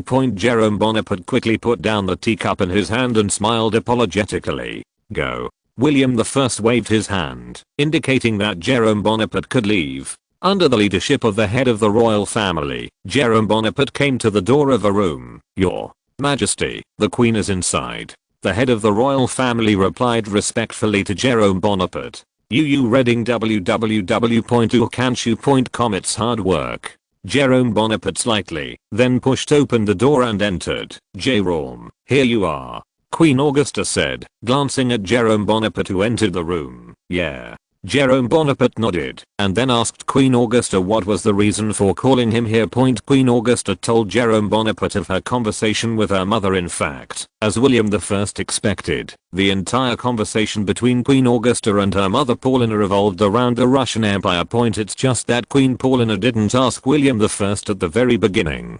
She first chatted with Augusta about childhood events, and then gradually extended the topic to some people in the Russian Empire, and then led the topic to the entire Russian Empire. After Queen Augusta found out that her mother intended to guide her, Queen Paulina had already begun to ask what the French Empire thought about the situation in the Russian Empire. What did you say? Jerome Bonaparte asked Queen Augusta. I said to my mother, I don't know. Queen Augusta responded to Jerome Bonaparte. I told my mother that all the policies of the imperial government are decided alone. What else did my mother-in-law say? Jerome Bonaparte continued to ask. My mother hopes that I can persuade you to give up supporting the Galitzin government and maintain the sacred monarchy. Queen Augusta replied to Jerome Bonaparte. Holy monarchy. Jerome Bonaparte showed a mocking smile at the corner of his mouth. There are 2 governments and 2 tsars in Russia. Which one is the real holy monarchy? Chapter 800. Family dinner. Certainly the government established by Alexander. Queen Augusta answered Jerome Bonaparte as a matter of course. Then, What about the wife of Queen Alexander II, the son of Tsar Alexander II, and the Queen Mother in the hands of Duke Golitsyn? What about the Grand Dukes of the Romanov family who live in St. Petersburg? Jerome Bonaparte asked with a playful smile on the corner of his mouth. This? Queen Augusta pondered for a moment, unable to say a word for a long time. The current Russian Empire is nothing more than the fact that whichever side is strong and strong, which side is sacred. Jerome Bonaparte gently patted the dust on his clothes and said to Queen Augusta, our purpose is to maintain the balance between the two forces so that they cannot decide the winner in a short period of time. This is in the interests of France and Württemberg. Mother-in-law, she is still a little too emotional. You are not allowed to really speak of my mother, Queen Augusta said angrily. Okay, I won't say it. Jerome Bonaparte stretched his hand to Queen Augusta's shoulder and said earnestly, now, go to your mother-in-law and tell her that, if we choose, if she supports Alexander's government, then she will receive news of the destruction of the Romanov family in a short time. The reason why Golitsyn is willing to leave the Romanovs alone is to send a signal of respect for the monarchy through them. If we choose to be one-sided, then there is only a dead end waiting for them. Yeah, got it. Queen Augusta nodded and responded to Jerome Bonaparte, that's right. And my sister-in-law, please explain. Jerome Bonaparte continued to exhort Queen Augusta. After Queen Augusta left, Jerome Bonaparte returned to the living room where William I was. I'm back. Looking at Jerome Bonaparte, who was gradually approaching the sofa, William I showed a faint smile on the corner of his mouth. Yeah. Jerome Bonaparte nodded and sat down on the sofa again and took a sip of the black tea that wasn't completely cool. How is it? I'm right. William I responded to Jerome Bonaparte with a hint of ridicule. Mother-in-law, she really embarrassed me. Jerome Bonaparte put down the teacup and smiled bitterly. Women are like this, easy to be emotional. William I said calmly, fortunately, I have asked Augusta to return to my mother-in-law again and explained our difficulties to her. Jerome Bonaparte let out a soft sigh and responded briskly, I believe my mother-in-law, she will understand us. Oh. William I looked at Jerome Bonaparte curiously. What did you say? I just tell them the facts.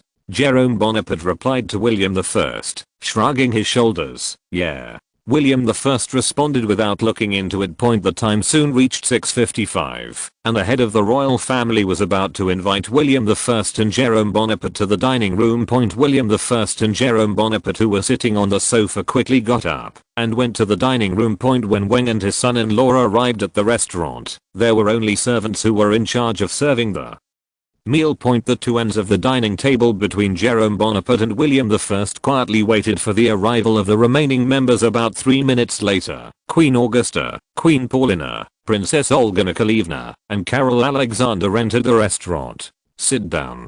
William I, the host, put on the stance of the head of the family and ordered the lately 4 people to take their seats. Augusta sat next to Jerome Bonaparte, Queen Pauline sat next to William I, and Karol Alexander and Olga Nikolaevna sat at the dining table middle position. After everyone was seated, the dinner officially started. The servant in charge of serving Jerome Bonaparte and others quickly poured a glass of wine for everyone present, and then William I first said a bunch of toasts, and then emphasized that this was a family dinner, and finally raised the glass to invite the presence of people drinking together. Everyone present drank the red wine in the glass, and William I said again, Jerome, since this is a family banquet, shouldn't you also say a few words?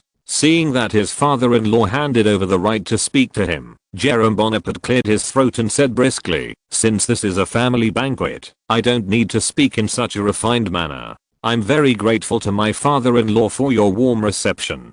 At the same time, I'm very grateful to my brother and sister-in-law for being able to meet me at the train station. The Kingdom of Württemberg is where Augusta and I were born and raised, so to speak our second home. I hope that the Kingdom of Württemberg can become prosperous and strong under the leadership of my father-in-law and eldest brother, and I also hope that the French Empire I lead can cooperate more closely with the Kingdom of Württemberg. As soon as Jerome Bonaparte's voice fell, a wry smile appeared on the corner of his mouth, and he blamed himself. Look at me. I just said it was a family banquet. Why did it turn to another place? I think you abducted well. William I responded loudly, there should have been closer cooperation between the Kingdom of Württemberg and the French Empire. This is a great benefit to both of us. After speaking, William I raised his glass to drink again. After the second glass of wine, everyone present had their first bite. And this first course was the sizzling venison made from the deer shot by Jerome Bonaparte in the forest. Let's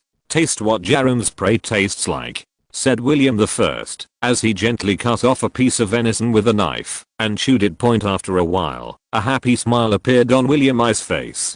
Seeing this, Jerome Bonaparte also cut a piece of venison and chewed it gently. Jerome, Augusta, what are you planning to stay here for? How long? At this moment, Queen Paulina's voice reached Jerome Bonaparte's ear. Jerome Bonaparte hurriedly swallowed the venison and replied, Mother-in-law, Queen Augusta and I are going to leave for Munich tomorrow. Why? Is it in such a hurry? You can't stay for a while? Queen Pauline asked Jerome Bonaparte in surprise. No. Jerome Bonaparte shook his head and refused. We still have to go to Vienna. At that time, we will go to Warsaw with Franz and the others to attend the coronation ceremony of Maximilian, so I dare not too long on the road. So that's how it is. Paulina showed a stunned look. Mother, I'm really sorry. Queen Augusta also apologized to Queen Paulina. We really can't delay for too long, otherwise Franz and Sissy won't be able to explain it. It doesn't matter. Queen Paulina waved her hand and said to Augusta, actually, I'm very happy that you can come over here. Immediately afterwards, William I discussed various anecdotes about Jerome Bonaparte's childhood in the Kingdom of Württemberg. I really didn't expect that the kid who could only play pranks at the time became the emperor of a country. William I sighed and then said with blurred eyes, Jerome, if my sister is still alive, she will definitely be proud of you. My mother. Jerome Bonaparte murmured to himself, and the memories of childhood also appeared in his mind. Although this memory does not belong to him, he can clearly feel the mood of the original owner of the memory from this memory. Oh, that unfortunate sister of mine. Sighed again William I, who felt unworthy of his sister's marriage to the Prince of Montfort. If it wasn't for his sister's sake, he would never have given Jerome Bonaparte the title of Prince Montfort. Father-in-law, your topic is too sentimental. I think it's time to change the topic properly. Jerome Bonaparte, who saw that the atmosphere at the scene was gradually turning towards sadness, quickly replied to William IUU reading www.ucanshu.com. Forget it.